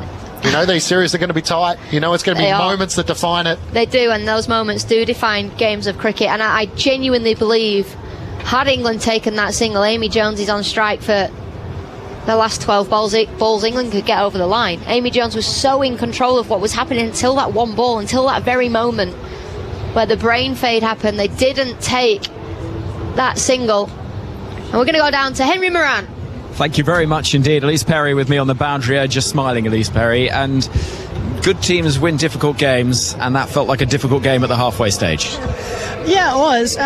Probably not a typical junction pitch, you know, and that showed in the 2 innings across the day. But yeah, one of the better wins for us. I just thought our composure and the way that we just rode the waves a little bit, particularly with the way that we bowled, was just brilliant, and just managed to create enough pressure the whole way through. I think we saw that with our innings too. We were on a bit of a flow and then lost a clump of wickets, so we knew that there was a bit there to play with. But yeah, to finish the game like that was special.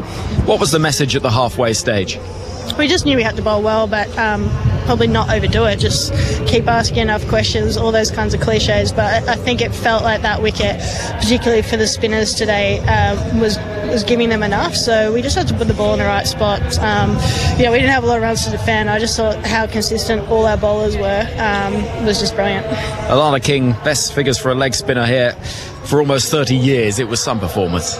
It was great. Yeah, as I said, I think the wicket today was conducive for spin, and she made the absolute most of it. But just again, consistent, around that, I think she only went at 2 and over, and I think that was so important, just to keep building that pressure. And then when the wicket ball came, it just gave us all that momentum. So there was some really good partnership bowling too. Obviously, Ash Gardner was great. I thought Kim Garth has been exceptional in the first 2 games. She just asked so many questions and takes crucial wickets, so that was great.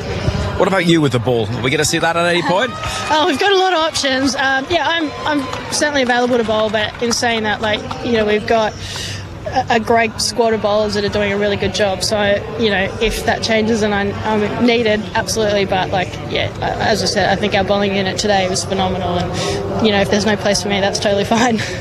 In terms of the series and momentum, short and sharp, and getting a good start was going to be vital to whoever could do so in the series. Well, I think so, but I also think, you know, the psychological benefit of winning the really tight games and the ones that, you know, you feel slip away can be really impactful as well. So for us to put that performance in after being so under par with the bat was, yeah, really crucial. I mean, it's a long series, there's a long way to go, but to start with 2-0 or 4-0, I guess, on the points table. Yeah, we wouldn't have asked for more. So, yeah, we're conscious that there's lots of cricket to be played, but yeah, it's nice to be in the position we are so far. Is there a little bit of a sense England were architects of their own downfall today? I think that would be unfair. As I said, the pitch, you know, it wasn't a typical junction wicket. Normally it provides a little bit in the morning and then just flattens out to an absolute highway. It didn't do that today. I think spin was in the game the whole way. You know, it's a fine line between wanting to be really positive and impactful with the bat, but also taking responsibility for your team. You know, I think every time they got a bit of a partnership, they probably just lost a wicket at the wrong time when they were building some momentum. So, you know, it's just one of those games that was tricky. Do you know which Ashes here? I've given you the answer then. This is series number 11 for you in Ashes cricket. Is your hunger still the same for Ashes cricket, you know, these big occasions? I think even more so. You just look at, you know, the spectacle that's now being put on, the quality of cricket is unbelievable. I'm more nervous now playing than I ever have been, because you just know you're going to be challenged the whole time, and that's so motivating on a lot of levels. But, you know, equally, the atmosphere that we've had at the first 2 games, North Sydney, being a sellout, it's never looked better than that, and just so many people enthused by the style of cricket that both teams are playing. And then again today, you know, it's a Tuesday, lots of people are back at work, and we've still got a really healthy crowd. So, you know, it's so easy to just be enjoying it so much and trying to take in as much as I can whilst I'm still around. And yeah, it's been so fun.